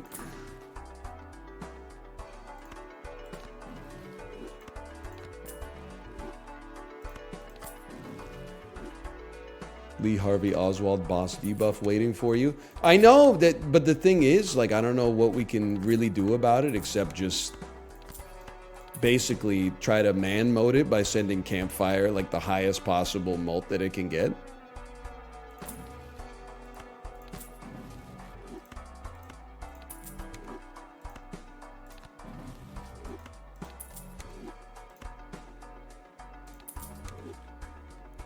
Yeah, Campfire resets after boss blind, but like, to be honest, we're kind of like, we've gone infinite more or less. We're not really, I wouldn't say it's infinite. I would say that it's like very, very self-sustaining. Like, I mean, mathematically, we're gaining like, we're gaining like 10 molts per... Like, we're probably gaining like 30 molt per shop if we really maximized it. And then that means 900 molt because it's 30 times 30. And that's only the difference. The total volume could be like, there's a lot. Let's put it that way. We're going somewhere.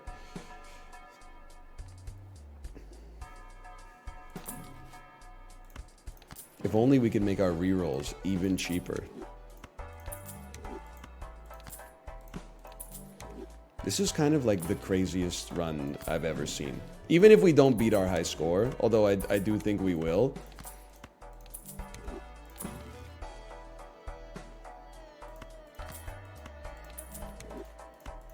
I've never had this much power before.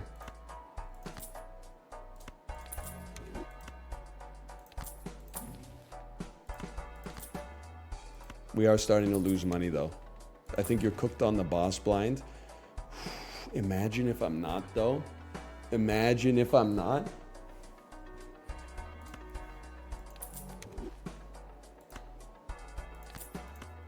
Imagine if we fucking man mode the boss blind. Let's go!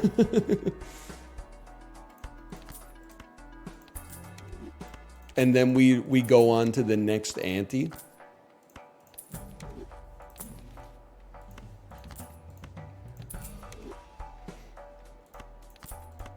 So I'd personally, just to stay as safe as possible, I'd like to keep like $25. Oh, you're right, Bones would have been crazy good. Oh, but then the problem with Bones though is we'd be selling a Joker to make it happen.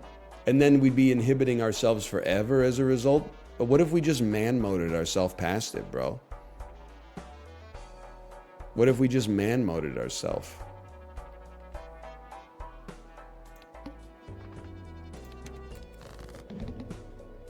Okay, well, let's be honest. There's nothing to be done except to do it.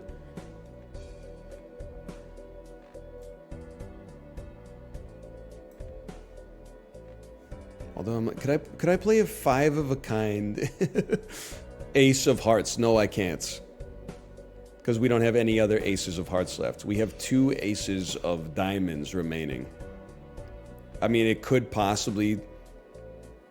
It could get us close, but... Death Aces? We still can't get there, though.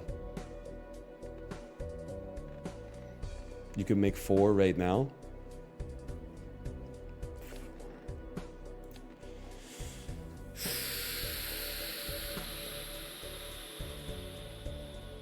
Let me think about this. I know, I see the Death of the Fool card. Well, you're telling me how to do it. What I need to know is whether or not doing it is worth doing.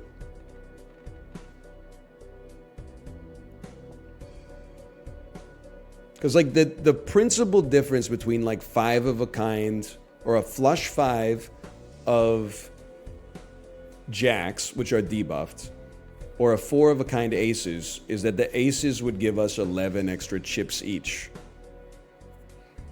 I mean, it is 11 chips times 40, which is then times 52, which is then times 52.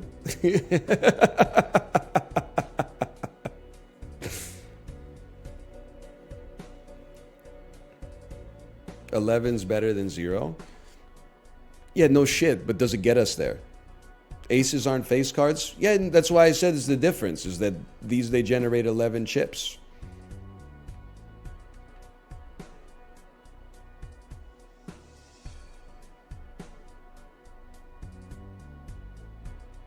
Because the other thing we could do if we save Death and Fool is we could discard until we have 5, a flush 5 of jacks.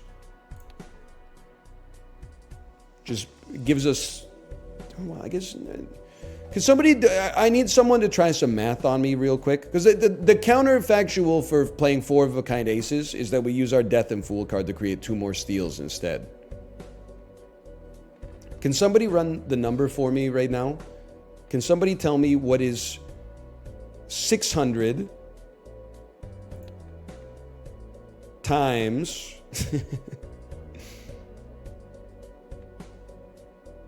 89 times 52 times 52 times 4? The math isn't 100% right, but are we in the ballpark of 1 billion? Fucking calculator. 50, that's 577 million. Okay. And then can somebody do the math for me? Just whoa, but there would also be 2 steel cards on that. So can I get one more? I want one more check on this, okay?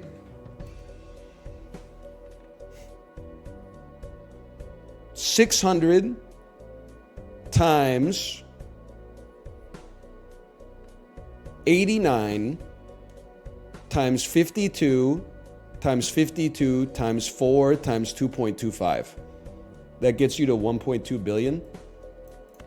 I'm trusting you.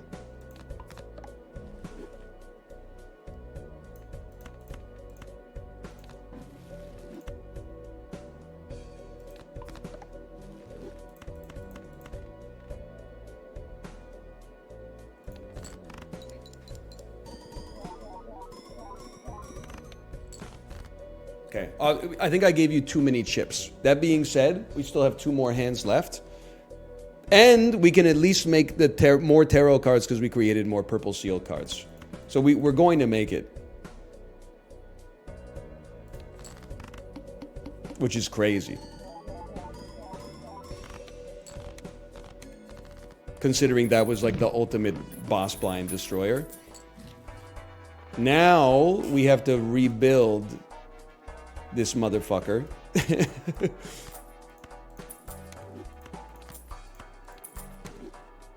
So it would be nice to get some big cards fast. At least our first rerolls are very cheap.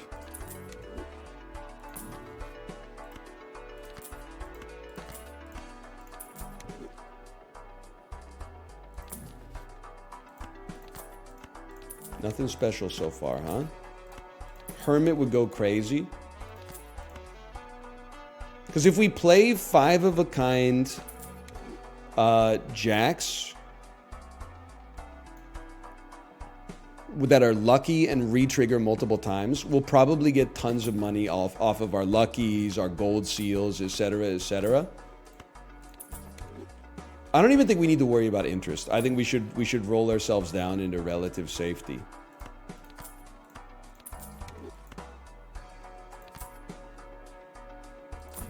I'll go down to 0.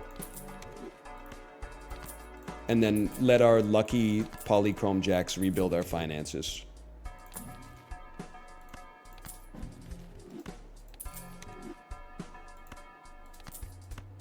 Might as well hold. Might as well hold. Okay, we go next. What are we at here? Times 8. We need 84 billion. And then we need 1.26 times e to the 11 dipped in Mama Liz's chili oil. That's not easy. Get glass, brother. Make some room. Dump it, dump it, dump it, dump it. Got for me an Empress, okay? 35 cards. We have 35 cards total in our deck. 24 of them are jacks already.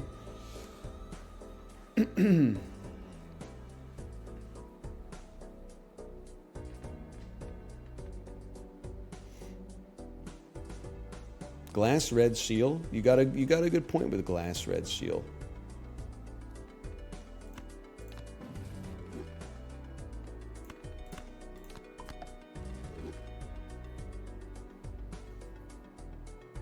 There is one issue though. It's not hearts. So we can't play it.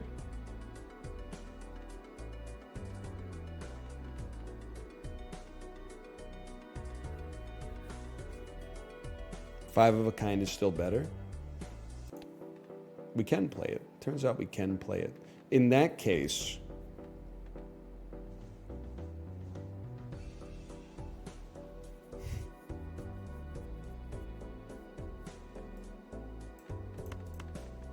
it's a bit of a strange play.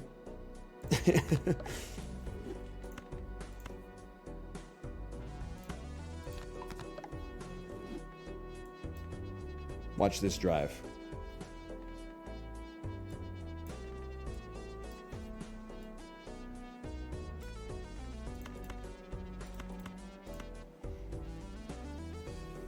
You lost Lucky? No! My lucky cards! Blueprint is where I want it to be. Let's give it a try. For now.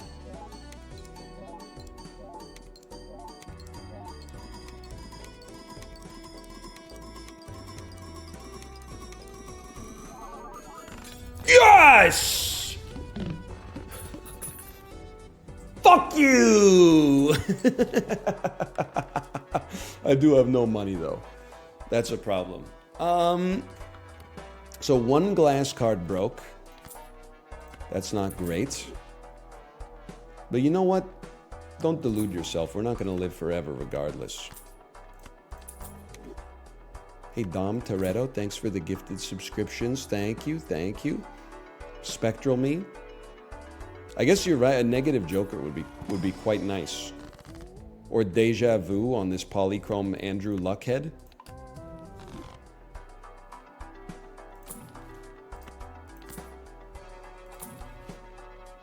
Sell me. Use me. Sell me. We can rebuild him. We can make him stronger. Buy me. Sell me. Buy me. 1.26 times e to the 11. E to the 11, is that all?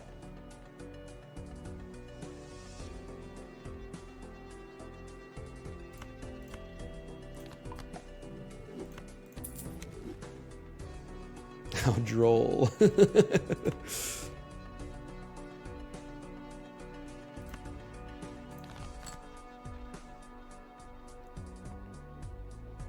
I am looking for a Polychrome Andrew. I don't know what I'm looking for. If we have to play 5, well, your ass is getting played anyway. We might as well have you glassed up, man.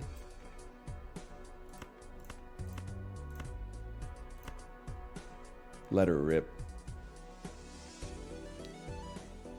I prefer it like this.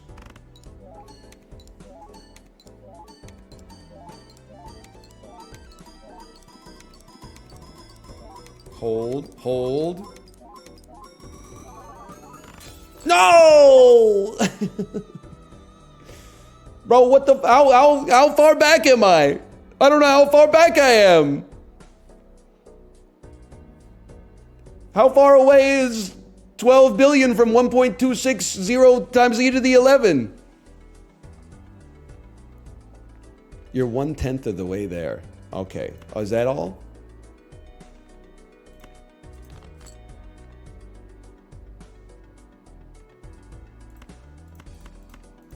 Five of a kind. Glass goes last. Polychrome goes second last. It's not a flush. Even better. Send it. This is why God gave us 3 hands.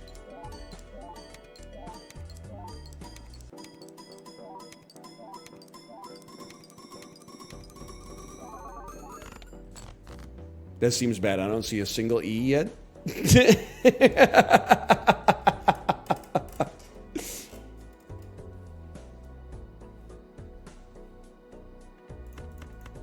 What do you think, guys?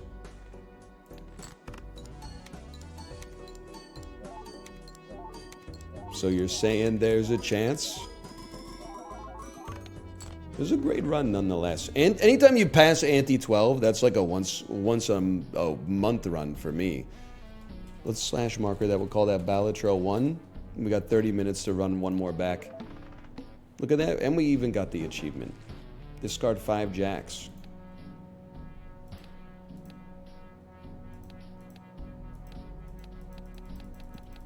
Fucking start with telescope -1 consumable slot. I mean, it's green steak, bro. How hard could it be?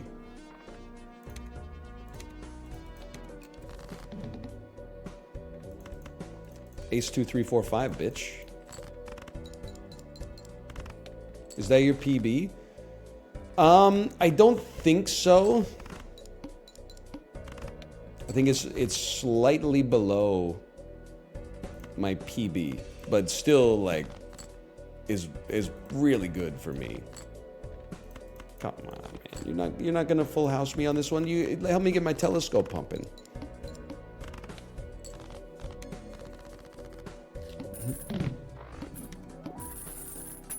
I'm rich. Great Joker. Cheap Joker that at least does something. And then Mama Liz's Earth Oil. Now, let's remember we are on like blind or ante 2. So let's not go too crazy with our decisions at this point.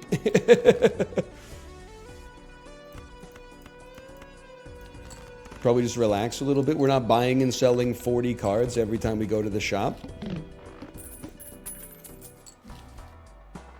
And that's life. We go next. I don't know why, but 2x Pimpy is unbelievably funny to me.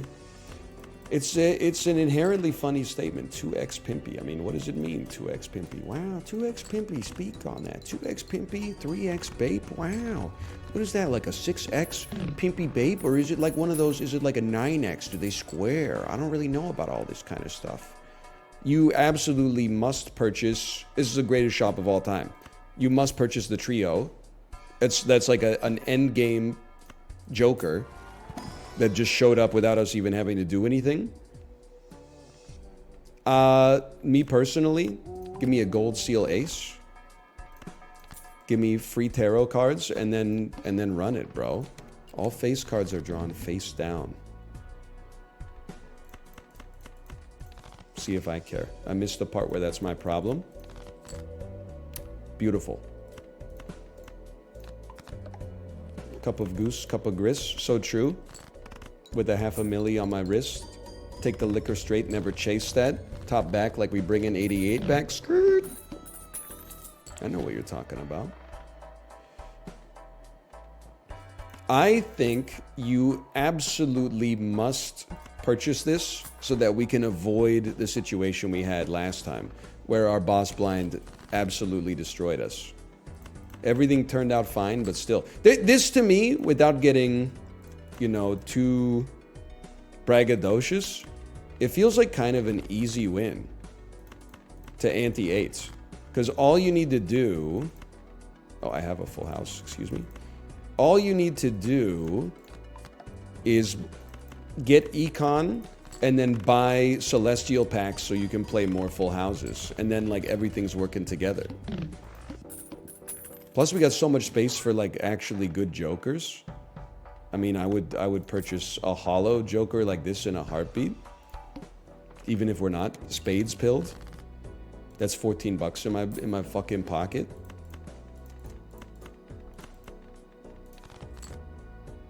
Beautiful. Beautiful. We have a full house already. I get the worst luck on getting packs with this deck. It happens. Like, this has been an amazing Balatro session so far. But there's definitely times where you just boot it up and then just, like, bash your head against the wall on ante 2, like, over and over and over again. Everything's coming together so far on these ones, though. Extra large blinds. I would destroy... Let's destroy some non-spades. Huge. These are low-value discards. And I remain unpunished.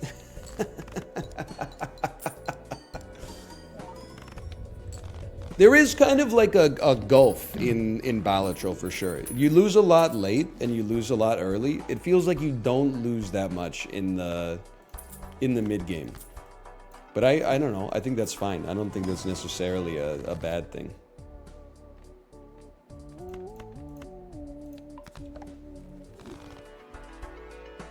-2? Brother, I'm just talking. I don't know. I don't know what you want from me.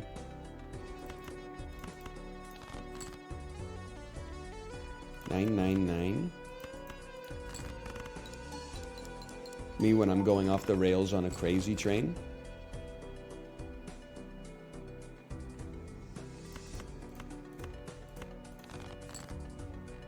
I guess I would play this for some money. My German barber when I ask for the horseshoe. Where do you even buy batteries these days? Let me tell you something. So this is the Joker you were asking for before. I guess I didn't even have it unlocked. You buy them at the pharmacy, which is kind of crazy. At least in British Columbia, I buy them at the pharmacy. It's so weird that I guess whoever like invented the first pharmacy was like an insane business person. Because now, like, if you don't know where to buy something, the pharmacy is like the #1 place. If the grocery store definitely won't have it, then I'm like, well, the second place where you buy things that have no specific store, it's the place where you get your antibiotics. Pharmacies used to sell milkshakes. Well, that's how they get you. You know, you go in for the milkshakes and soon they're selling you, you know, a prescription of Propecia or something like that. I mean, I don't think we're particularly, like, Jack focused on this run, so I think I'd probably just chill. Apex Baby G. So true. We go next. Excuse me? Oh, because I only got one fucking spot, bro. Why would you do that to me?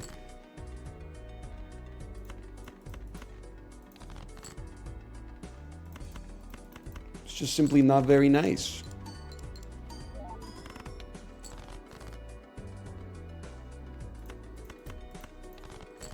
Finally punished. You got a problem. What is it called when you want to see other people get punished? It's like a fucking sado voyeur. You gotta go nuts on the table. You gotta put your own ass on the line, man.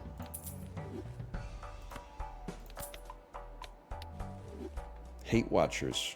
Hate watchers. There's ops everywhere, man. Chibli, you know how it is. You got more ops than anybody.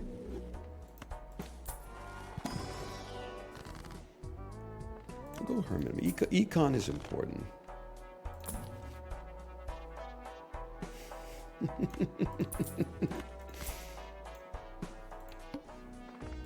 Everybody loves Chibli. Nah, Chibli's got ops.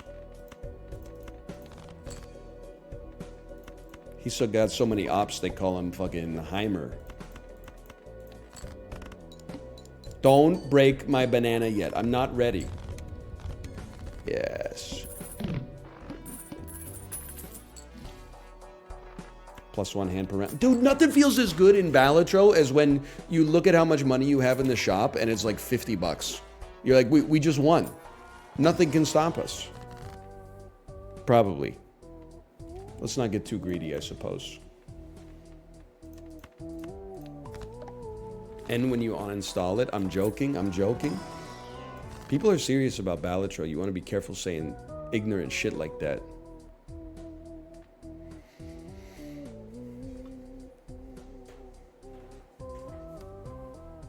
Who you got in the rap beef? Kendrick or Drake? It depends. Does Drake have a song as good as All Right? I don't believe that he does. I will be entering the rap battle on the side of Kendrick Lamar.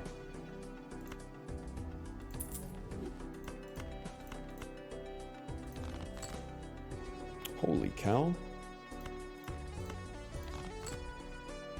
Okay, I've decided I will play Kings, actually.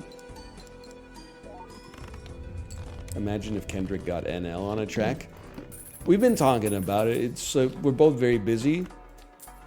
We haven't had an opportunity to get our schedules to line up. And even though we're both on the West Coast, you know, he's in Los Angeles and I'm in Vancouver. It's only like a 2.5-hour flight, but you know how it is when you're busy. Sometimes it seems longer. Would I accept a negative joker? I think the real question is, how can I not accept a negative joker?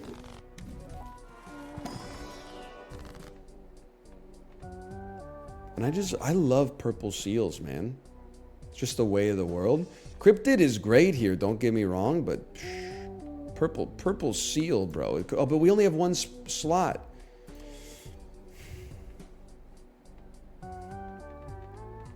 You know what? You sold me. We're going to make the simple play then.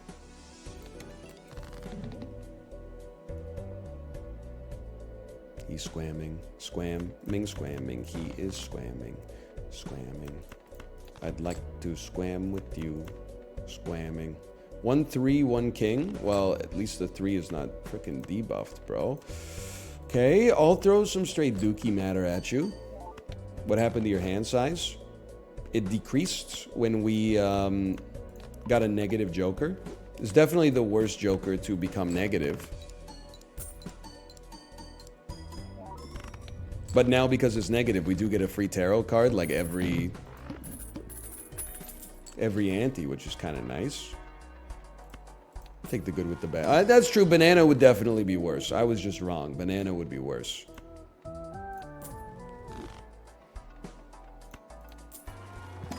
Unless it never broke.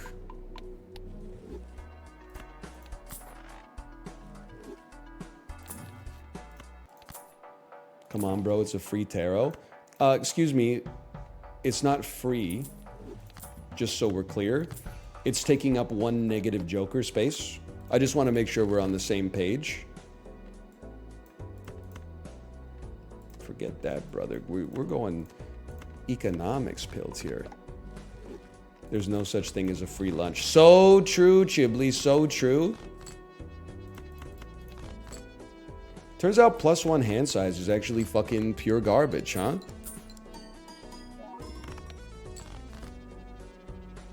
Turns out it's a serious fucking problem. That was DL Guiga that said that? I think he would like to think so.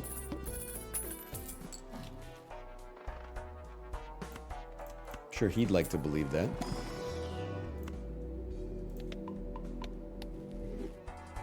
I'm about to be furloughed on Monday. Can you tell Congress to hurry it up?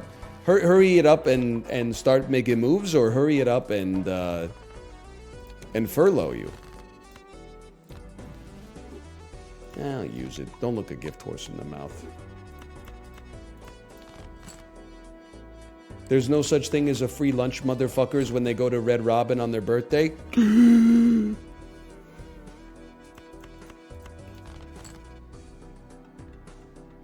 What is this?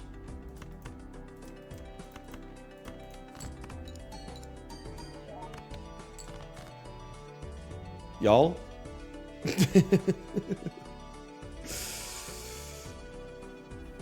Never should have. No. You know what? Everything's fine. Everything's fine. Everything's great.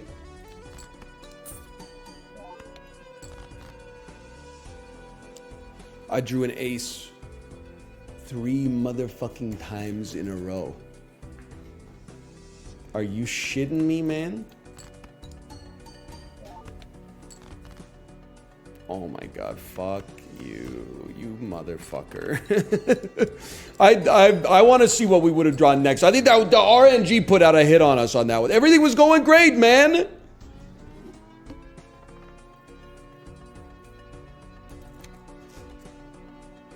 I'm restarting. I don't like the blinds. Fuck full house, man. I'm never running it again. From now on, I'm 2-pair Andy. Or maybe we just go flush mode. Honestly, you get the game you deserve, okay? If you're not going to give me good shit, then enjoy getting flushed.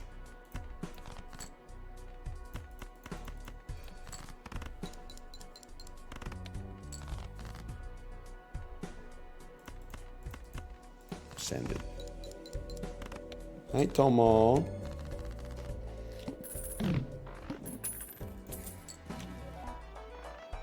We will take face cards, give you 30 chips, and we'll take a little bit of a lark on this Arcana pack. And honestly, I think that that's kind of sick. We simply...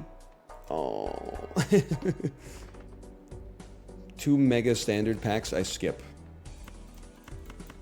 I honestly, I don't think, I expect that the average person in chat will choose not to agree with me because it makes them seem like they have diminutive intelligence. However, I'm a huge fan of a build where the Joker setup just makes it easy to pilot. And it doesn't get much easier to pilot than play jacks, queens, kings, and aces. Like we get just a little bit of flat mult and this thing's popping off. Would love Hiker. It's not in the cards for us. Life goes on.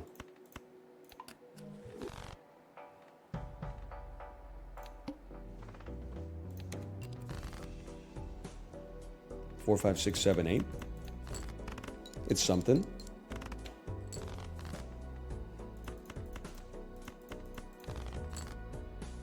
It's something. It's some. Don't discard a possible full house here.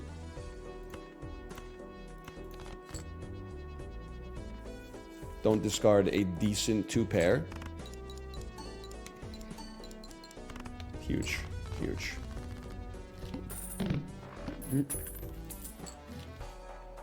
I love Constellation. We may not live long enough to make it work, but I do like it. Would you? Would you just hook me up on this one? It would be so easy for you to hook me up on this one. You know it, right? You know it? You just gotta give me like a single queen. I'm willing to fish for it. 4 kings, okay. That's 120 chips at least added to 7 mult. It's something. 2, 3, 4, 6, 7, 8. Good queen. And fucking fuck you. We make these.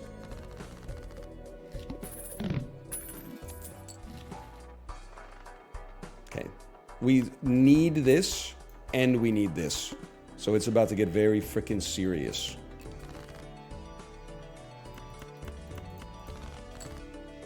Now we're not fucking around anymore.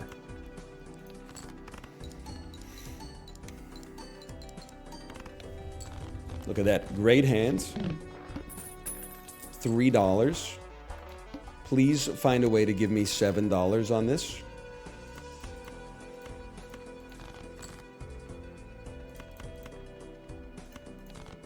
One more queen. Oh, that's beautiful. That's a beautiful thing. $7, please. Oh, how could you? Are you kidding me?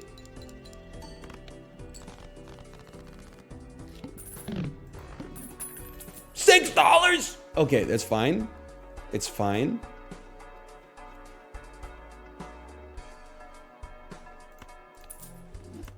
It's a very bold play. It's a very, very, very bold play.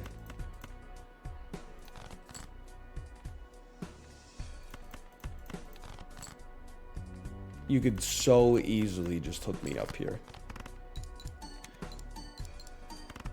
That's 1,500 points. We're fucked. We're screwed. Why am I even playing face cards? What are we? Why am I keeping twos? I'm cooked, man. All right, we hold R. Got a little greedy going for that early constellation, honestly. Step 1, easiest judgment of all time. Step 2.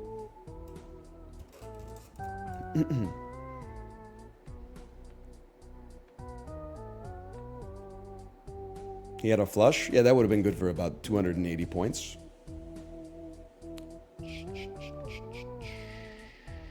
Let's go Lucky King. Shop has an uncommon joker. Let's send it. Let's send it. We got straight potential here.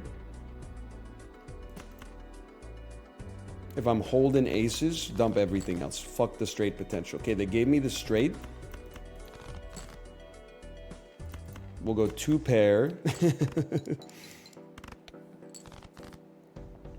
Hey, Anel, just so you know, that one is not planetarium, or it's not constellation, it's planetarium. Okay, my mistake. I sure hope somebody got fired for that blunder.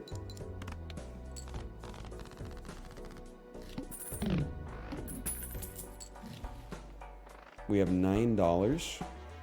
I mean, there's a bit of a tarot focus here. Why don't we start with this and just see if we maybe get a card out of it? We did not. Honestly, those scholars kind of a great addition here. On ante 1, you don't have that many options anyway. Cards previously played this ante are debuffed. So be it. Tarot focus, skip fortune teller. Well, listen, Malagos. There's something, they gotta do a study one day on why Glitch 2020 chatters are like the most glib motherfuckers in the world. It's a cute, the badge is a cute little dinosaur with like a rainbow plume coming off the back of them. I've never seen them type any shit less than annoying. I'm sorry to say it. It's that and the virtual TwitchCon 2020 badge or whatever. Or maybe that's what it was. Don't worry, before that it was the Overwatch League. We've come a long way since it was Overwatch League Andes. Now they all deny they ever watched it.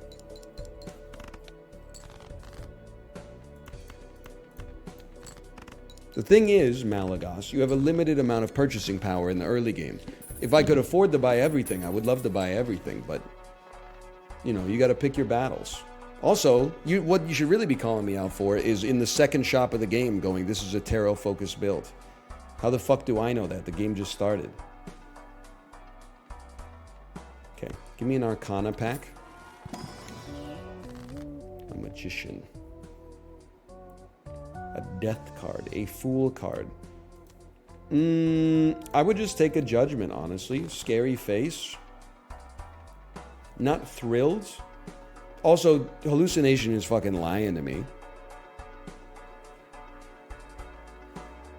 It just is. You'll give me $6 for a skip. I'd love to play some cards, though. Like, I'd love to luckify an ace. And then play, like, an ace 2, 3, 4, 5. It was a lot worse than I thought it would be, honestly. And then I guess like you lean on Scholar, but you also lean on Scary Face.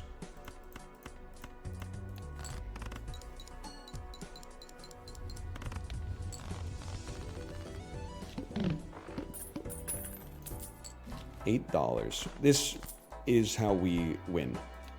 Give me some money. Mega Buffoon Pack. This is how we win. You give us a Lover's card. I mean, we got face card synergy, brother. I don't know what you want me to tell you. We could dump this for something, but I think those jokers are not that inspiring. Okay, hearts are debuffed. Noted.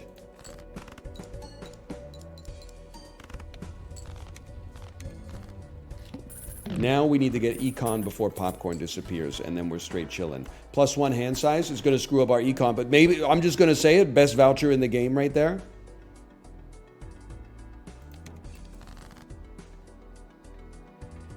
I don't even think we care about a wild card. I'm reaching the point where I actually think wild cards are bad because of the boss buff debuffs. Now that probably is overthinking it, but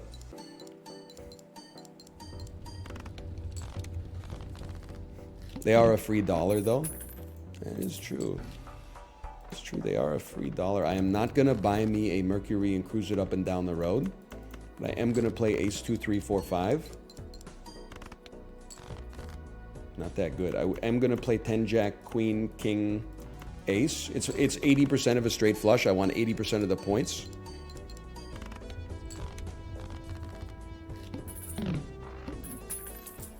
$10. My econ is not popping, lads. Base chips and mult are halved. That seems fucking bad.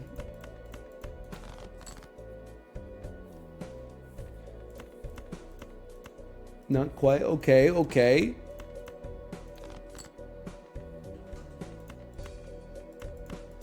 Royal flush! I knew it. What the hell? That wasn't even good enough. Talk about a slap in the face. How do you lose with a royal flush, bro? Oh, I guess everything was halved. That's true. That's true. Okay, popcorn needs to go. Fool gives us lovers. I mean, this is where we gotta hit the bingo bongle, bro. Yeah, you gotta hit a hermit card. Takes you to $26. Fool card takes you to $43. This has changed everything for the better. You gotta go. You gotta stay. I'm not burning six. I am burning $6 on a reroll just to see what we're cooking with here.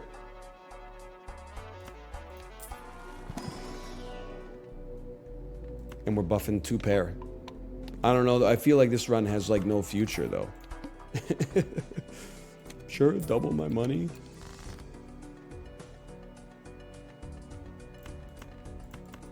How close are we?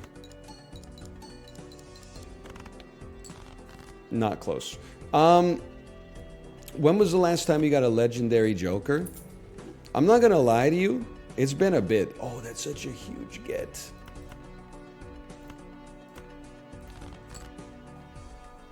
It's been a not insignificant length of time.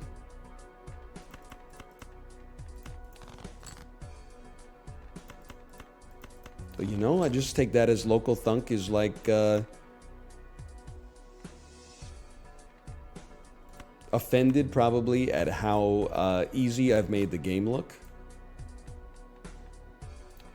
Live hot patching the game to make sure that I don't make it look too easy and undercut all the sales. I understand it's the business, you know, that's the business that he finds himself in. I lived, bitch. Say business.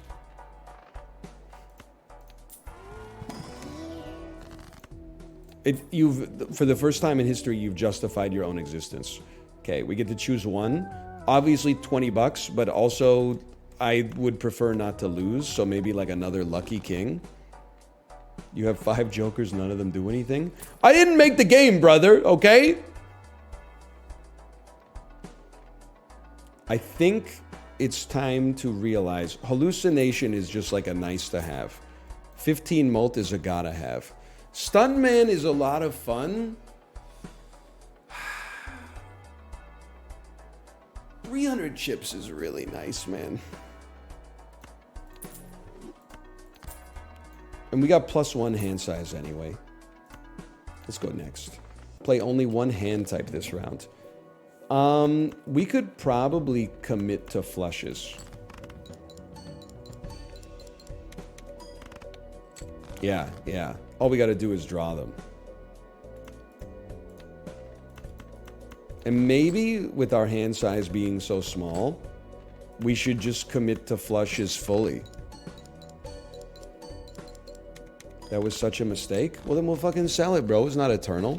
We're not out here, you know, gold stake Andrewing. We got some time. Planet cards in your consumable area give 1.5x mult. It's interesting. It is interesting. It is cheap enough. We only have one consumable slot, though, which is pretty tough. I don't like Bloodstone. I love the idea of Bloodstone, but it's never worked out for anybody in history.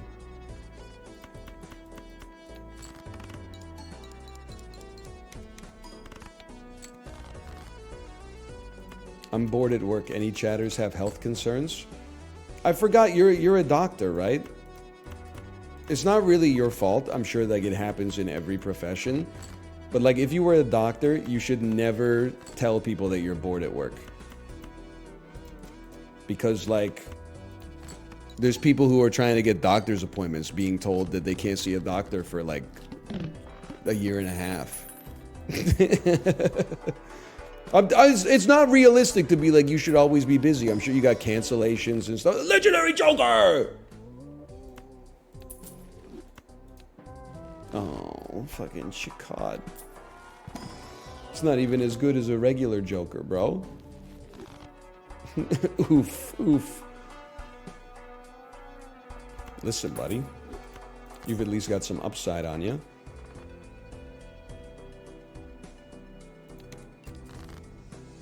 I think it's actually debuffing a boss blind that tends to be good for us.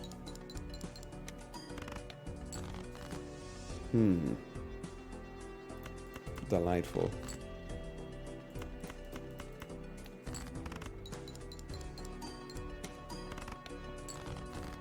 We're not gonna fucking lose, I'll tell you that. 12 hearts remain. Draw face cards. Oh, you shouldn't have. And yet, you have.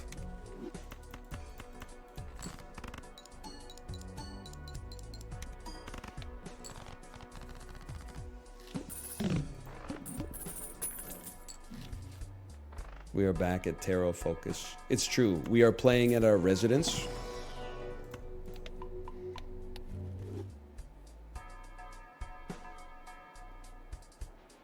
So true. Any bored psychiatrists want to give me an adult autism assessment real quick?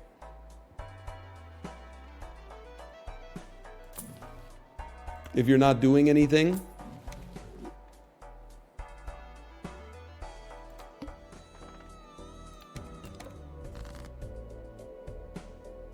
Dump it, dump it, dump it, dump it. Dump it, dump it, dump it, dump it, dump it. Dump it, dump it, dump it. Dump it, dump it, dump it. Dump it, dump it, dump it. That was so much worse than I thought it would be. We're definitely going to lose.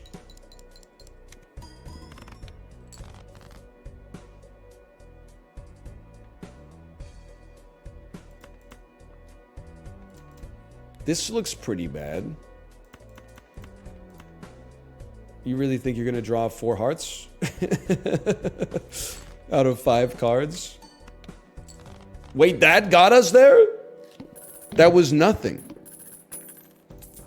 You know what I'm realizing is that actually my hands fucking suck, dude. It's literally just Stuntman that's doing all the work for me.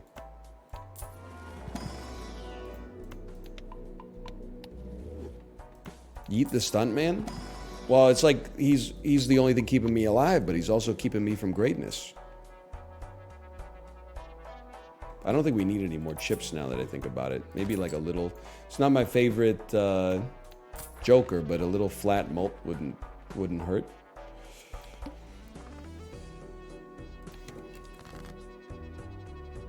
Come on, come on, come on.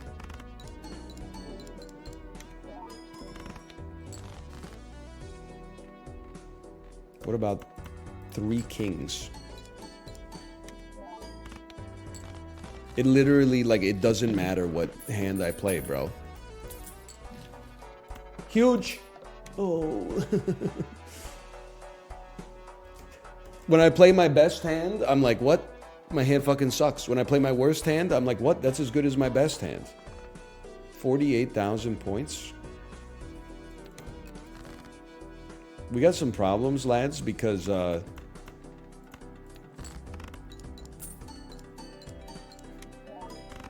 got oh, that was horrendous. Okay.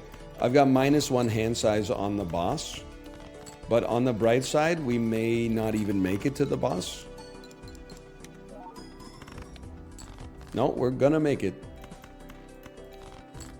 Unfortunately. Oh, well, hey, hang on now. Not so fast there, slugger. No, okay, okay. Oh, because of Chakot. You're absolutely right. Because of Chakot, we're not going to have lower hand size. Oh, brother.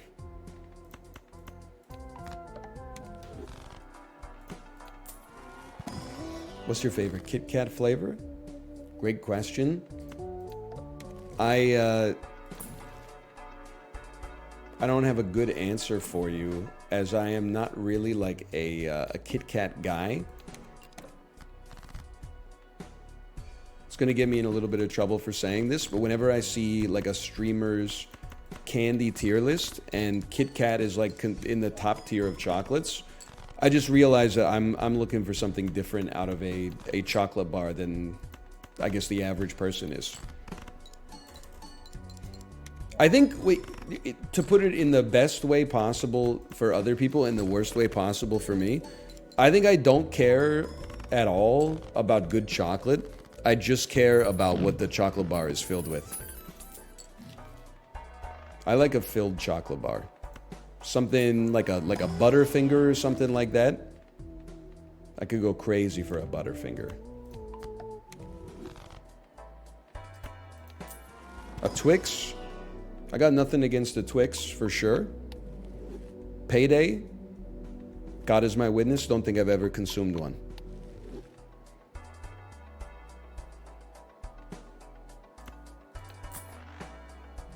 Coffee Crisp. I don't purchase full-size Coffee Crisps, but at Halloween, I mean, it's, you know how they say like, oh, this animated show like has jokes that only the parents will get? That's what Coffee Crisp is like every time there's a variety pack that's like Aero, Kit Kat, Coffee Crisp, and Smarties. Anytime your kid gets Coffee Crisp, you're like, yes! Let's fucking go!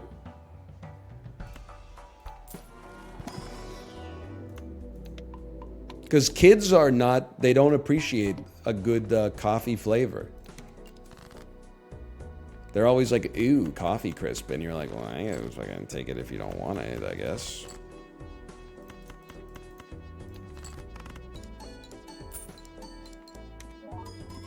I'm rich. Oh, this is pretty good, man. This is like an entirely luck-driven run.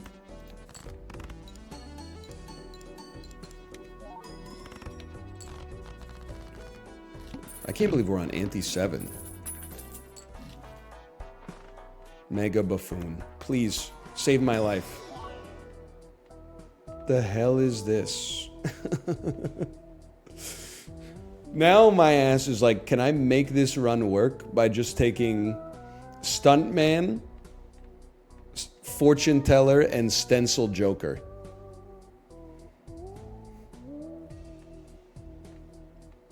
I'm sorry. I'm sorry. I'm sorry.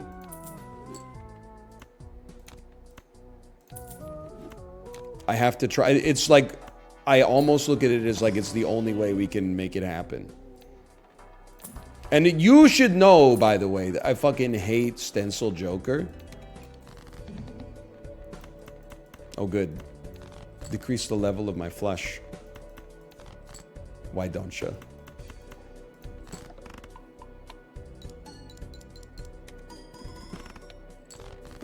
Jesus.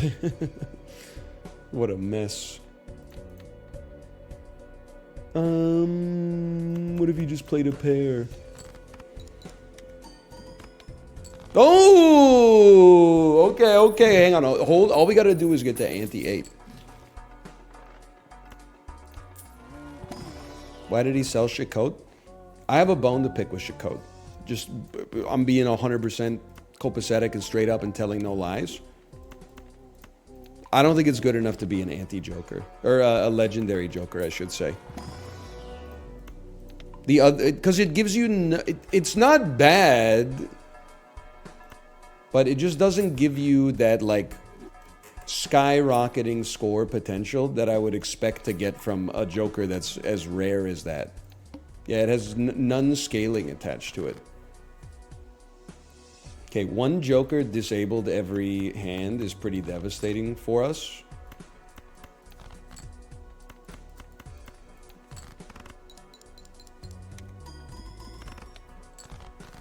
But fuck it, we ball. We send it. Bet you wish you had Chakotay now. Well, if I kept Chakotay, I'm pretty sure I wouldn't have beaten the last boss, though. I wouldn't be pissed off if he decided to come back, though. What do we have the most of? We have the most hearts.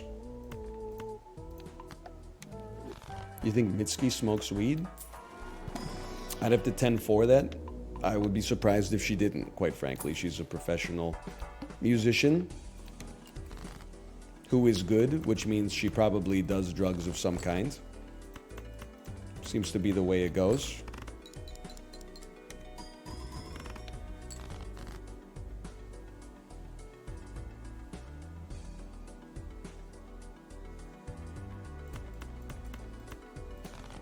Hey, Dom Toretto, thanks again for the gifted subscriptions. Thank you. What do you want from me here, man? What do you want from me? That's what you want from me, and that's what you're going to get from me as well.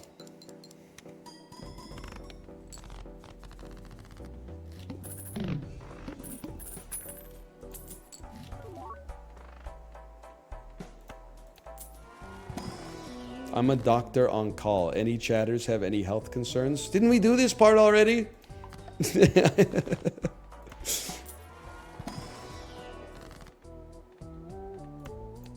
Oh. Can you do that? Isn't that like against the like ethics for the board of directors or something? Can't be diagnosing people with stuff under, you know, in Twitch chat. It seems insane.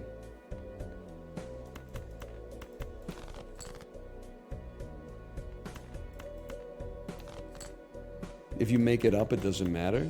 Well, I suppose there's that. Hold, okay. We are holding. Really? Oh, no, we got a king in there. Don't cry.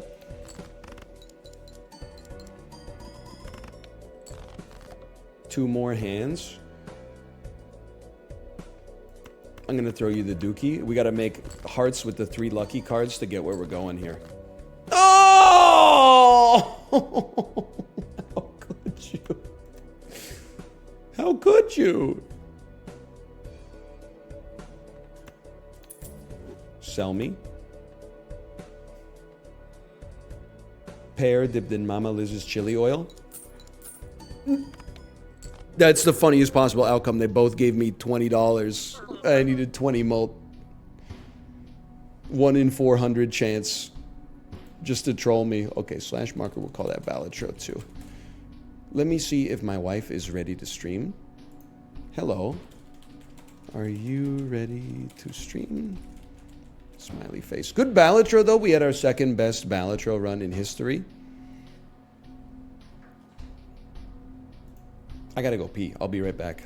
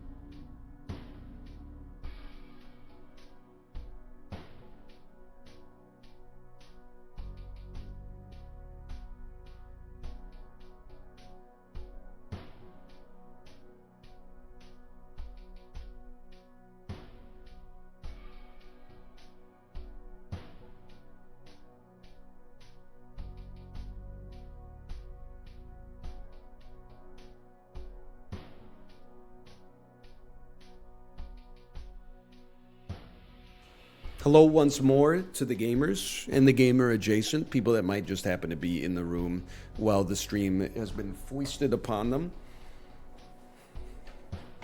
I'm sure it happens.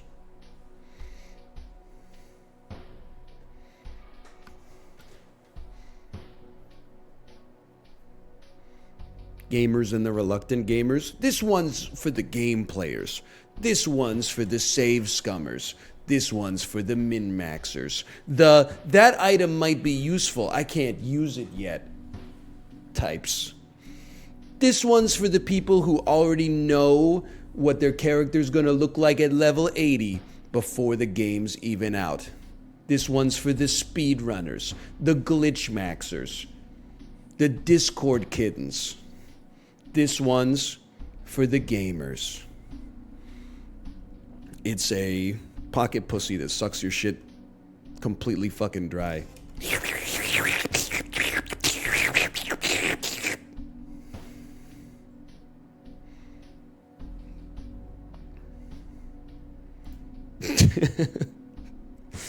Whose chat was I in when I typed?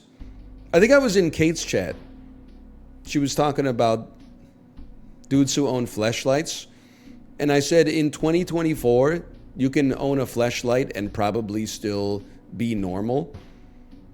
But if you ever bought one of those things on Twitter that looks like it should be installed in a car wash, your soul is permanently compromised. And then someone replied and said, would you say the same thing if it was a sex toy for women? And I blocked them from my mind. So I'm not going to fucking answer that. You think I'm stupid?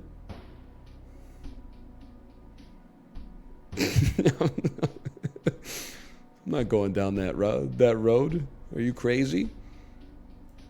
POV, you own a robot pussy.